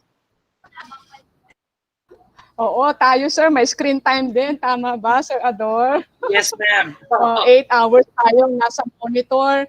Pero as teachers o tayo na nagtatrabaho sa office, gumagamit ng computer for 8 hours or more, kailangan po gawa natin ng paraan na merong tinatawag na screen break. At least, kung nasa office man tayo o nasa bahay, nagkakaroon tayo ng webinar, for a while, kailangan tumingin naman tayo sa labas, sa bintana natin. Tayo na rin po ang nakakaalam kung medyo nakakaramdam na tayo ng stress sa paggamit ng ating computer o ng monitor. Kailangan po tayo na rin po mismo ang magsabi sa ating sarili na, okay, mag-break muna ako. Yung mata ko ay kailangang mag-close open na muna or mag-stretching po muna ako. Pero nakafocus pa rin po tayo sa ating webinar o sa ating ginagawa. Wag po natin pabayaan ang ating sarili. Nasa atin po yun, Sir Ador, kung paano natin aalagaan ang ating mga mata, ang ating katawan. Physical wellness po ay importante pa rin. Okay, sir. No, hindi naman porket sinabi 8 hours ka dyan, 9 hours ka dyan, i-focus tayo sa 8 hours. You Yes, can sir. Gawa ng paraan. Mag-adjust. or break tayo sa ating mga estudyante for a while. Alam natin na gusto rin naman ng mga bata mag-break. So, ganun din naman tayo mga teachers, no? Na wag din natin masyadong pagudin ang ating sarili. Lalo na yung sunod-sunod ang ating schedule. We need also to take break po. Okay po. So, in short po, may estratehiya rin tayo mga guro on how we can say, wait muna, okay po, para makahinga ng saglit. Okay po. Thank you po, Ma'am Leia, sa iyong sagot. So, kung ang estudyante ay may break times na sa kanilang real screen time, tayo din po, we can make also a break time for our screen time. Okay. Okay na po ba ang microphone ng ating chief? Ma'am Elisa? Ma'am Elisa? Okay na ba, Senador? Naririnig Okay. Yes, ma'am. Okay mo na ba narinig ako? ko na. Apo.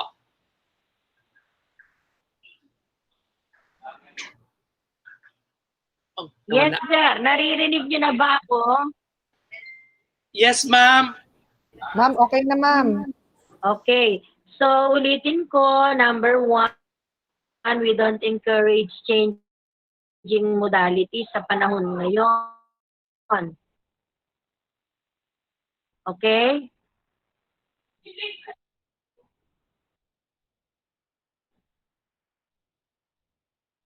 Pangalawa, kung talagang may valid reasons lang talaga na talagang hindi na kaya nung bata, siguro yung pailan-ilan. But kasi during our planning, tinanong naman natin talaga ang mga learners at ang mga magulang. So kung i-encourage natin ngayon ang pagpapalit ng mga modalities, magkakaproblema tayo. Number 1, sabi nga natin, yung iba talaga na naka-enroll sa online, talagang dun sa ating plano, nasa online sila. Pero sabi ko nga, kung talagang may valid reason at may bakit kailangan magpalit, siguro dun lang natin, actually hindi naman pinakamalaking, although may nabanggit kanina yung principal, yung usapin ng budget, no? Yung budget, natotoo naman kasi lalo na yung talagang ang intention nila, sabi nila, wala silang planong kumuha ng modules, kundi talagang online ang gusto nila. So during our planning, talagang yung binilang natin at talagang isinama natin talaga sa plan at sa budget ay yun talagang nag-intend. That is why we listen to the voice of the customer. Sila yung ating customer, sila sinurvey natin. Okay? Pero sabi ko nga, kung may ilan-ilan na talagang medyo valid ang reason at talagang hindi na makakope up ang bata dahil nagka-problema, sabihin na natin, kunyari lang, ganito ha, isang example na pwede natin gamiting valid reason. Dati, nakasubscribe ng internet ang isang household o family. Pero dahil sa pandemic, biglang nawalan ng trabaho yung magulang na laid off. Diba, sa trabaho, hindi na masustain yung paggamit ng internet. Anong mangyayari sa bata dahil hindi na ba siya makakonect dahil walang module, i-stop na? Hindi natin kailangan pabayaan na yung ganong sitwasyon. Okay? So, So siguro kung mga ganon ang mga reason, pwede natin silang i-consider na pa isa-isa, dala-dalawa talaga. Kasi ayaw din naman natin na may mag-drop na bata because of that reason alone. Kasi kung talaga hindi sila nasama sa modular at pinili nila ay online, sabi nila, soft copy ang kanila at sabi naman nila, papasok sila sa online. Pero kung gano'n ang pagkakataon, mga batang nangangailangan ng gabay ng teacher, kahit mag one-on-one kayo ng estudyante, wala kayong bibitawan, mga dear. Do not dissolve any class. Okay? Kahit na yung una, 25 ang nag-online, kagaya nga na sabi ko, ang default natin ay modular. At yung nag-online synchronous, hindi nga dapat nag-check ng attendance. Okay?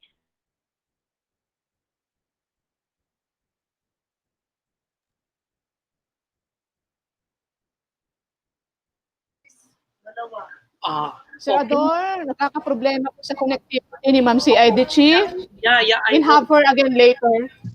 Oo. Anyway, medyo narinig ko naman ang kasagutan ng ating ASDS po, no, o ICASDS. Maliwanag naman po sa akin, kahit medyo may konting problema sa kanyang connectivity, no, dito rin po, no. Ang sabi po niya, susunod daw po tayo kung ano po yung dating na survey natin na kung saan ang bata, kung sila po ba ay online o modular. Pero may mga case-to-case din daw pong situation po na kung talagang hindi maiiwasan, pero pwede naman po kung valid ang reason ng magulang o ng bata, pero dapat po ay kung kaya nating iwasan po para makaiwas din tayo sa magiging problema natin dahil po sa alam naman po natin ang tawag dito, naka-budget po kasi ang ating pagpapagawa ng ating mga modules din po. So pag mabilis po, another additional na naman po yun.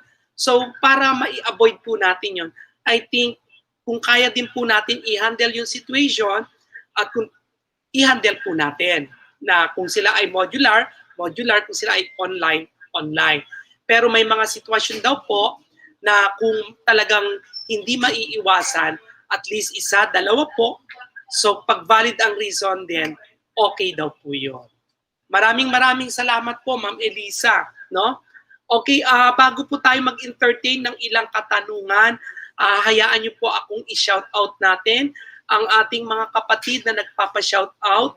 Watching from Davao Occidental, Mountain Teacher for Fred L. Maligon, Elementary School, Santa Maria East District. Hello po, sir, and teachers from that region po. Davao Occidental Mountain Teacher, sila po ay naki-join sa atin and listening to our discussion here. Hello po, God bless you po, and welcome po sa grupo at Merry Christmas na rin po sa inyo. From Gerson Ray Rabanyo, Cheers, watching from Davao Occidental. The same din po, no? The same lang naman po. From Merla Siapian, pa-shout out din po dito sa teachers sa Malanday Elementary School, headed by their principal, Miss Aisaline Garchitorena. Hello po, ma'am, sa mga taga Malanday Elementary School. Good afternoon po sa inyo at maraming salamat sa pakikiisa sa ating activity ngayon, lalong-lalo na sa gabay ng inyong principal na si Ma'am Aisaline Garchitorena. Good afternoon po, God bless you, and have a blessed Christmas season to all of you there. Okay po. may mga katanungan po. Let's entertain another question from Juana Vasquez. Pa-shout out po uli from SSS Elementary. Okay po, sa lahat na po ng taga-SDO Marikina po. Thank you po for joining us. Thank you po for collaborating with us with this endeavor po. Good day, God bless you all, and have a blessed Christmas season to all of us here. Okay po. Yung po ay from SSS Elementary po. Pero nilahat ko na po SDO Marikina. Okay. Question coming kay Ma'am Myra Garcia. Okay, if I'm not mistaken, si Ma'am Myra ay from Parang High School. Di po ba pwede pagsama-samahin na lang ang lahat ng online student, lalo na kung kaunti lang sila? Halimbawa, yung isang section, 8, isang section 5, isang section 2 lang. Okay. Yun po ay katanungan ni Ma'am Myra Garcia, kung pwede daw pong pagsama-samahin. Bilang inyo pong host this afternoon, ang may sasagot ko po dyan ay estratehiya pa rin ni teachers po yun. No? Pero, as na-mention po kanina ng ating pong chief po, no, that we have to stick with our, ang tawag dito, compliance on the agreement on the na sinurvey po natin, no? Kung sino ang sa online, kung sino ang sa modular. Okay po. May pwede po bang sumagot pa na iba sa inyo tungkol sa tanong ni Ma'am Myra? Kung posible daw po bang pagsama-samahin na lang ang section ng sa online at ng sa modular? Yes, Sir Ador. Yes, ma'am. Okay, ito po yung dapat ginawa ng mga teachers natin before the opening of classes, since we already have the survey on the type of modality na preferred ng ating mga learners. Ay sana po ay nagawa po nila yan before. Pinagsama-sama yung mga learners na mas gusto ang online at pinagsama-sama din naman ang mga learners na preferred nila ang modular distance learning delivery para hindi po nahirapan yung teacher. Focus lang yung isang teacher sa mga learners na nag-online at yung isang teacher naman ay focus lang sa mga batang gumagamit ng modules. So, kung magagawan pa nila ng paraan for the second quarter, pwede naman po, mas maganda po dapat na align sa profile ng mga learners yung kanilang mga modalities na pipiliin.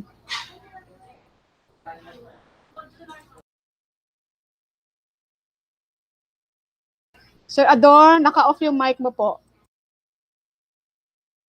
Thank you so much, Ma'am Leia. No? Napakagandang sagot po. No?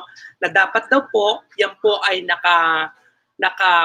nakabagay o naka-align sa sitwasyon ng ating mga estudyante. Those who can afford online and those who cannot afford online.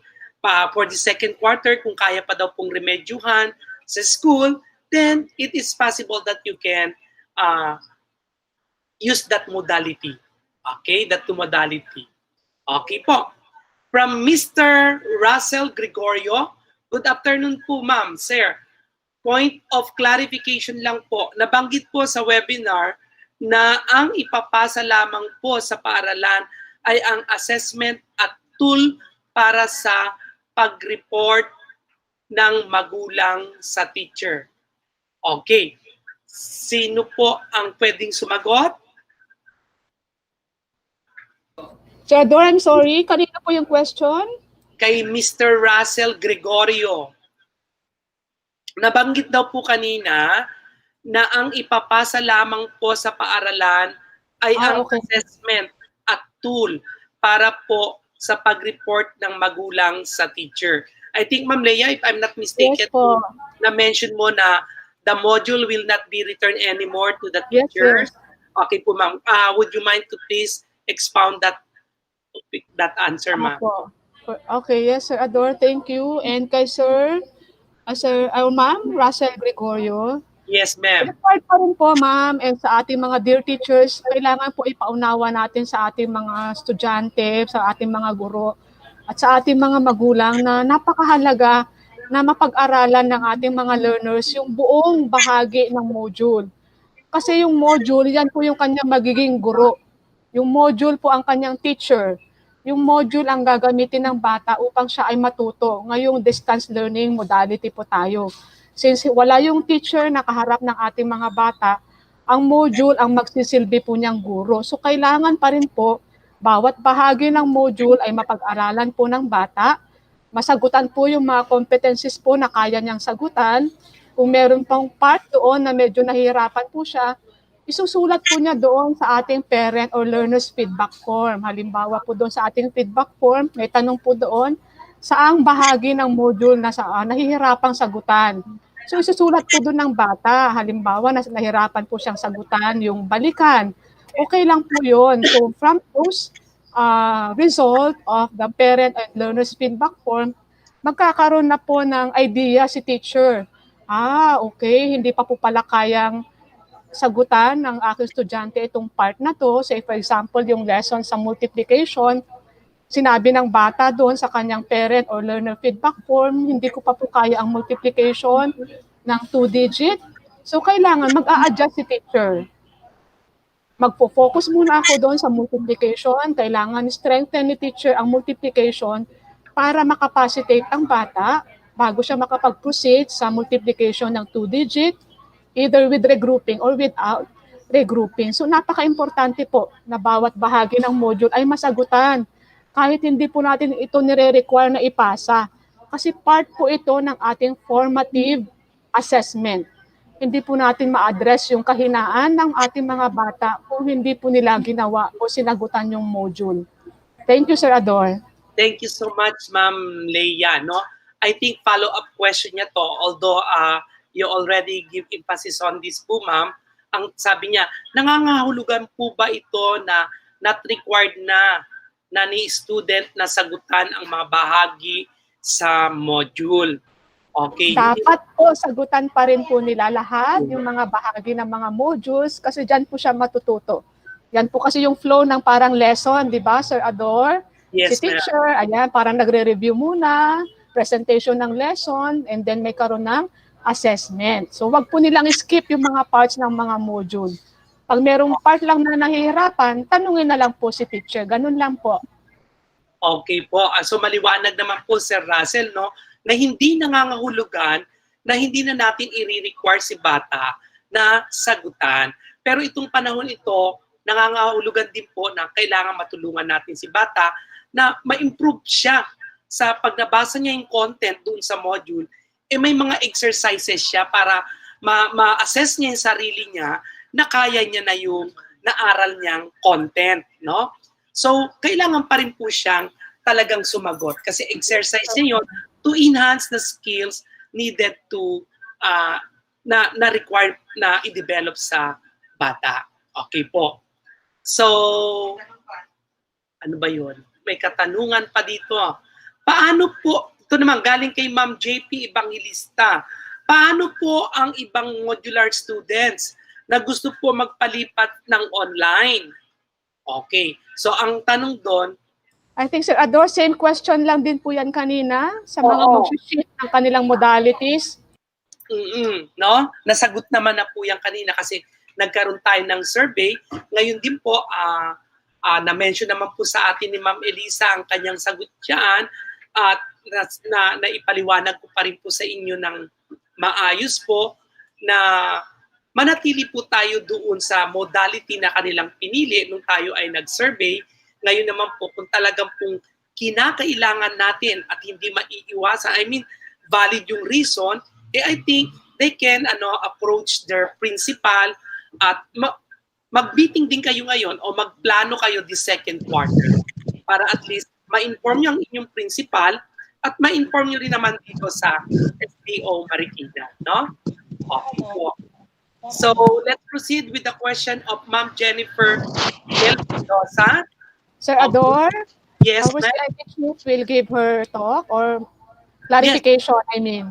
Okay, Ma'am Elisa, pwede na po ba tayo, ma'am? Okay na po? Ma'am, wala pa rin. Can't hear.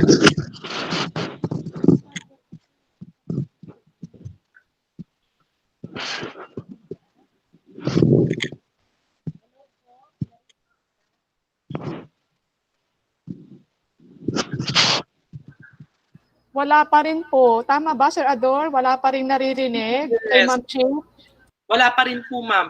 Kahit, opo.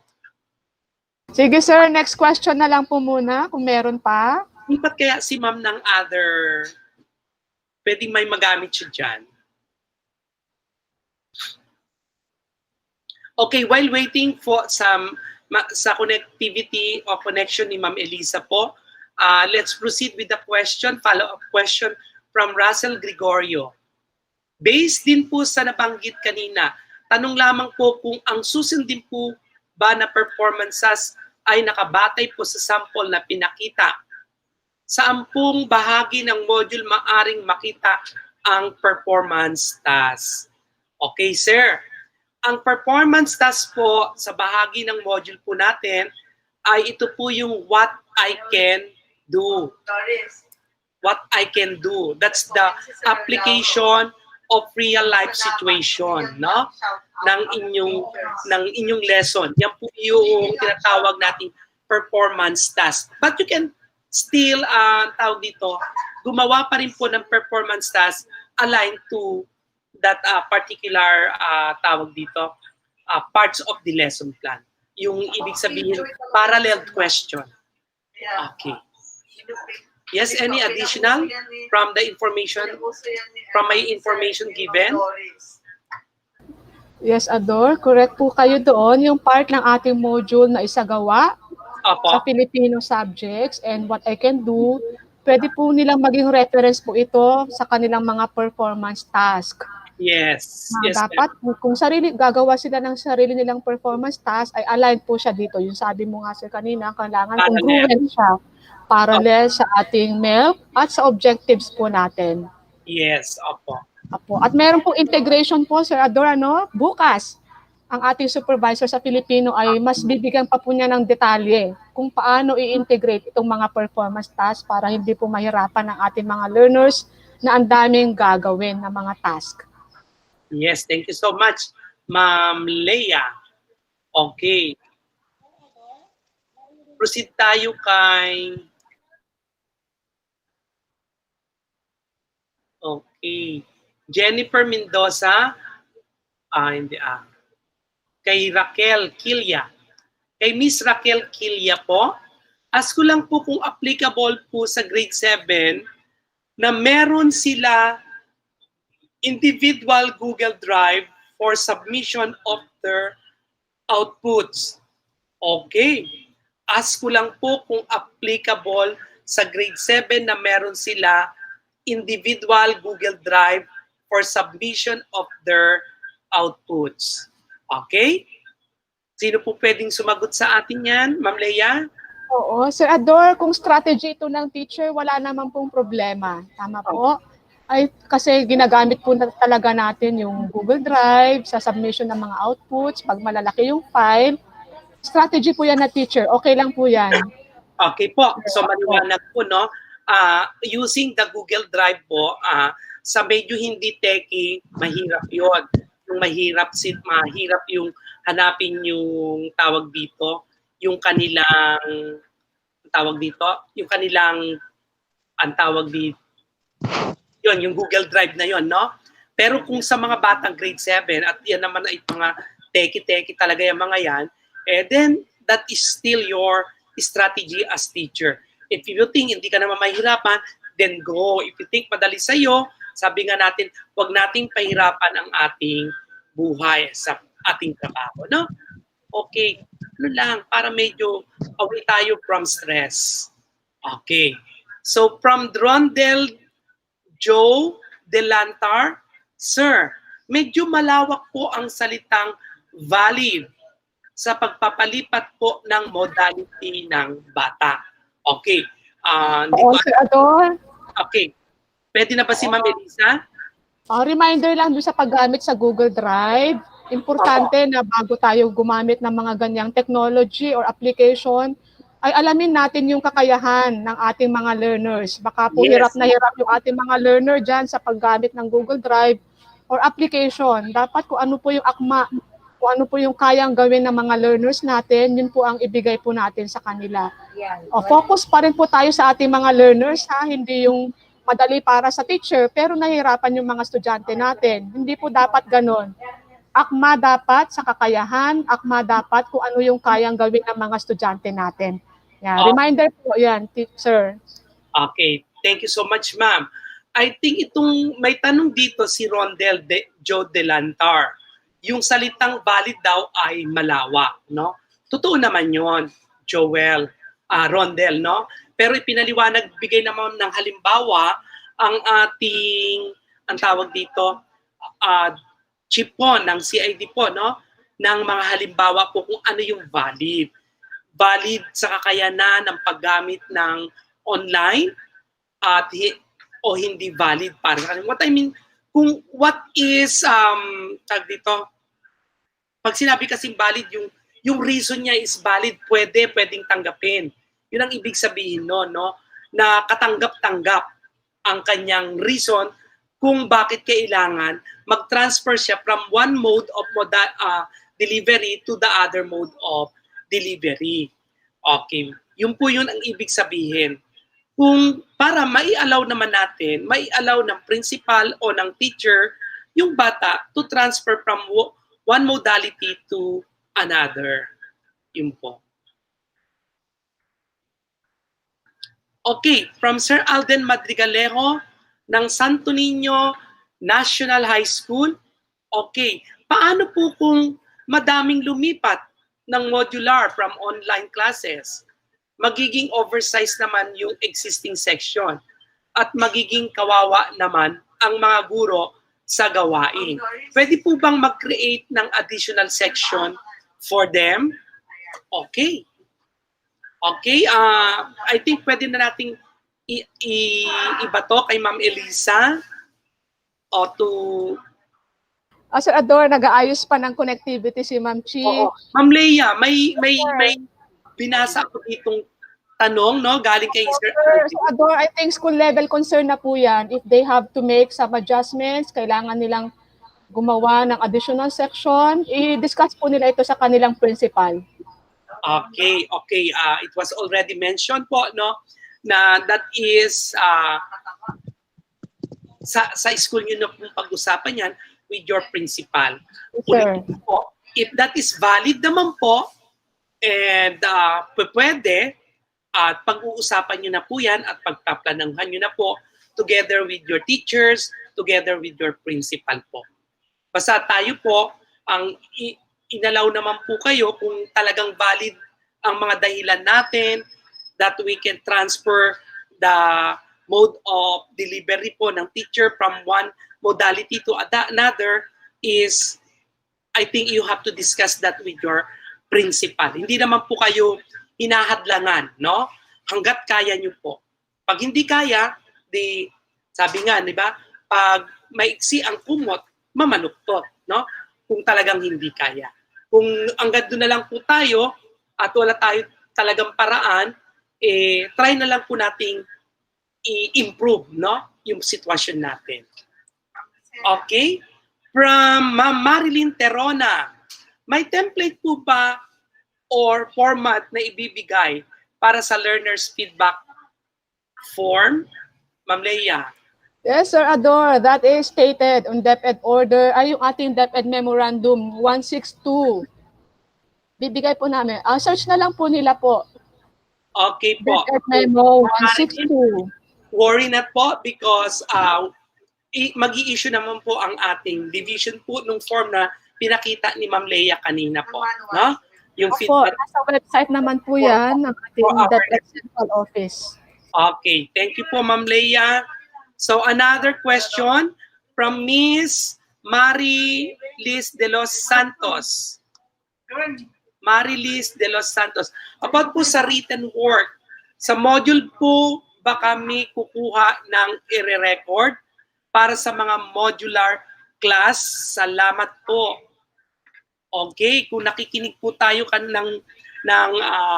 kung focus po tayo sa pakikinig sa ating discussion, inaipaliwanag po yan dito kanina, ma'am, no?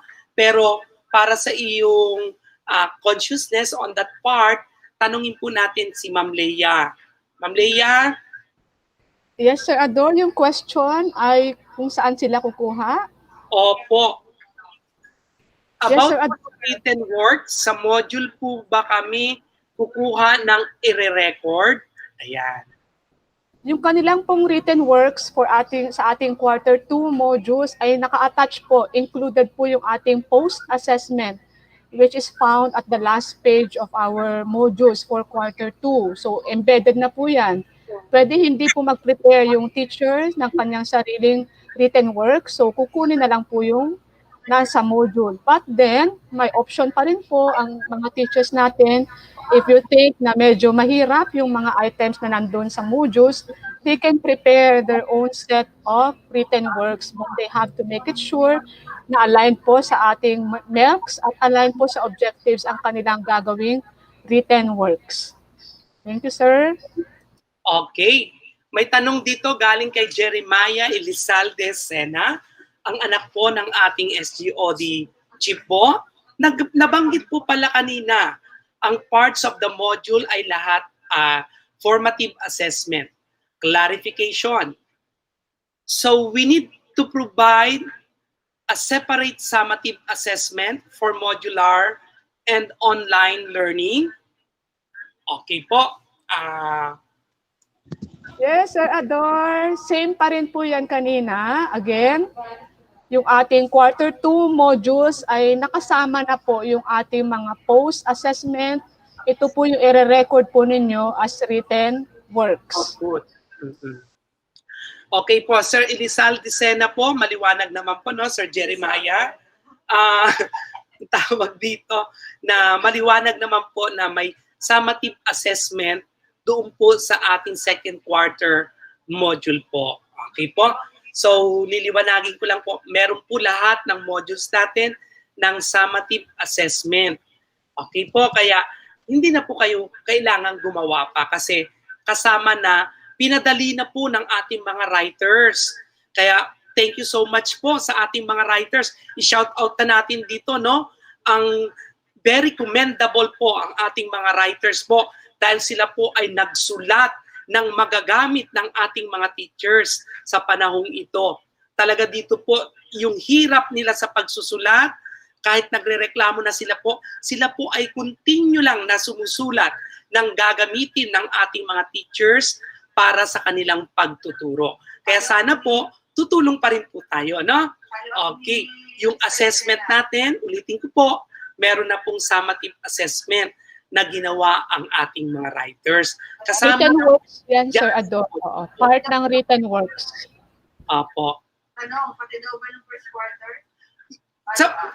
Sa first quarter, sa ibang learning area po, hindi ko po alam kung yung other learning area po, they tawag dito, naglagay po sila. Pero sa mathematics po, may summative assessment po.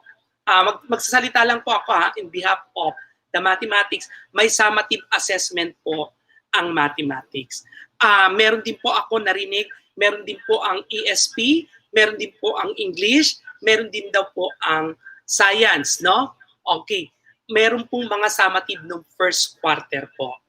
Okay, hindi ko po masasagot yung other learning area, pero yun po ang narinig ko doon sa nabanggit pong learning area po natin, no? Na may kasamang summative test po. Sir Ador? Yes, Ma'am Elisa. Okay na po ang inyong microphone, ma'am? Oo, naririnig mo na ba ako? Yes, ma'am. Yes, 100%. Salamat sa Diyos. Joke. Salamat kay Vermil na nag-ayos at talagang tinutukan yung aking ano. O anyway, ganito. Kasi di ba lahat naman ng modules natin mayroon mga tayahin parts. Okay? So, ang challenge kasi natin, mga dear teachers, lalo na sa purely modular, wala naman kayong ibang paraan to reach out, no, to your students para maibigay nyo kung ano man ang gusto nyong ibigay na mga na assessment. Ano, tama? So, you can, gamitin nyo na muna yung ating tayahin part, no, yung nasa dulo ng inyong choose activities na pwede nyong ibigay dun sa bata. Okay? Dun naman kasi sa iba naman na nakakapag-online or for those naman na merong may connection kay teacher, si teacher pwede naman siyang magbigay ng summative. Kaya lang sabi ko nga, ang challenge natin ng first quarter for those na talagang purely modular. Okay? Anyway, sabi nga natin, sa second quarter, andun na lahat. Okay? Yung mga post-assessment natin. No? Sana matulungan kayo ng ginagawa natin proseso para mas maging madali din sa inyo yung pag-implement ng ating distance learning. Okay? Thank you. Thank you so much, Ma'am Elisa. Okay po. May query dito si Sir Amado Febres. Pwede po ba na sa second quarter ay sabay-sabay na i-deliver lahat ng modules sa schools para po sa isang distribution lang po kami? At hindi rin kami mahirapan sa paggawa ng weekly home learning plan ng WHLP. Okay po, gumagawa naman po ang ating SDO at kami po ay kinakalembang na ng ating chief po, no, ni Ma'am Elisa, na tapusin na ang second quarter, na ilagay na po lahat para sa printing po ng ating mga module. Pero po, humingi pa rin po ako ng tawag dito, ng mahabang pasensya sa inyo po, na bear with us also kasi po hindi naman po ganun kadali na maipasa kaagad yung mga gumawa ng mga modules natin.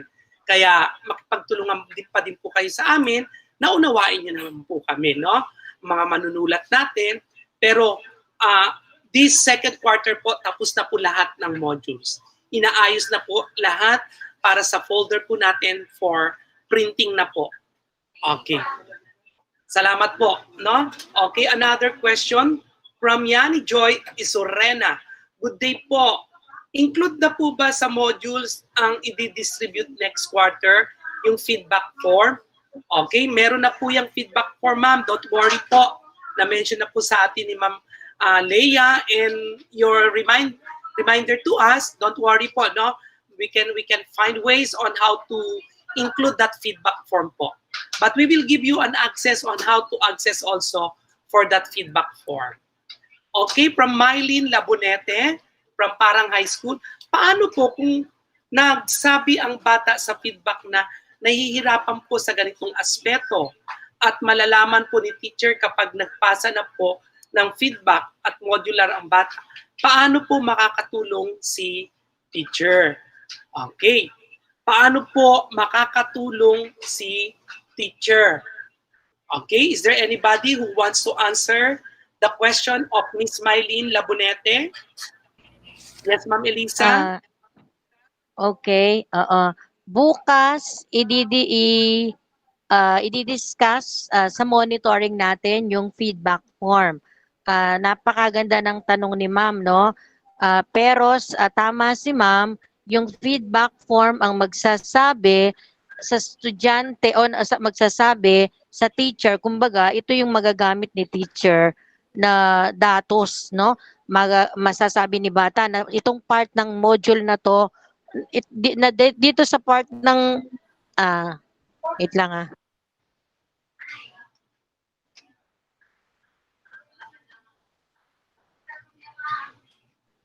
sorry yun yung sagot sa feedback form, yun ang magagamit ni teacher kasi 'di ba hindi na natin pinababalik lahat ng mga parts ng module, 'di ba? Lahat ng activities doon, 'di ba? Hindi na ninyo checkan. Pero dun sa feedback form na yun sasabihin ni bata kung anong part dun sa module siya nahirapan. So bukas at saka susunod na araw i-discuss yan kung paano magagamit ito. At yung datos na to, what is the use o ano ang gamit ng mga datos na to sa feedback form kung paano natin matulungan ng mga bata. No, ayoko pong i-preempt kasi baka mawala excitement ninyo pati yung ating mga next speaker na pinaghandaan ng pagpapaliwanag. Kung after ng tomorrow, nung afternoon session for this, yung answering the feedback form and making use of the data gathered from the feedback form, pag meron pa rin kayong hindi nasagot, itutuloy natin ang pagsagot tomorrow, mga dear, ha?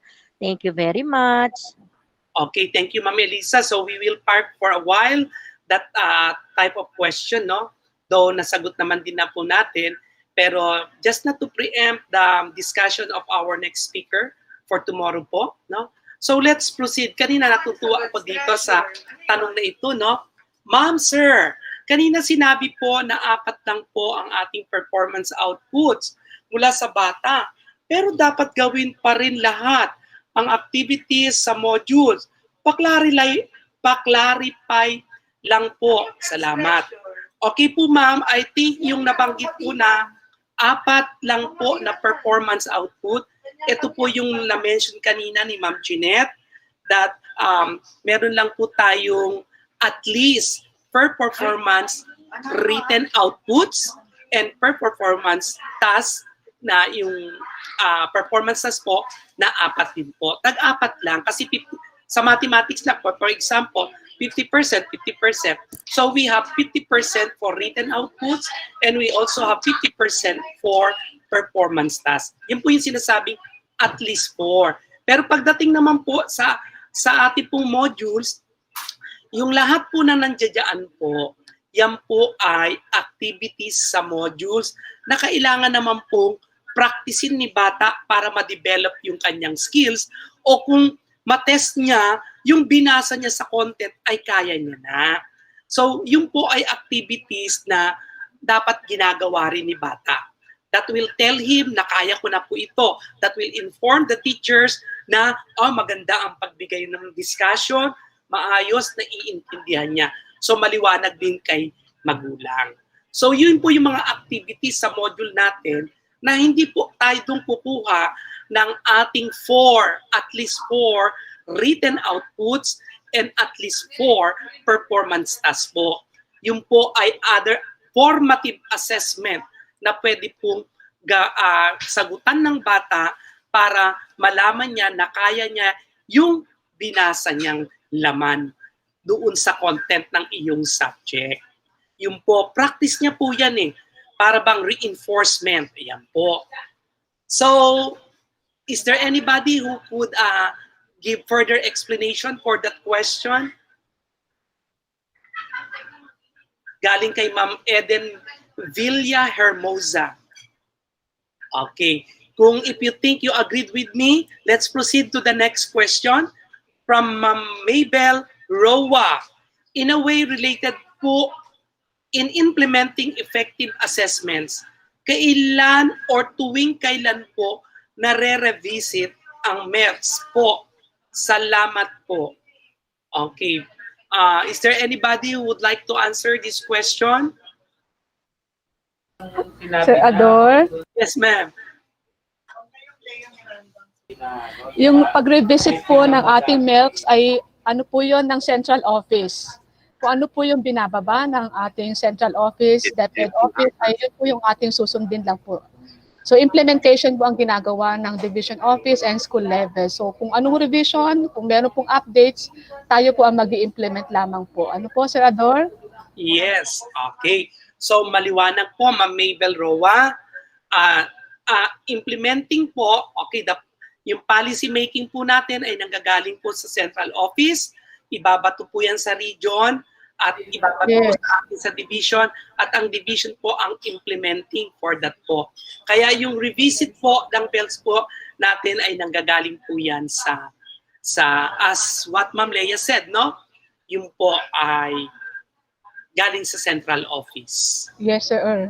Yan po, Pag wala pong changes na ginawa sa MELCs, as is po tayo doon. If there will be updates or additions sa MELC natin, we will be informed also. Yes, opo. Thank you so much, Ma'am Leia. Okay. Leia Miranda, salute to our kinder specialist. Wow, Ma'am Leia, Ma'am Leia De Leon, we are blessed by you. Okay, thank you so much sa iyo, Leia Miranda, for acknowledging the expertise of your supervisor. Very well explained po ang sagot nyo sa question. God bless you all po. Thank you so much, Ma'am Leia Miranda. Thank you so much po sa ating lahat. Sa ating lahat po yon. Thank you po. Okay, from Bismona de la Cruz. Based po sa input ni sa input ni Ma'am Leia po, will it be possible to use Messenger sa pag-submit ng outputs ng bata, since ito po ang yung easiest way na makapag-submit ang bata ng output? Ma'am Leia, that question is for you. Yeah, thank you, Sir Ador. With regards to the submission of outputs, again, reminder po ulit kanina, dapat po makuha po natin kung ano po yung most appropriate po and easiest way of submitting the outputs and performance task, kung ano po yung mas nakakatulong sa mga bata natin. But then again, let's also be reminded and be careful in using the messenger na dapat po ay maging malinaw po yung privacy ng ating mga estudyante, na baka po na-share po yan sa ibang mga kakilala. So maging maingat po tayo doon sa yung submission po ng mga output na to. Halimbawa, yung nagre-require po tayo ng mga picture o ng mga videos sa mga estudyante po natin, pag-ingatan po natin yung privacy. Kasi magiging issue po yan. Ingat lang po tayo, yun sir. Opo. Lagi nating isa-isip kung anong strategy ang kailangan natin gawin. Kailangan akma ito sa ating mga learner. Focus pa rin po sa need at kakayahan ng ating mga learners. Thank you. Okay, thank you so much, Ma'am Leia. I think I need to address this question of Miss Grace Santos sa ating chief po, si Ma'am Elisa. No? Sabi niyo po, ang ating client ay ang mga students, kasama ang kanilang parents.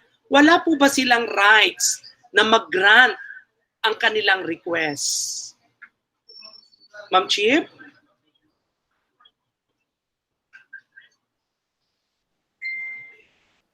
So, Yes, ang request is about changing the modalities. Yun ba yun? Are they referring to the request of changing I think, modalities? ma'am, they are referring to the request since they are daw po client natin ang mga estudyante kasama ang kanilang mga magulang, wala daw po bang karapatan na mag-grant ang kanilang request?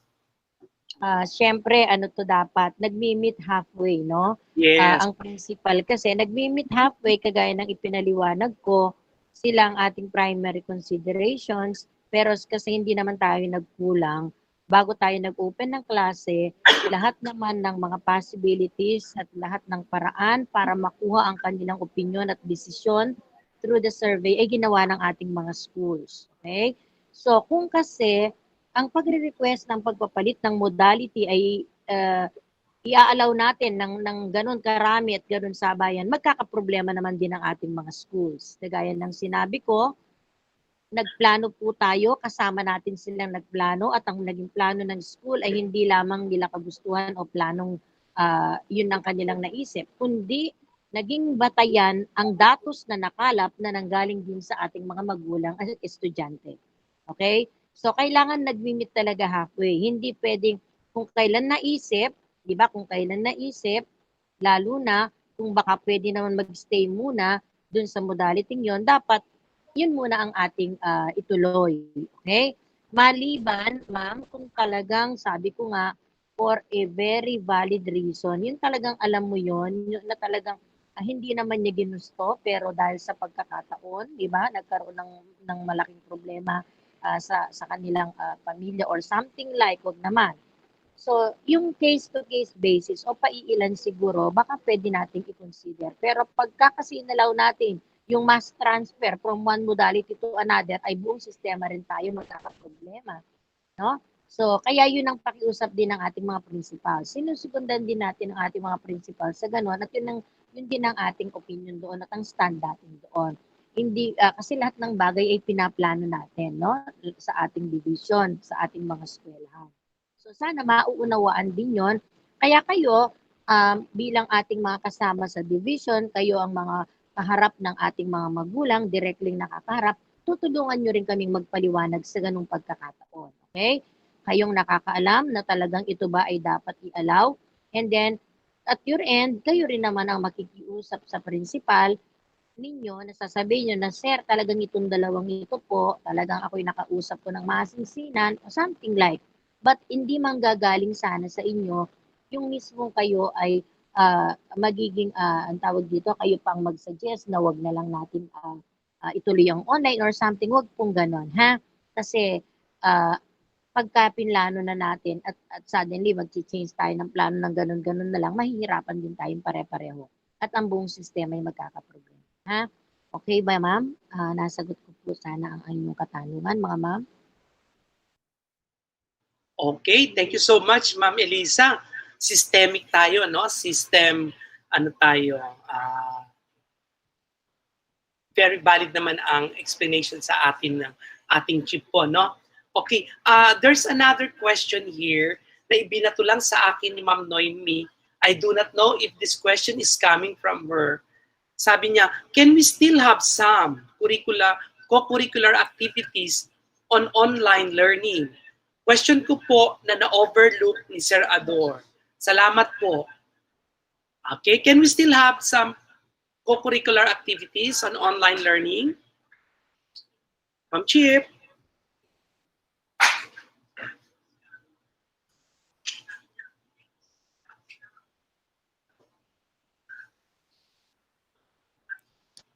Ma'am Chip. Lahat ng ating mga, di ba, yung halimbawa, yung mga extra or co-curricular activities, di ba, yung let us say, for example, yung mga contest, yung mga journalism and all, yes, division, yung mga math, actually, naka-freeze lang naman tayo naka-freeze. Pero siguro, kasi we are making adjustment, at kayo na rin ang nagsabi, ang dami ng nahihirapan ng ating mga estudyante, hindi nga naman nila makumpleto yung pagsagot sa modules. Sa tingin nyo ba, is it appropriate time for you to conduct mga additional activities sa ating bata? I don't think ito yung tamang panahon. Tingnan muna natin, pag-adjusted na siguro tayo, lalo na sa panahon ngayon, di ba 1 month tayong nag-suspend sa Marikina. No? Siguro, ang maging focus muna natin sa mga upcoming weeks ay yung how to catch up for the first quarter. Okay? Siguro, tingnan natin kung may iba ba ang DepEd o ang DepEd sa atin, no, na ina-allow na tayo to conduct all of this. Pero pwede rin naman sa atin at our end, pero not now. Parang hindi siya panahon. For the meantime, focus muna natin sa mga modules at matulungan natin ang mga bata na ma-acquire muna yung mga curricular or yung maano muna natin, maituro muna natin yung nilalaman ng ating curriculum, no? Yun muna siguro. Ma'am, follow-up question na rin po. May tanong po dito. Ang tanong po ng lahat, tuloy po ba ang pag-resumption of classes sa December 17-18 and December 21-23 para lang po malinaw sa lahat? Thank you sa pagsagot. Ganito po, no? May pauna ng communication kasi ang ating SDS, no, sa regional office, pero sinihintay natin yung formal na tugon. Although, ulitin ko, ayokong i-preempt ang mga bagay-bagay, the soonest possible time pag nakuha natin, pero mukhang positive naman. At do not worry, kung sakasakali, ang i-allow lang naman natin is for our students to continue answering their modules, no? Pero ang pinag-uusapan kasi namin ni ma'am, walang magkakandak ng online classes muna. Wala munang magkakandak ng synchronous. Yung resumption is basically, no, pagka nakita natin, is we will allow our students just to continue answering the modules. Ayoko pong i-preempt, ha? Wait lang po tayo, baka bukas or before Monday, baka anytime ibaba natin yung formal na komunikasyon o memo for that matter, okay? Okay, this question, thank you so much, Ma'am Elisa. This question is addressed to Ms. Lay. Naka-address po ito sa Ma'am Lay. What other strategies in addressing assessment integrity can you share to our teachers as they administer different online assessment remotely? Yes, Ma'am Lay?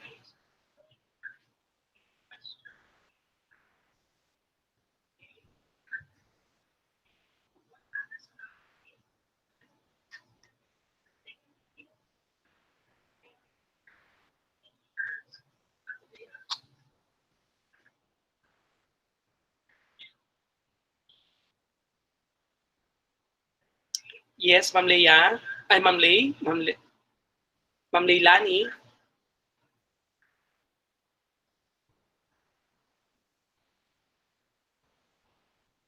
Or is there anybody, Ma'am Leia? If Ma'am Lei is not around, can you answer this question? What other Come again, Sir Ador? what other strategies in addressing assessment integrity can you share to our teachers as they administer different online assessment remotely? Okay. Yeah, with regards to the online assessment, sorry sir. Details po sa part na integration ng ating mga performance tasks. As I have said, this will be discussed by Sir Alburo tomorrow. Yung administration po ng ating mga online assessment test, napakalawak po ang tawag po natin dito, yung makakapag-search po sila ng ibang mga application na pwedeng magamit po ng mga learners po natin para sa kanilang online assessment. Pero po yung ating focus sa ating online ay sa ating division office, sa konteksto po ng Marikina, ay yung paggamit ng ating e-learning platform, yung po yung ating focus, at sa LM po yung ating Quizalize. So, para po hindi po masyadong naguguluhan yung mga bata na ang dami po natin binibigay ng mga application, sana mag-focus na lang po muna tayo po dito sa ating e-learning platform at sa paggamit po ng ating Quizalize. Thank you, Sir Ador. Yes. Another question, no? As kulang po, ma'am. Sir, if applicable po na pwedeng mag-start ng klase kung iisa o dalawa pa lang ang naka-online class. Halos 15 to 20 minutes na nag-iintay si teacher. So, I think kung ang iyong klase ay sabi mo, kung iisa o dalawa pa lang no, naka-online, pero let's say meron kang 10 na bata at nag-iintay ka na ng 15 to 20 minutes because you set naman a standard of time that you will meet your learners, pero 15 to 20 minutes, nag-aantay ka at wala pa, I think you can start the teaching, no? Magsimula ka na. Kasi ang tawag dito, unfair naman sa dalawang bata o isang bata na nakapasok na siya para makinig, no? Okay, nasa iyo pa rin 'yon, estratehiya mo pa rin iyon kung paano mo maiaayos yung pag-start ng klase mo on time na hindi ka nag-iintay ng 15 to 20 minutes. I think nasa pagbigay mo yan ng iyong policy as teacher online po, no? Okay po. So, yung ganyang katanungan po, 15 to 20 minutes ka na nag-iintay at wala pa yung the rest, okay, kung sino po yung gustong matuto, start po tayo. Okay? So, is there any additional answer for that query po, mga kapatid kong supervisor? Matagal na daw siya nag-iintay, si ma'am, no? 15 to 20 minutes na, pero isa o dalawa pa lang ang kanyang estudyante. Pwede na daw po ba siyang magsimula, no? Tama yan, Sir Ador. Since hindi po required na nasa online yung ating mga learners, lalo na by default ay ating modules po ang ating mga ginagamit. So kung dalawa lang at matagal na naghihintay, the teacher can start already. But it is also suggested that the teacher can record yung kanyang online class. Kung gumagamit siya ng Google Meet, pwede naman po itong maka-record. And then the teacher can just share the recording of the lesson so that the learners can easily access yung lesson ni teacher anytime kung pwede na po yung kanilang mga connectivity. So hindi po paulit-ulit si teacher na pag pwede na yung mga iba, you can just share the recorded lesson na lang po sa kanilang Facebook page o sa kanilang chat group if they have. Okay. So, last question here po, ma'am, no? Nakalagay, okay. Sir Ador from Eunice Sungkayawan. Okay po. Hindi ko alam kung taga saan si Ma'am Eunice. Kung siya po ba ay taga Japan taga China o taga dito sa atin, no? Ito po ang kanyang tanong. Taga Marikina High School siya, Sir Ador. Si Ma'am Eunice. Okay, sorry po ma'am. Okay, Ma'am Eunice, sorry po, no? Si Ma'am Eunice po pala ay from Marikina High School. Not only the writers, Sir Ador, consider also the effort and the unwavering support of all internal body. Yes, ma'am. Thank you so much, Ma'am Eunice. Kasi na-mention po kanina, no, na bear with us also kasi hindi naman po madali ang paggawa din po ng modules. Marami na rin po tayong mga teachers na nai-stress sa pagsusulat po nito. Kaya na-mention niya dito, hindi lang po yung writers, hindi lang po yung tayong lahat ng dirito, no? But also the internal validators and the external validators also. Lahat po nagtulong-tulong tayo. Kaya tayo po mga teachers po, sana po ay ma-acknowledge natin yung hirap ng ating mga fellow teachers who actually crafted the modules for us, for our learners, no? Talagang itinayarin namin bilang supervisor ang aming sarili na makiusap, magmakaawa sa ating mga writers po na huwag mag-give up, tuloy lang po ang laban para patuloy tayong may ginagamit dito na modules po. Kaya yung mga iba po na hindi pa po nakakasulat, kung gusto nyo pong tumulong sa amin for third quarter and fourth quarter, you are welcome po to share with us your expertise in writing the content po ng ating mga subjects po.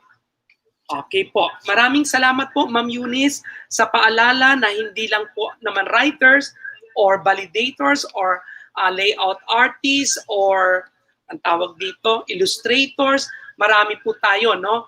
Lahat po kami dito rin sa DU po, nagtutulong-tulungan para lang po makiusap sa ating mga writers po, sa ating mga illustrators, validators, internal, external po, no? Validators.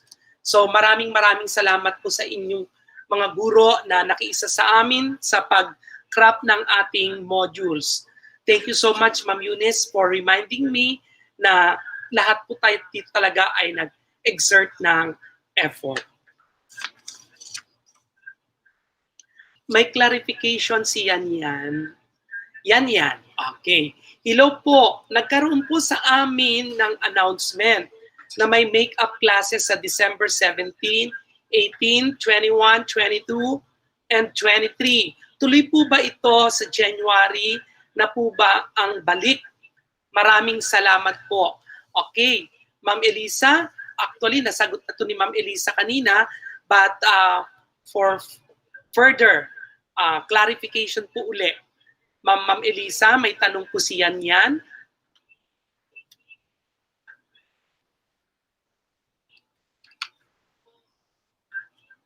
Ma'am Elisa? Oo. Sir Ador, uulitin ko na lang yun sa yung tanong ay yung sagot, no? Okay, may pending request po tayo anytime soon. I-memorandise po ang resumption kung sakali. No, we're just waiting for the formal approval from the RD. Okay? Thank you po. You will be informed. Okay, thank you so much, Ma'am Elisa. Okay, Mr. Yan, we will wait for further recommendation of our SDS po kung kailan po at mag-i-issue po ng memorandum kung kailan po ang resumption ng klase po. Maraming salamat po, Ma'am Elisa. Maraming salamat po sa inyong lahat. I think wala na po tayong mga katanungan na nandito pa. May isa pang umabol. Hello po, sir and ma'am. Para po sa mga modular class, are we required to conduct synchronous class since parents chose that modality? Okay po, Ma'am Leia. Thank you, Sir Ador, and thank you, Ma'am Mona. So, reviewin lang po natin yung sinabi nating modular. Yung mga learners na pumili ng modular ay probably wala silang gadgets at wala silang connection sa internet. So, wala po silang kakayahan na gumawa o mag-conduct ng synchronous classes. So, wag po natin itong i-require sa mga bata na namili ng modular distance learning. Kasi nahihirapan po talaga burden po ito sa mga parents na kailangan pa po nilang magpa-load. Yung paggamit na lang po at pagsagot sa mga modules ay tama, akma na po para po matuto yung ating mga estudyante. Thank you po, Sir Ador. Thank you so much po. From Joan Estrella, ma'am. Modular po mga estudyante ko. Meron pong mga hindi nagpapasa since Module 1 po, update po sa Messenger at sa GC. Pero sin lang. Then nakikita ko nakakapag my day pa ng TikTok nila. Ano po ang pwedeng gawin? Okay. So, nagtitiktok daw po, nagma-my day ang mga bata, pero wala daw po module o wala daw pong ipinapasa yata. May mga communication na si teacher. Sin lang daw si bata, my day lang daw si bata, TikTok lang daw siya. Ano po daw ang pwedeng gawin? Sir Yes, Ador, natuwa naman ako kay teacher. Gusto ko maging light, pero sige lang, joke lang ito ha, pero hindi ito yung sagot ko. Nag-enjoy sila sa TikTok, no? Siguro, di ko naman masabing sabayan na lang natin silang mag-TikTok para masaya buhay, no? Okay, anyway, ganito na lang. Actually, kung bata siya, kung bata ang kausap, napaka-importante to reach out to the parents. Okay? At ipaliwanag din natin na kahit na tayo ay nasa panahon ng pandemic o kaya tayo naman ay nasa distance learning, meron pa rin tayong grading system, no? Na dapat din natin i-implement, okay? So, kailangan maunawaan ng ating mga magulang, di ba, na ang mga requirements at yung mga output ang tanging magiging batayan sa computation ng grade, no? Ng kanilang mga anak. So, ipapaliwanag natin yon sa bata at sa magulang higit na. Kasi sabi nga ni teacher, TikTok masipag, hindi man ng TikTok ang ating gigradean, no? O, kaya lang ganito, siguro ang bata, hindi natin napupukaw ang kanyang interes. Might as well, ano ba ang ini-enjoy ng bata? Di ba, Ma'am Leia, TikTok? Baka naman pwedeng gumawa na rin tayo ng activities o output na parang TikTok-based siya, pero embedded doon yung kanyang mga skills na dapat na matutunan. For example, meron kasi tayong mga subjects sa English, sa Filipino, or any other subject, di ba yung paggawa ng rap, paggawa ng tula, di ba, Ma'am Lea, paggawa ng awit, or pagsunod sa pag-awit, sa tingin ko, gamitin na ring strategy ni teacher. Di ba yun meron tayo talagang sinasabi na ganito? We have to teach our children the way they want to learn, but not the way we want them to learn. Okay? Yes. So, hanapin natin ang learning style. Sabayan natin sa gusto nila. Hanapin natin yung pagkakataon, diba, na magamit yung mga TikTok na yan, yung kantang yan na gustong-gusto nila. Yes, para gamitin nating estratehiya.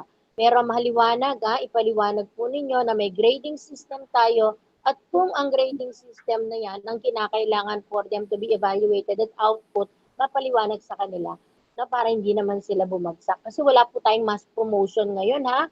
Baka ang thinking kasi ng iba, maaaring, di naman tayo ibabagsak ni teacher kasi parang wala naman nga ang periodic exam pa eh. So, di ba may ganung notion, no? Baka may mali lang na notion. Kaya medyo nagiging masyadong lax lang. Okay? Konting paliwanag, dear ma'am, no? Or sir, dun sa mga ganyang situation. Okay? Talagang napakahaba dapat ng ating pasensya, no? Parang sinusubukan tayo ng mga ganitong pagkakataon, pero huwag tayong magpasubok. Okay? Thank you mga dear. Okay, witty ang ating chief po, no? Natuwa raw siya kung bata kasi nagtitiktok at napasukan niya yon, no? Kung yun ang hilig talaga ni bata at dyan siya natututo, di gawing estratehiya ni teacher, magpagawa ka ng igagawin niyang patiktok at ipapasa mo sa iyo na natututo siya dun sa lesson mo, no? Okay, as I think that recommendation is one among the different strategies po na pwede nating magamit po. Thank you, Ma'am Elisa, for that answer po. Okay, my last question po dito, galing kay Thomas De Vera Si Thomas, if I'm not mistaken po, ay from Kapitan Moy Elementary School. Okay. Ang learn po ba sa online class ay walay na? Di po kasi namin nagamit nung first quarter, kaya naging parang modular din ang mga online classes. O ma'am, ang Sir Joseph, Ma'am Lay, ang learn daw po ba sa online class ay walay na? Kung nandito si Sir Ryan, are you here with us? Kung hindi, kasi alam ko under development or development yung system, kaya hindi naman totally wala pa. Andyan si Sir Ryan. Sir Ryan, would you like to answer? Kasi they are the people, sila sa ICT unit ang best person to answer this. Sir Ryan, are you with us? Sir Ryan? Ay, sorry, Sir Ador. Ano yung concern? Ang concern, sir, ang learn daw po ba sa online class ay walay na? Yung ating learn, since nagkaroon nga tayo ng technical issue doon sa requirement kasi ng yung capacity ng server. So nire-reprogram namin si learn. Currently on build siya kasi i-integrate natin siya hopefully doon sa mobile app para doon sa ibibigay na devices kung matutuloy sa mga bata. Kaya kailangan namin pagsamahin yan. So ang implementation, target implementation natin, makakabalik tayo by end of second quarter. Yun yung earliest or third quarter na once available na rin yung ating platform. So as of now, nire-recommend pa rin natin sa mga teachers na gamitin si Google Classroom para lumabas pa rin yung kanilang creativity, kung paano sila mag-organize ng mga lessons. Kasi kung i-depende natin sa simula ng pag-usbong ng e-learning sa Marikina, especially sa elementary, sa learn, baka hindi ma-develop sa teacher mismo yung kanilang yung organization skills doon sa mga learning content. So sa ngayon, yun muna, Google Classroom. Then eventually, magmo-move tayo doon sa mas magandang program for the elementary level. Okay. Thank you so much, Sir Ryan. So, narinig naman po nating lahat na nire-reprogram po ang ating tawag dito ng ICT, yung learn po natin. Then, I think po, sooner po, no, magawa na rin po yun para at least magamit din po natin ulit. So, ngayon daw po, iba po muna yung Google. Nakalimutan ko. Okay po, yun po. So, ini-improve ang learn po natin. So, kung ano po yung recommended na pinagagamit sa inyo, yun na po muna ang ating gamitin. Okay? Wala na po tayong mga iba pang katanungan. So, maraming salamat po. So, probably we can close now the program para makapagpahinga rin po tayong lahat at ang ating mga teachers po, no? May post-test po na ibibigay po na nandiyan na po yata sa link sa description box po natin. Okay po. After the post po, day 2, test po evaluation nasa link description box ng YouTube po. So meron po tayong day 2 evaluation po, nasa link na po, at yung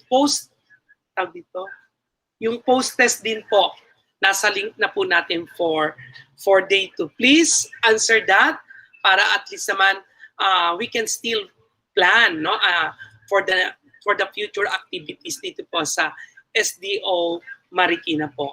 Maraming salamat po sa inyong lahat for joining us, to our dear principals, to our dear teachers, for letting all our teachers to participate, collaborate in this endeavor po.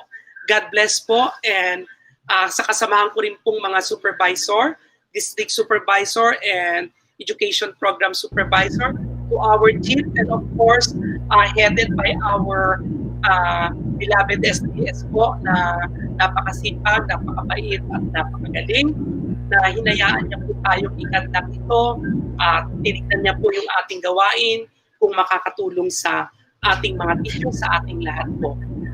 Again po, God bless you all and have a blessed Christmas season to everyone. Good day. Love you. See you tomorrow.